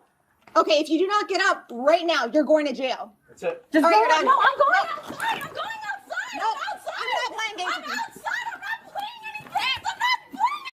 I'm outside. I'm outside. I'm outside. Look at her complying. I'm outside. I'm outside. I'm outside. I'm outside.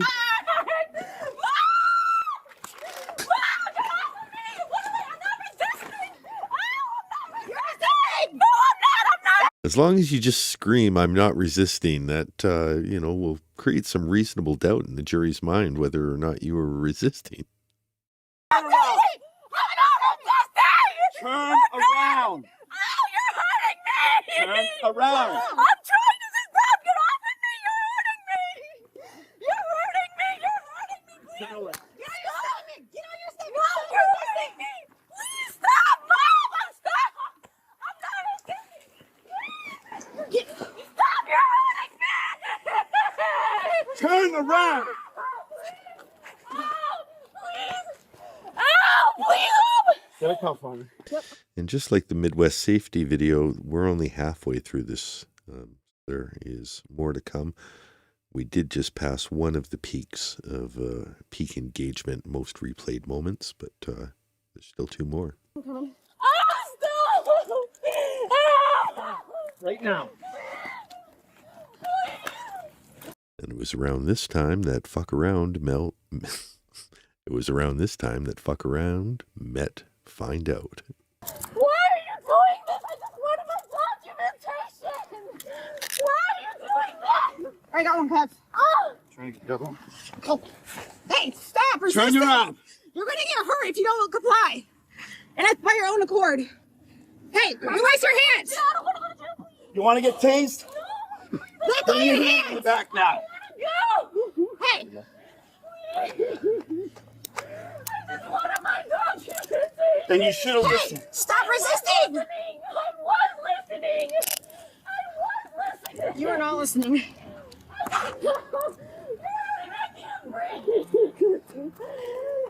Stop. Stop. All right. Stop. And Greg says, "This is me at work." Which one of these people are you, Greg? Hey. All right, now stand up.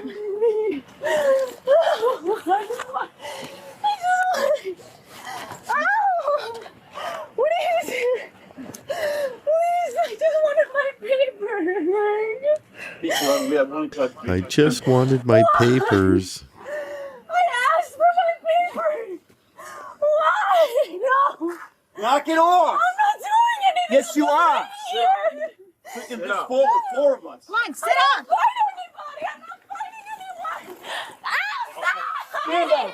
You're hurting me. Then stand up. You're hurting me. I am. You're hurting me. Nobody is hurting you. Stand up. I am standing up, bent over just as far as she can possibly bend over.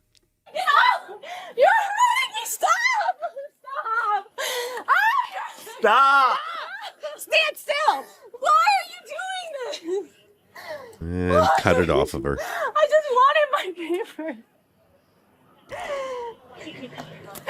I just wanted my paper. Why is this a problem?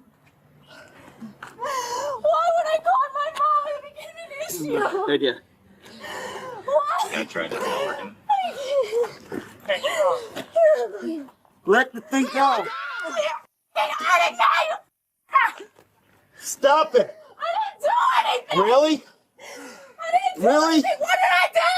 All right, come on, stand up. What did I do? You just did nothing. You did literally none of the things we asked you to do.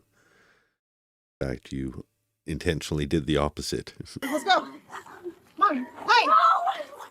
I need my papers. I need my documents on my computer. Knock it off. My homework. That's my homework. Where's your car? Right Knock it off. No, that's my homework. My wallet. Everything's in there. We're gonna bring all your stuff now. Knock it off. Hey! I need my ID and my wallet. Search him. Make sure you get on. You notice how, like, the most hardened criminals, when they do their perp walk, and, even Sarah Boone, don't make the fuss on the arrest part. Like, that's just so, oh my God, no, you can't, no. And it's totally a sign of like never have been like just always being able to control every situation. Like, this is Mackenzie Shirilla before she ever got into serious trouble, when everything was just being given to her every step of the way. I could totally picture Natalie on the phone. Deborah Rockhill is saying that it's not fair to the mom, doesn't know what's going on. Picture if this was Mackenzie and that was mom who gets called for everything. Mom, they're arresting me. I didn't do anything. Oh no, Kenzie. Oh no, where are they taking you? Oh no.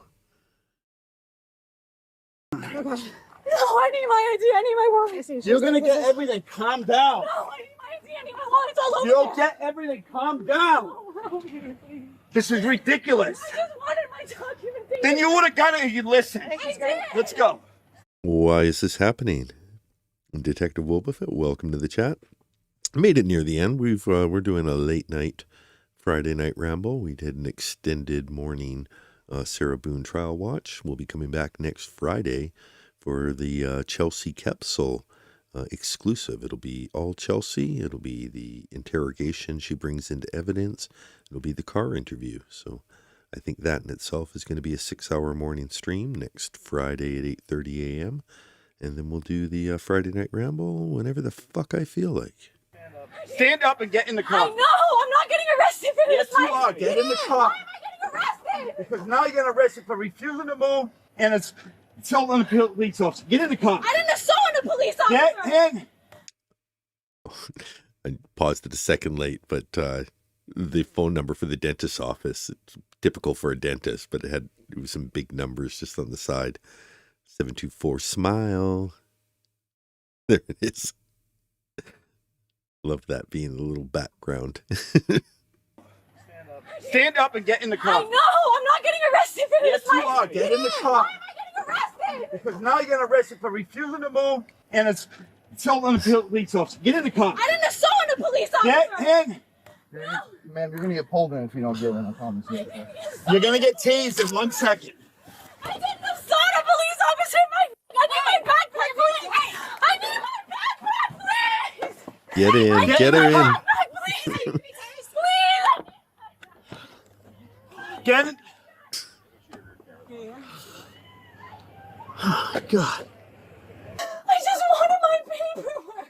Just wanted to. Why? Why is that such a problem? Can I please just get my papers and leave? Why?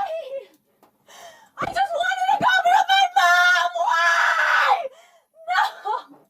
So at this point, she would have had her papers. It was 12:55 when she was asked to wait 1 minute, and the people that were working in the office said it's going to be a few minutes. So if we max that out at 10 minutes, this would be about the point that she would have been handed her papers if she just sat quietly in the waiting room with the cop waiting for the paperwork to arrive. I'm sorry. I told you I was frightened. Yep, there it is. There is the paperwork. She's got it in her hand. So this is exactly 10 minutes after the point where she said, I just want to go for a walk. Please just stay here, get your paperwork. I not Two men I told you we were going to be back. 2 men on a young lady? It's just crazy to me. She's an M. All right, so this is her stuff. Hang on, I got to call someone. Oh yeah, thanks. 2 men? But yeah, it wasn't like you definitely, they weren't manhandling her. That was like the totally appropriate force that was necessary to move her from the doorway to the outside. The dentist standing back. Yeah, I didn't really want to get involved. This is her paperwork. I never want to see the lady again. I don't know what I need to do for that trespassing or whatever, but She already knows she's trespassed. She caused an issue, so. okay. Well, thank you. I apologize. No, it's okay. I've never in my life seen something that crazy, but I guess that's normal for you guys. Yeah, I only saw something that's crazy one other time, and it was me fighting another girl like that. It's always the girls. I'll tell you what, I don't fight. That's what I was getting at earlier about how most of the hardened criminals, the arrest is just like, well, you got me. My time is done. Take me in. Behind your back, please, sir. Okay. But, you know, they're relatively uneventful. And yeah, if you don't want to appear in body cam video, quietly go when you're being arrested. Say nothing, ask for a lawyer, go home when your lawyer shows up or you get bonded out. And then, yeah, you're not going to be on one of these videos where people are laughing at 4 a.m. or whatever time it is their time. Like, I will fight 3 guys his size before one girl. She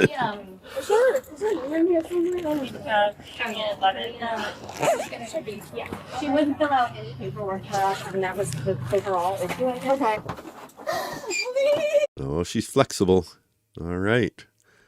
Where are you going to go from here? Please, these are hurting me! These are hurting me! These are hurting me, please! My hearing. Can I get some of these, Yeah, can you get some names? Please! That's my ID! That's my wallet! I don't need to narrate this part then. If you're wondering what the police are pulling out, they've pulled out her ID and her wallet. Well, now they know who she is. She didn't want to identify herself. That's my wallet! That's her wallet. I knew we were going to come back here, too. Yeah. I didn't know you stayed. I thought you left. That is her USB mouse. That is her vape cartridge. That is her Bic lighter with electrician's tape on the bottom. That is her flip cell phone. Her 2024 flip phone. That is her blush brush. I was going to pull out, and And I was like, Foundation. lady came running out my door right as Oh, you did pulled she? out. Yeah, and I was like, hey, she's back. And I was like, what are you talking about? She's like, she's in there. I'm like, are you serious? And I was just gonna handle it, but then she started to get a little nah, aggressive. And yeah, I'm like, I knew I would have came right back. yeah, no, I know. I just want to get out of here. My computer, my backpack, my mom. My computer, my backpack, my mom.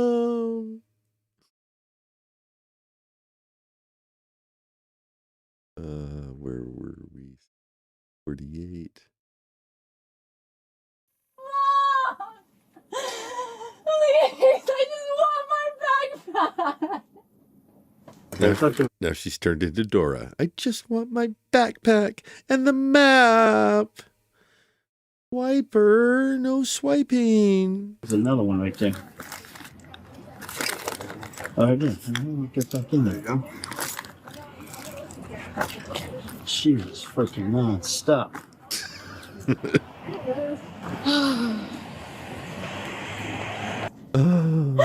I can't. Can I leave? Hello? What? Am I being arrested? Yes. For what? Yes. For trespassing after I told you how to leave. I'll go. I never said that. I wasn't resisting, please. And then resisting arrest with violence, yes. I didn't violence. What do you mean? I didn't even hit you. I didn't even touch you. Can I at least call and let my family know, please? Your mom already called. I told her she couldn't hear from you when you called the jail. No, can I please go? Your mom already called. I told her she can hear from you when you call from the jail. Oh, my dad, please, it's his birthday today. I can't miss this, please. I don't want to get arrested. I don't want to go back to jail. I don't want to go back. I don't want to go back to jail. Now that's somebody who should have learned some act right the first time. I don't want to go back to jail. I don't want to go back to jail. Please don't make me go back to jail. I don't want to go. I don't want to go. Please. Please. I don't want to go. I don't want to go. I don't want to go. Please. Can I get the Big Bay? Please, wait, where's my backpack? I need my backpack. I need my mom. No. Mom, my mom's right there. My mom. Oh, thank God. My mom's right there. Well, everything's going to just magically get better here. Her mom's here, so prepare for everything to turn around. Here comes Mama Nat. Oh, no, Kenzie. They got you locked up? Oh, no. Mom's right there. My mom's right there. My mom's right there. My mom's right there. Mom, my mom's right there. My mom's right there. Mom, my mom's right there. there. She's in that Jeep right there. My mom's in the Jeep right there. Please, please, my mom's in the Jeep right there. She'll take me right now. Please, please, my mom's in the Jeep right there. Mom! For people who missed it, her mom has come on the scene. I think this is the exact moment she spots her mom. Mom, my mom's right there. My mom's right there. My mom's right there. My mom's right there. My mom's right there. Mom, my mom's right there. My mom's right there. Mom, my mom's right there. She's in that Jeep right there. My mom's in the Jeep right there. Please, please, my mom's in the Jeep right there. She'll take me right now. Please, please, my mom's in the Jeep right there. Mom, mom, please, mom, please. They're gonna arrest me. Mom, please. What do you mean, Mom? She knows. We've already talked to her. So this is when they kick in their over sound protection.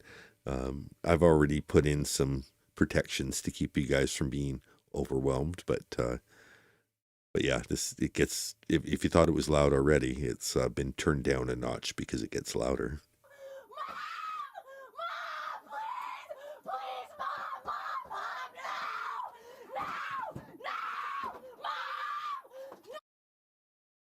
The hope when Mom arrives and the instant, what? It's not going to help? Oh no. Oh no. My whole world is crashing down. What do you mean? What do you mean Mom's here and things aren't better? Mom was here to make it all better. Oh my God. What do you mean? No, no, no. The world, the walls are crashing in.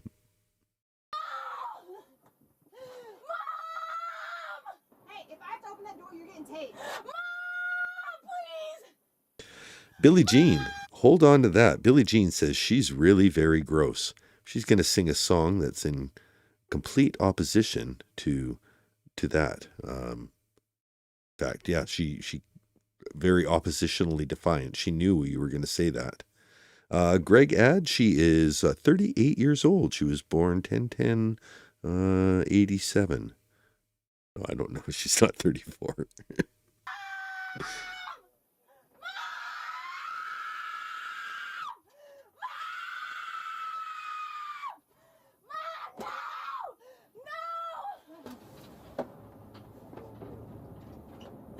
You're all gonna burn. You're all gonna fucking burn. Just wait. Hell is opening up soon. Have fun.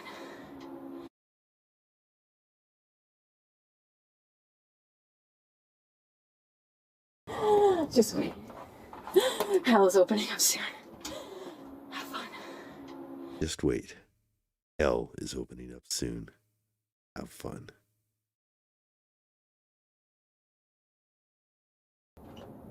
You're all gonna burn. Just wait. Hell is opening up soon. Have fun. And good luck. And good luck. I wish you all the best. I wish you all the best. If you guys remember Drunk Sisters, Haley and Chelsea implored her sister to stop yelling at the police and just say, Haley, tell them I'm sorry and I wish the best. It saved me a lot of money. Tell them I'm sorry and I wish you the best. Sorry and I wish you the best. And eventually Haley says sorry. And Chelsea's like, and I wish you the best. I wish you the best. I don't know why they thought that mantra would work, but just the way she said it there totally reminded me of. So maybe this is a Florida thing. Just at some point your arrest, say, I wish you the best. It'll get you $2,000 to $3,000 off your fine. Do you want it? Get me out of here! Oh, she's lost some energy. Say, Tina, you stay in, you demon! No! Talking in tongues. Say, Tina! The fucking the walk, the factor. I'm your door! You break my door, you're getting tased. I'm your door? Yeah, she's losing it a little now. She's no longer in the full realm of reality. Who's your door? Who's your door? I said, if you hurt my door, you break it, you're getting tased. Putana. Isn't she lovely? There we go.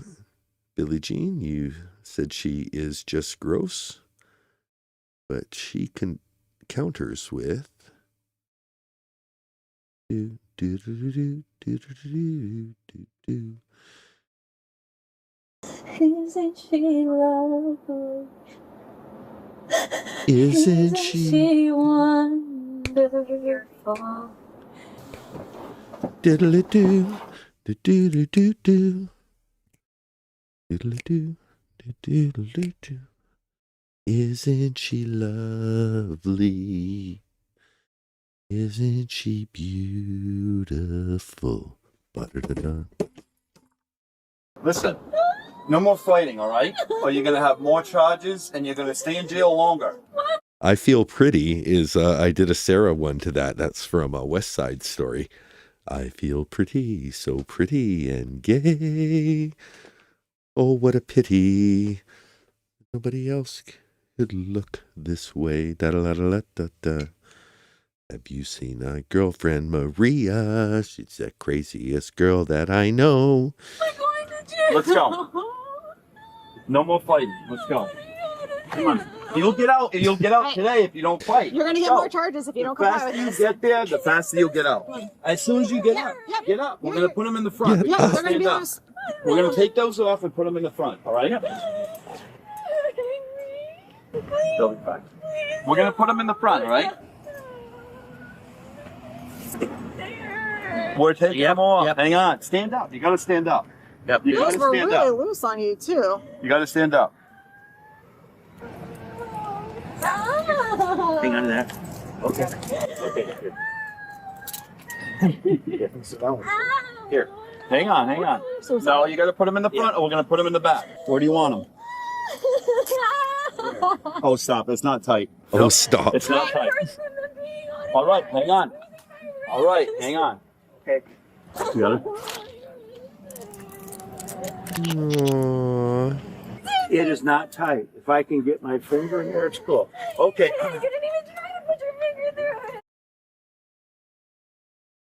Okay, here, watch your head. Come on.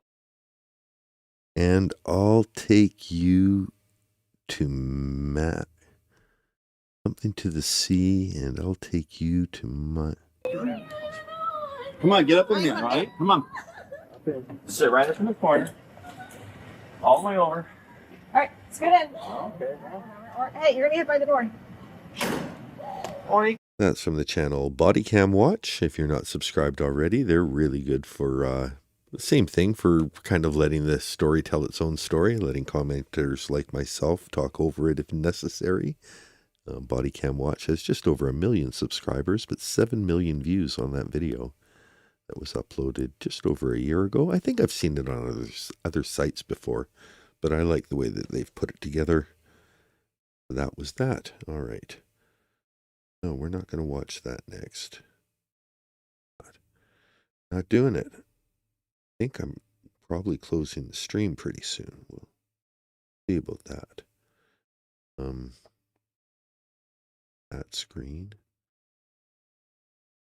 So I feel like I've aged considerably since this stream has started. Anything else that I wanted to do?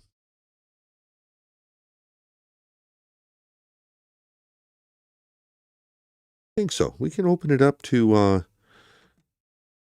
question and answer from the chat. Maybe I'll try and do one more performance of the Weezer parody live. See if I have any other content on the go to discuss. Here we go. This is Buddy Holly Weezer as requested by JMax77. What's with these dandies dissing my world?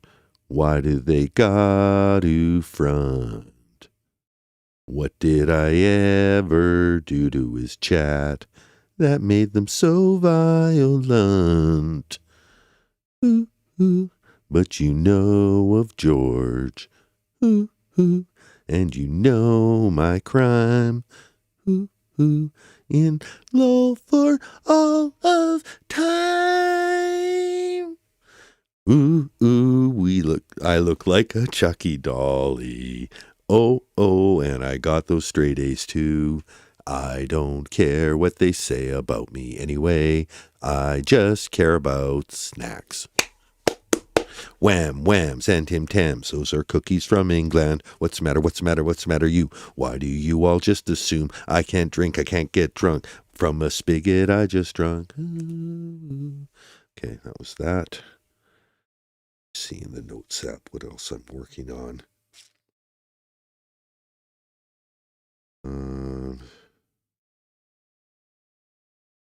You guys saw A Boy Named Sue. That one was pretty good. Grandparents died. I was barely 43. They didn't leave very much to George and me, except these old puzzles and a collection of tarnished spoons. Now I don't blame George because he run and hid, but the meanest thing he ever did was climbing in that suitcase and giving me the name Killer Boone. Well, he must have thought that it was quite a joke and got a lot of laughs from in between each smoke, seeing him beg and plead to be let out soon. Sometimes I'd giggle at what I'd said, or I'd grab the bat and I'd bust his head. I tell you, life ain't easy for this gal named Boone. Well, I grew up quick and I grew up mean. My wits got hard, my lawyers keen. Yeah, Owens from Milton Town would play my game. So I filled in my map, tracking all Boone fan stars, but I missed Muldoon's and other bars. Drunky the Bear used to be my name. Well, it was Florida and Winter Park. We just got drunk and it was getting dark. George was dancing to a fractious tune. And there in the closet, towards the back, a suitcase sat with its zipper snapped, and that was how I got the name Suitcase Boone. Well, I knew that George wasn't going to live, and it's on you was the advice I'd give, recording every second for the camera's view. I was shrill and smug and mean and cold, and I looked at him. My voice got bold. I said, "My name is Boone. This is a fuck you. Now guess what you should do?" "Shut the fuck up then," was my cruel reply, and as he calmed down, but to my surprise, come up with 2 fingers and got 'em both right near. So I smashed that bat right across his hand. I steadied myself for one last stand, then a swearing and a sipping on the couch with George in fear. Well, I tell you, I've been drunker then, but I really can't remember when. 3 magnums deep, Sunday style. So I've told you this and I've told you that nothing was intentional except for the bat. Yet I'll still show up in court and smile. So now Lowell's got me for an LWAP life, and best I can do is hope for a wife, arts and crafts, and maybe a phone call from outside. "Why is this happening?" I screamed and cried. The detective said it's 'cause George had died. It was a good day, and now I'm doomed. This is my story I'm telling to you. Don't you all try to assume, 'cause life ain't easy for a gal named Boone. That was that. Anything else left to do? There's recipes, appeal. Even no, that's getting into March stuff. I haven't made that happen. It's old. It's not. Okay, so there's that. I get back to the chat. Maybe some questions have come up. Maybe.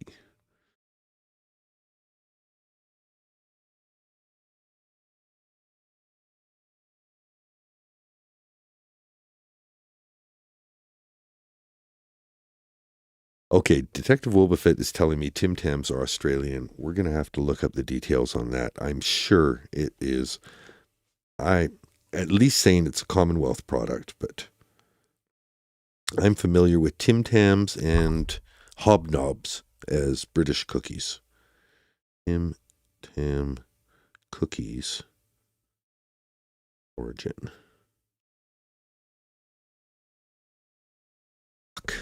Okay.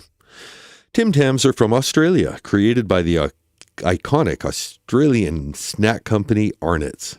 Australia doesn't rhyme like England. I needed a... Fuck. Thanks, Detective. Tim Tams are from Australia. They're created by the iconic Australian snack company Arnott's in 1964. They were inspired by a British biscuit called the Penguin. Well, the Penguin doesn't work as well as Tim Tams. Fuck. Wham, whams, and penguins. Wham, whams, and penguins. Those are biscuits that Australia copied to make Tim Tams. Although owned by an American firm, they are primarily manufactured in Australian facilities in places like Sydney, Adelaide, and Brisbane. Well, fuck me. Okay, well, Tim Tams are from Australia. Fuck. Hobnobs are British. Whams and hobnobs. No, that doesn't work either. No, they're from England as far as my song's concerned. They're an import. Yeah. To Canada by way of England from Australia. That's the way it's going to be. That's how it will be. I create my own reality. Oh, thank you, Ocean Sounds. It's funny.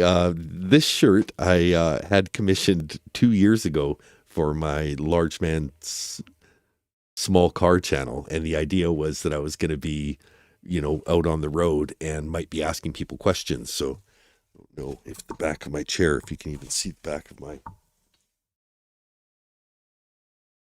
Through the chair? Could you... Says, can I ask you a question? I got 4 different shirts made. I'm going to start wearing these during some broadcasts every now and then, usually when I'm just fucking around. But, yeah. Leave me alone. YouTuber at work here. Oh, Sabrosa's celebrating independence from England on this very day. That's right. So fuck those cookies from England. Take them in your tea and fuck the fuck off, England. We're independent here. 100 years later, Canada declared our independence, and then we're like, no, you can still be the king. We don't want to be independent that much. You can still be the top, but just, we want to make some of our own laws and stuff. Would that be okay? You don't mind? If you don't mind, please. That's what Canada would like to do, England. So, we've waited our time. America, they went independent like 100 years ago. About time for us, right? All right. What else to chat about? Welcome, Dorgan. Change your shirt to false history at work. Yeah. No, it's not false history. That's false product origins. I've just given all the correct history on the Tim Tams. And Wham Whams, I don't even think are a real thing. I think Wham Whams are a total Tanika. And then I'm going to be wrong about that. They are a real thing. But I've always heard of Wham Whams as Sarah's food. And peppermints didn't fit into the song. So, yeah, 250 years. The bicentennial plus 50. Oh, but I'm saying 100 years before Canada, because Canada was like 1867. We got around to being independent, which was roughly 100 years after the U.S. had done it. We kind of went to England like, excuse me, if you don't mind, sir, instead of an extra bowl of porridge, we'd like to be independent. You can still be the king. You can still be in charge. We'd just really appreciate to have some independence, if you don't mind, please. And that's how Canada became a country. We fought hard for our right to ask permission to be independent.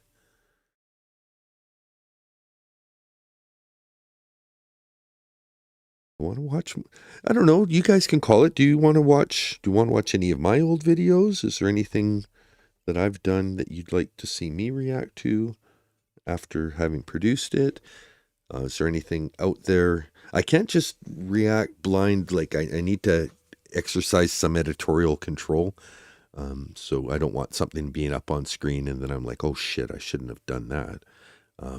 So it kind of has to be something I'm familiar with. Oh, it's called a Centennial when it's a 250-year anniversary. A Centennial.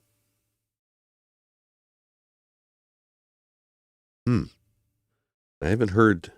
It's not very catchy. I don't think it's going to move stuff off the shelves. Have you seen my Centennial spoon? Let's there was. Oh, you know what? We'll go to the dramatic reading post because in the dramatic reading post there was some dramatic comments afterwards. And that's worth having at least a second look at. If you haven't seen my dramatic reading post. It was inspired by the style of the dramatic reading of a breakup letter, which is like a 20-year-old YouTube video at this point. But, very entertaining. You don't need to know the particulars to be able to enjoy the spirit and the passion of the letter. Maybe we'll react to that first. And then that'll give some context. And then, yeah, that's what we'll do. Dramatic reading of a breakup letter. Because I read this letter that was written to a Facebook admin of a Sarah Boone group, and it reached out. It got out to Christy and Nicole, who are part of the extended Sarah Boone universe. I wouldn't call them public figures, but at the same point, they have become part of the storyline of the trial. So, in any case, they are commenting on the dramatic reading because one of them, Christy, was the author of the letter, which means, sorry, I'm trying to do two things at once here.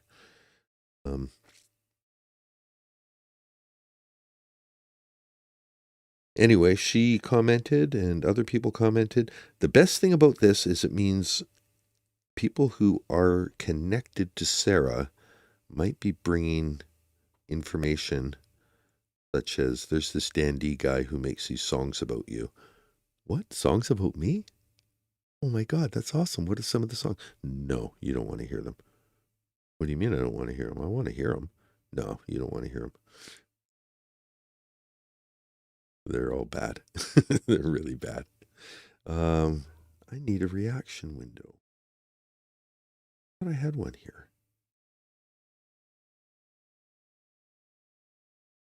Okay, well, we'll just add it. We will add it on the fly.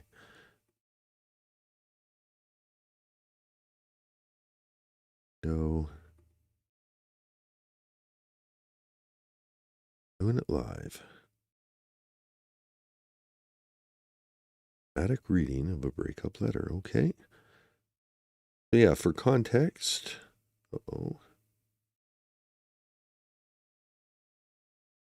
Back. For context, this is the inspiration, just fun. But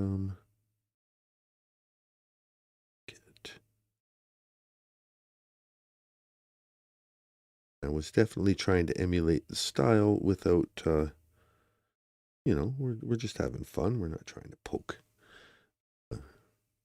bears or anything like that. Okay, have I done you?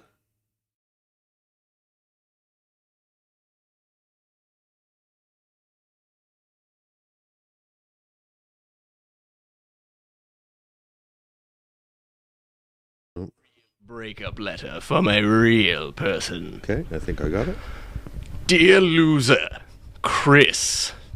I thought you liked me, you said it yourself, I hate a dramatic reading of a real breakup letter from a real person. Dear loser, Chris. I thought you liked me, you said it yourself, I hate you. People only say you asked me out because you needed a date for the dance and that after the dance you would dump me. Well, guess what, bastard? I dumped you because you were thinking that I cheated on you. I didn't, so like idiots that you guys are and so smart that you are, you called me a slut. I hung up on you. I will interrupt this slut talk for a quick... I'm going to agree in the messages. This is Canada, or this is Americans' Independence Day. It is a national holiday, and we're all free to have opinions. But at the same time, I think it's just a respectful thing. Just like if Canada manages to win our World Cup game against Morocco, you're going to be respectful to Canada in my chats because I'm Canadian. There's Americans here that are celebrating, and if you have differences, we can keep them respectfully quiet. We can discuss them 364 other days of the year, but let's just let people just enjoy the holiday for what it is. go back and let the reading. The reading's not very long. This is 3 minutes long. It's the exact length of my own reading, the Facebook one. Dear loser, Chris. I thought you liked me. You said it yourself. I hate you. People only say you asked me out because you needed a date for the dance and that after the dance you would dump me. Well, guess what, bastard? I dumped you because you were thinking that I cheated on you. I didn't, so like idiots that you guys are and so smart that you are, you called me a slut. I hung up on you because you told me it on the phone because I guess you weren't man enough to tell me it in my face. I hate you, and also, guess what? My mother hates you too, that she the one who put me up to this. You come to breakfast every morning, and I ain't stupid. You try to sit next to me, and my little bro, who only 7 years old, hates you too and don't even know what you did and is always blocking your chair. Ha ha! I went out with another boy after you, and after we were over, you an idiot dad, you even tried to ask me out again. I didn't break up with him for you, okay? I hate you. I've always hated you, spreading to Now this letter itself is older than Mackenzie Shirilla. This was uploaded 19 years ago. So this letter is older than Mackenzie Shirilla. The author of this letter, I think was about 15, but you know the details are hazy. This was just something that at the advent of YouTube, so think 20 years ago, YouTube was nothing. This was one of the first things that got shared. It was like, oh, you got to check out this new video sharing site. Everyone that I cheated on you when you just got jealous that I used to talk to your This isn't me. This is, we'll get to my reading. This is the one that inspired me to do a reading. So Roberta Real, who just woke up and saw this, is like, who are you reading here? This is just a very emotional breakup letter that a person wrote to a guy who got another guy on the internet to read a dramatic version of. I used to talk to your friends, to your Sojilaus. You automatically think I like them. Well, guess maybe I do, maybe I don't. Got a problem, you ain't my boyfriend anymore. I don't have to tell you who I like or who I am with and why. Got it, I don't like you anymore. The other day you told me that I have to tell you who I like or who I am thinking of going out with. It's none of your business. Got that, you loser? I hate you, and I know you still like me, but I don't like you. I don't care what your stupid friends say. You make me touch your hands for stupid reasons. You accidentally... We used to say that all the time. You make me touch your hands for stupid reasons. Just was a funny thing to say. You make me touch your hands for stupid reasons. For stupid reasons, you accidentally say you hugged me. I will never like you again. I hate you. I hate you more than anything in this damn world. I'd rather date a spider or a rat than you were so ugly and fat. And then saying that I loved you, please see. You're such an ass-wiping bastard. I hate you. Well, bye, you piece of shit. I have more things to do right now than remember you. That was a dramatic reading of a breakup letter. Now I'm going to just change it and see how I show up in the algorithm. Dramatic reading of a letter... Facebook. Sarah Boone. Dramatic reading of a letter written to the... Is a dramatic reading of a reply to an admin of a Facebook group regarding Sarah Boone. You are off your rocker, lol. I didn't insert myself into shit. You made a post directed at Nicole, and I stuck up for her and then gave you her response. Nobody effing lurks. It's a public page, which Nicole is not a member of. Do you know why she's not a member and why she doesn't comment? It's because y'all are a bit weird. And just for the record, this is me reacting to me. Just tuning in. This is now my version of a dramatic reading letter. The minute she comments, everyone will know her Facebook profile /info. And she's probably tired of being doxxed, harassed. You say that I report back to her? What? It's a public damn page. She reads shit on her own. You're not the brightest crayon in the box. And do not flatter yourself. Nobody is keeping records of anything. Ha ha ha ha. Someone simple replied to your nonsense by giving stats about you. You didn't understand why I couldn't just screenshot Nicole's reply to you. And I know that's only because you are nosy. And you wanted to see her Facebook name /profile. Ha ha ha ha ha. Nice try. And now you're butthurt that I wouldn't engage with you and spill the tea. Because you are lame and nosy. So, for no reason, you blocked me from the page. Ha ha ha ha.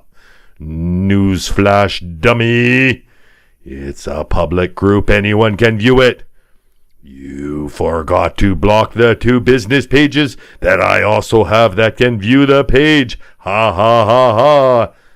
Facepalm. Grow the hell up. You were way out of line. All because I didn't engage with your nosy ass and tell you what you wanted to hear. Facepalm shrug. If I'm wrong, then do tell me why you'd block me from a page when I broke new rules. Fucking ignorant ass crybaby. I hate to tell you, but your ignorant actions is about to get the whole page shut down. Smiley, smiley. Probably tomorrow. In the future. Think before you act, dumbass. That was a dramatic reading of a reply to a Facebook admin. Everything was fine and dandy. Yes, it was. Yes, it was. All right, so I'm going to go back to the audio library.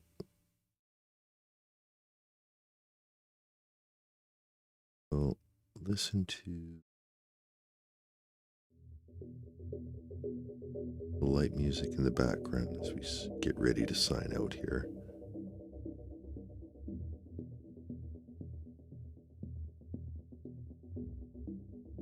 Yeah.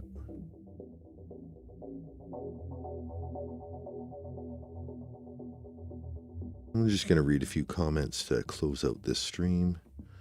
They're comments to the dramatic reading post that we've just listened to.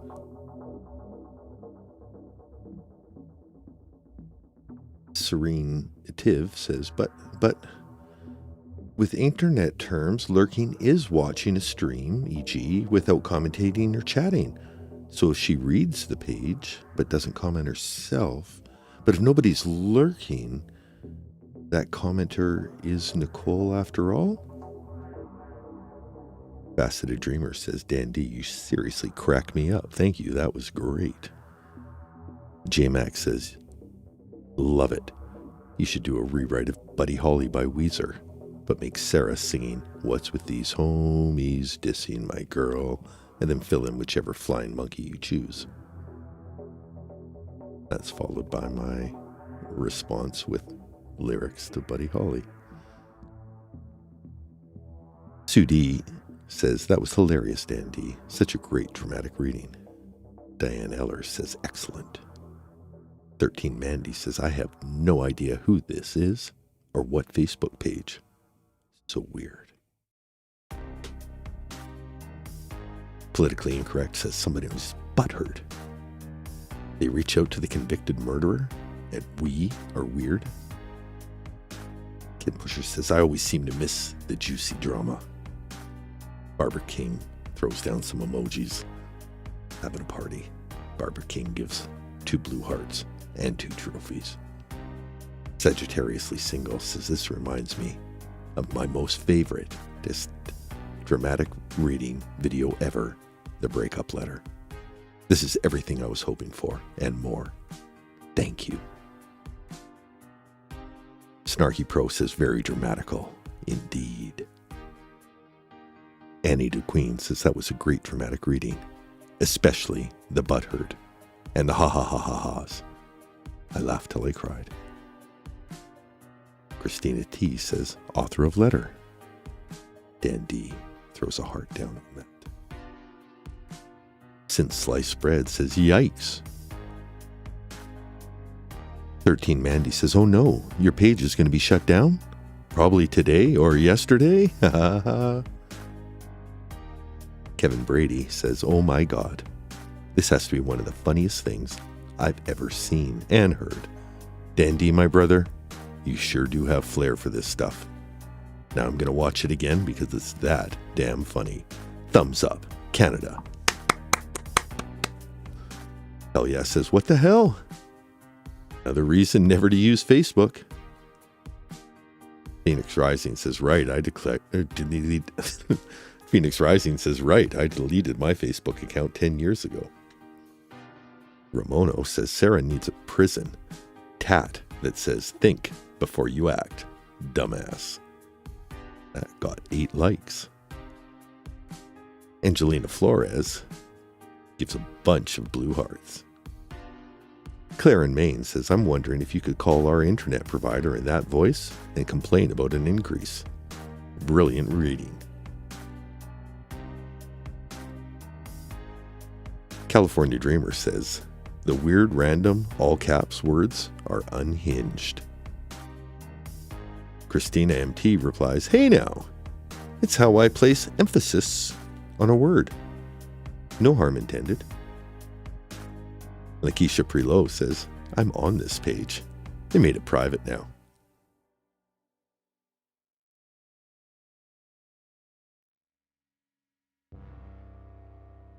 Back to the first one.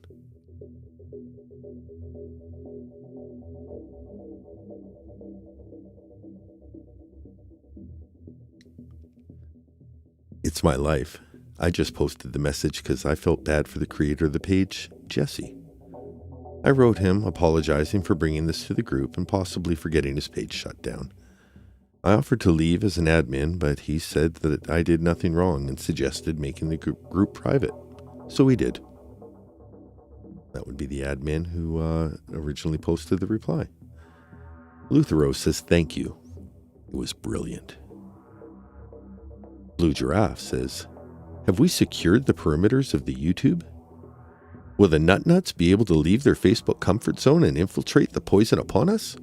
I'm getting scared." Kelly says, "We won't allow that to happen." Posts a blue heart with a giraffe and a smiley face. Disney Mom says, "That Facebook page is crazy. I am over on the page. Yikes. There are people who need a wee bit of professional help. Thanks, Dandy." Princess Sarah makes us all a little crazy. People need to chill out a bit. Too bad some cannot express themselves in a calm, respectful way. That person needs a Snickers bar. And Ocean Sounds closes us out with 3 blue hearts. Ooh, I kind of like this. Any other video that is worth me reading the comments? Fucking awesome.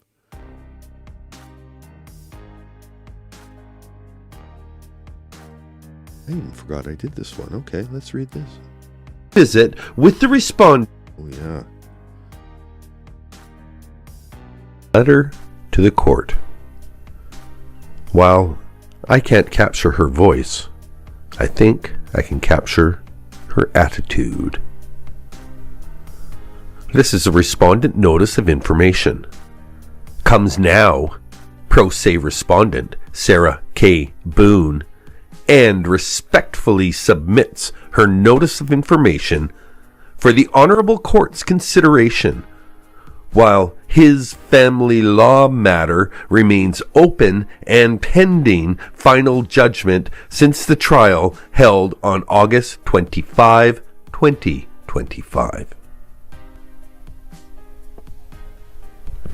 In the interim, the respondent makes the following statements for awareness of the petitioner, Brian C. Boone. Good morning, Disney Mom. If you scroll back about maybe just 2-3 minutes, you'll hear your comment being read in response to the dramatic reading that I did on the Facebook post. Continuing to inappropriately withhold rightful and reasonable parental time between mother. Speaking of Australia, maybe I'll take a break from this. This one's a little intense. Did you hear there was a Canadian tourist that got eaten by dingoes on the beach? Not kidding. Canadian tourist eaten dingoes. I think a dingo ate your traveler. A Canadian tourist was not eaten by dingoes. Huh. Okay, well there. Corrected. Canadian tourist was not eaten by dingoes. She tragically died from drowning as a consequence of a dingo attack in Australia. In January 2026, 19-year-old Piper James from Campbell River, BC, was found dead on a beach in Kintsugi, formerly Fraser Island, in Queensland, Australia. Passing drivers discovered her body surrounded by a pack of approximately 10 dingoes. The official investigation by the Coroner's Court of Queensland determined the following details regarding the tragedy. The primary cause, the final autopsy in the coroner's report, concluded that James died of drowning. The coroner found that both post-mortem and post-mortem bite marks. The evidence indicated that the pack of dingoes attacked and forcefully chased her into the ocean, resulting in her drowning. The post-mortem marks, the dingoes interfered with the body after she died, which left intensive bite marks, but they did not consume her. Aftermath and response. Culling. Following the incident, the Queensland government deemed the specific pack an unacceptable threat to the public safety and humanely euthanized 8 of the dingoes. Ecological debate. The culling sparked heavy criticism from environmentalists and dingo experts, who warned that removing 5% of the island's protected wild dog population could harm their genetic diversity. Safety warnings. Authorities heavily reinforced safety protocols for visitors to the Kintsugi Great Sandy National Park, emphasizing that tourists must walk in groups, avoid early morning jogs, and carry a dingo safety stick. If you're planning a trip or want to know more, I can provide information on official dingo safety rules in Australia, or details on how Kintsugi tourist regulations are changing. Let me know how you'd like to proceed. Okay, ask anything. What about babies?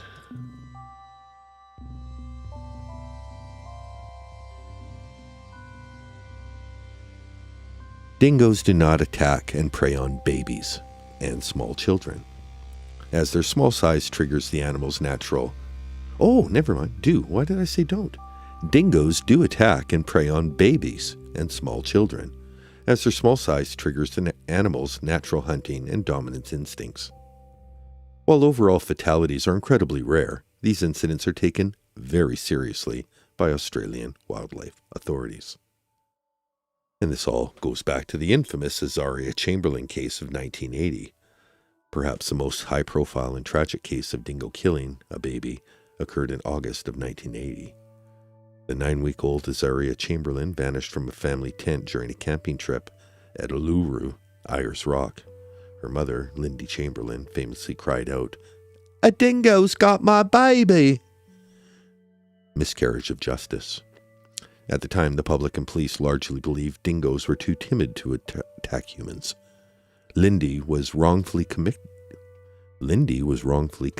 of murder and spent more than 3 years in prison. The exoneration.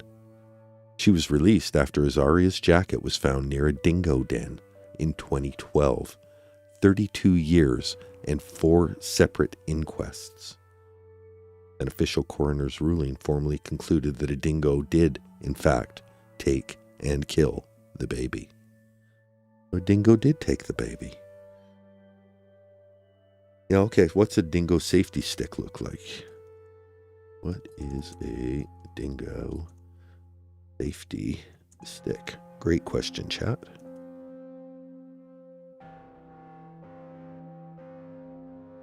A dingo safety stick is a simple, lightweight wooden or plastic rod, usually measuring about 1 meter, 3 feet long, used by tourists and hikers to deter aggressive dingoes.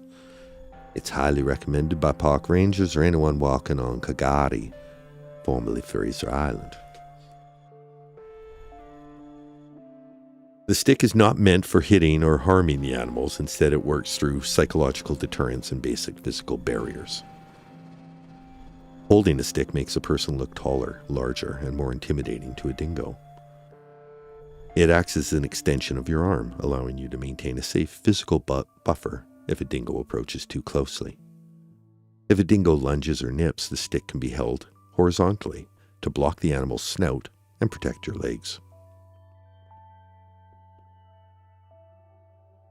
Official guidelines for using one. The Queensland Park and Wildlife Service provides specific rules on how to carry and use a safety stick. Carry it confidently. Walk with the stick clearly visible rather than hiding it or dragging it behind you. Do not wave it aggressively. Do not swing, brandish, or throw the stick at a dingo unless it actively attacks you, as aggressive movements can trigger a defensive strike. Stand your ground. If a dingo approaches, face the animal, stand at your full height, hold the stick firmly in front of you, and calmly back towards safety. Never run. Dingoes love a runner. All right. I think we've done everything. We've gotten silly. Is there anything that needs to be read at this point? That's getting into... I really like the background. I'm going to have to find a reason. I'm going to have to find a reason just to read shit to this. Love it in the headset. All right. I feel like I'm really milking it. But you guys want to be here. You guys wouldn't be here if you didn't want to be here. We're at an interesting crossroads. Do I continue engaging with AI and reading what it has to say, or we just shut her down and call it a day? Do we want to know what to do if a dingo surrounds you, or outline the fines for interacting with wildlife? Let me know how you would like to proceed. Can tourist box kangaroo?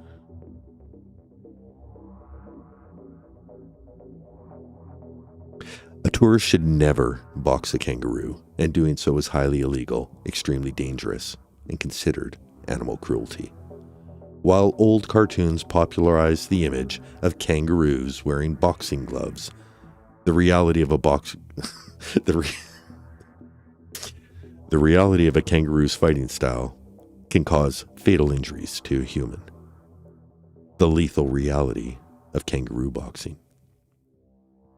When kangaroos fight each other, to establish dominance, it is not a fist fight.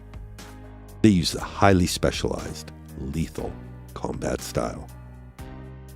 The tail pivot. A kangaroo will balance its entire body weight on its massive, muscular tail. The disemboweling kick. While balanced on their tail, they launch both hind legs forward in a dual kick. The feet are armed with long, razor-sharp claws designed to slice open the stomachs of rival males. Grappling and scratching. They use their shorter front paws to grapple, punch, scratch at faces, and gouge eyes. Kangaroos are protective native wildlife under Australian law. Engaging in a fight with one carries severe penalties. Taunting, striking, or provoking a kangaroo violates state animal welfare acts, such as the Queensland Animal Care and Protection Act. Convictions can lead to hefty fines, exceeding $50 Australian, and potential prison time. National park bans. If the incident occurs within a protected area, the National Parks and Wildlife Service will permanently ban the individual and issue on-the-spot fines. Rare exceptions. The only time a human should ever strike a kangaroo is in absolute self-defense to save a life. A famous example occurred in 2016 when an Australian man punched a large male kangaroo in the face to rescue his dog, which was being held in a choking headlock. Experts noted the punch stunned the kangaroo long enough for the man and dog to escape, but be warned that the man was incredibly lucky not to be disemboweled. Okay, so you know what we're doing now. We are searching for man punches kangaroo to rescue dog. Of course that's what we're doing, right? We are doing that. That is how we're closing the stream. That is a natural end. That is how you do things.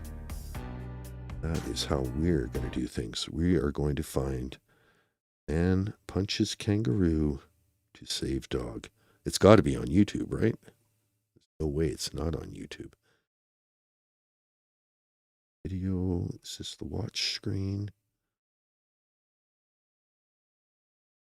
Oh, okay, so that one's the watch screen. So here.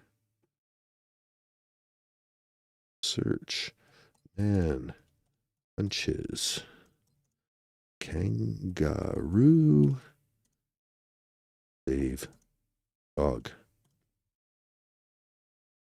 Fuck yeah. Oh yeah. Okay, man. Okay. Now I just have to choose. Viral hog? They seem like they're the type that would claim footage. Which one of these? Oh, there's so. Inside Edition, they would. Hold on, let me find some original source. Australian Community.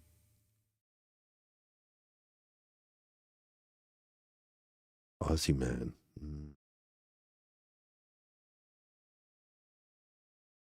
Man punches kangaroo to save dog. What's trending? Mystery. 12,000 views. You know what? I'm going to give you a shot. 7 minutes? No.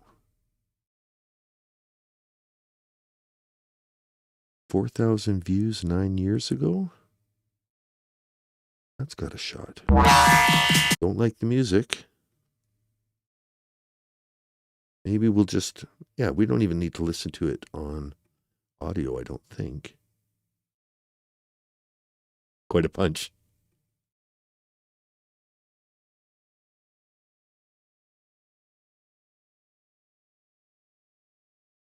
Okay, well, maybe let's try it with audio then. Well, we're not sure. Oh, so even the original pauses it. Okay, they tricked me. No, it's just clips. Sneaky bastards. Okay. Just want the man fighting the kangaroo to get his dog out. Right back to the top. 91 million views. 2 minutes long. We're all looking forward to seeing Max on a board. Okay, so there's a legitimate reason. They're not just going out to fight kangaroos. There it is. That's the dog in the headlock. Holy shit, it looks like they're almost wrestling. Around. As Greg runs in, we really... Look at the dog. It almost looks like an older brother that's caught like choking their younger brother. No, we're just playing, Mum. Boys, this could get dangerous. The cameraman's giggling. As dangerous as this could be, the cameraman's like, it's going to be fucking funny.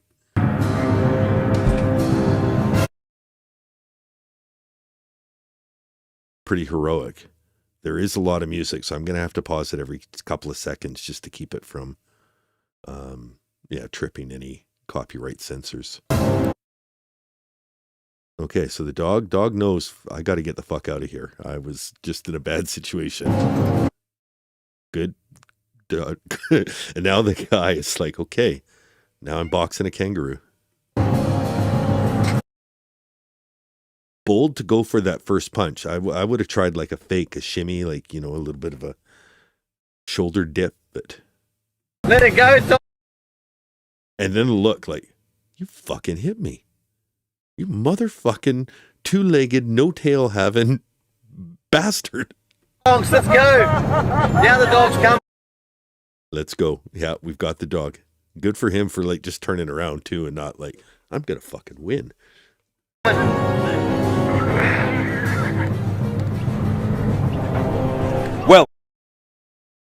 Well. Okay. That was worth it. Well, you guys want to watch? You can see there's a number of man fighting kangaroo to save dog videos for your enjoyment. Back to my screen and maybe my goodbye screen. Yeah, this has been a fun stream. We've gone for just over 5.5 hours. I had a nice, fun 7-hour stream this morning. That's like half of a Friday. You guys have fun? You guys still feeling fine? You ready to have a fine and dandy Saturday? A fine and dandy July 4th? I hope everyone comes back with all their fingers and thumbs. And got to be careful. Like, those are no joke. Gunpowder, yeah, it's dangerous. We used to do bottle rocket fights. We're like, if there was 10 of us, 5 of us on one side, 5 of us, about 50, 100 feet to the other side. And then you're just lighting projectiles and firing them at each other. Roman candles, bottle rockets, screechers. You bang the end of it so you get that compressed, so they screech and bang. But yeah, they're trouble. Mighty Mites, I remember the little ones are like, oh, if they don't explode, you can make the duds. If you bust them open, you can light the inside of them. Children my age, 70s children, free range children, are out there with lighters and fireworks.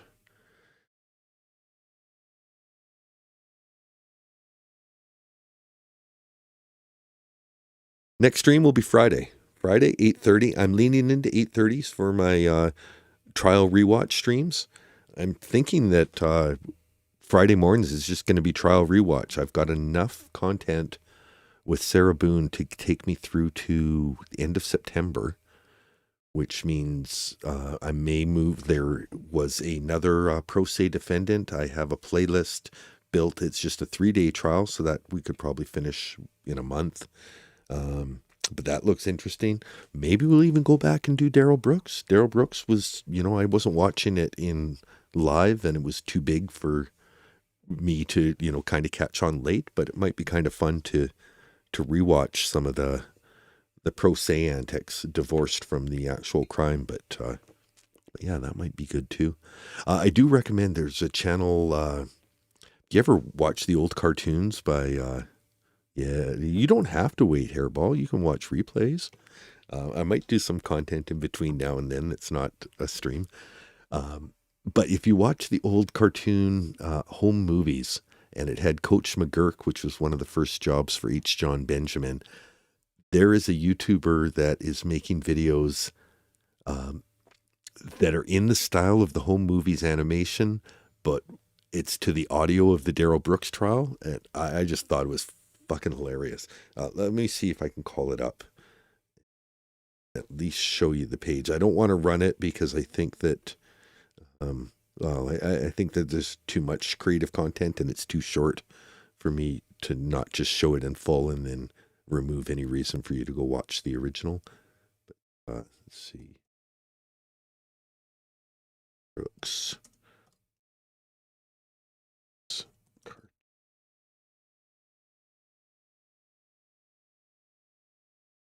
Linus Wallace, that's the name of the channel. Looks like he does South Park style as well. Linus Wallace, Linus, space Wallace, Wallace. I recommend checking out that channel for the Darrell Brooks animations. I don't know that much about the case, and I think it's absolutely hilarious. So full shout out to Linus Wallace and Darrell Brooks animations. Oh, and this whole time I'm on this screen instead of the screen here where I'm trying to show it. Darrell Brooks.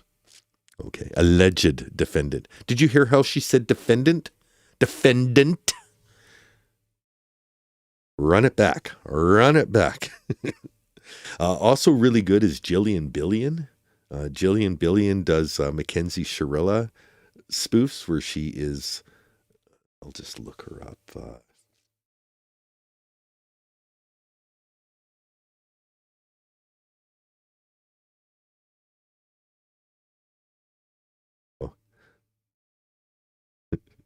Her Steve one, I thought that the she basically does all the people that are in the crash, and I think the interview with Rosie Graham was the first one, and that's the one who's like, I was Mackenzie's friend. I just couldn't believe that she did this. But then she did Natalie and Mackenzie and Steve. They're all great. So check out Jillian Billion. That's all one word, Jillian Billion.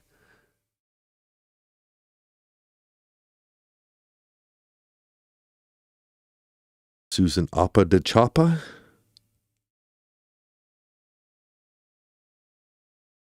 All right.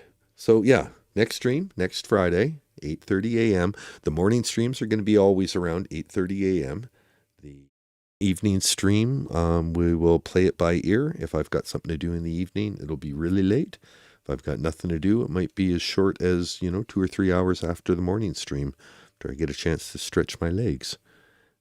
If you watch the U.S. version of Ghost, Nancy reminds me of Sue Opper.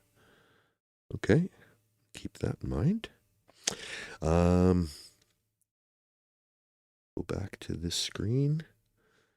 Watch the eviction. Yeah, I think we're done.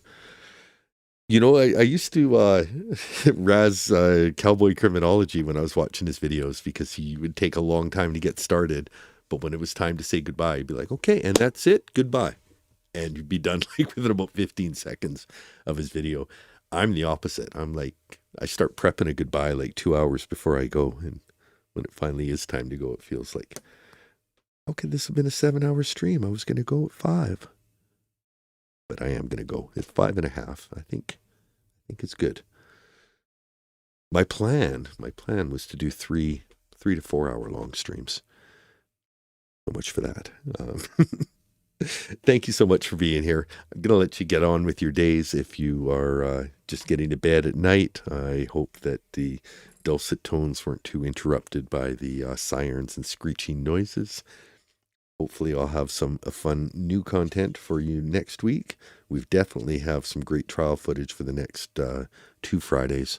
It's Chelsea Capsule coming up this Friday.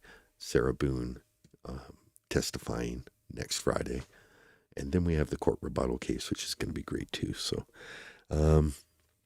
that's it. That's it. This YouTuber is about to go to sleep. What time is it? Am I going to sleep? Oh, it looks like it's light out. Maybe I can do some gardening and then go to sleep. So long.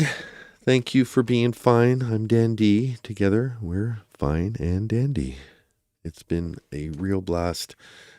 Special thank you to everyone who has memberships, gifts memberships. If you ever do free super chat, if you guys haven't taken, maybe this is a good time. If you're still in the chat, you want your free super chat, put SC and type what you want me to say. It's free. I don't charge for super chats. I don't make them a possible thing. I just ask that if you do feel like donating, donate it as gift memberships and share the love with other people. Hope everyone has a great day.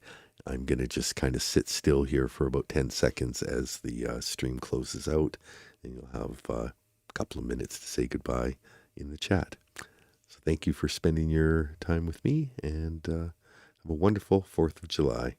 Happy birthday, USA.